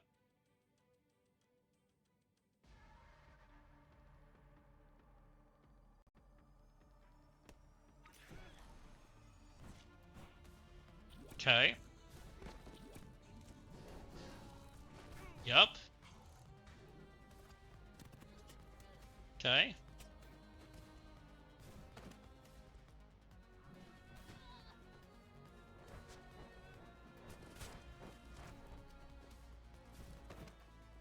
Mephisto goes first, murders people, down around and around they go. Night Stalkers go first because they have enough speed stat. Which we tried to combat that a little bit with Cable, but it did at least force a good answer. I'm okay with that. That's a decent team. You know, everything that happened here was kind of in the plan. Maybe he put some pieces in the wrong place, I think. But as far as our rooms functioning like how we wanted to against some of these teams, it's exactly what we were expecting to happen. We expected this team to pull a too fast team, which is exactly what happened here. Why he pulled out one of his Starjammers members, I will never know. It's an interesting concept, because his Starjammers members would have stopped my speed stat from Cable and gone first. He just needed to make them all strikers, which he didn't do. F4 going here I think is really weird, but I also think it's because he put Blastar into my other team. Because he wanted to try Thunderstrike. Probably won't do that again. This is exactly as I expected it to go. This was interesting. I wouldn't do this again, but I also thought about it myself, so I can't really blame him. You know, I considered it. We knew this wouldn't work, so everybody's learning as they play with their new toy. They learn Mephisto makes Daemon not go well. I'm sure he won't do that again, which will then shift all his pieces. You know, you change one of these piece locations, it changes everything. This I found very, very interesting. And I think it's all because of the coin flip with Satana. Also, the size difference definitely made a difference. And then this felt like just trying your new toy, because you probably at that point considered this to be a lost Crucible, and why not try out your new toy? So, either way, 3-0, we'll take it. Cool deal. Let's get out of here. I've had a lot of fun tonight. I hope you guys have too. If you guys haven't, hit that follow button. We'll be live probably next week some point when there's something fun to show. Let's go hang out with, see who's online. We are going to go over and raid somebody out. Isn't one of these buttons a raid channel? I've never pushed this button. Let's try it. We got Mr. King Sheets online. He looks like he's doing Crucible as we speak. Let's go raid him.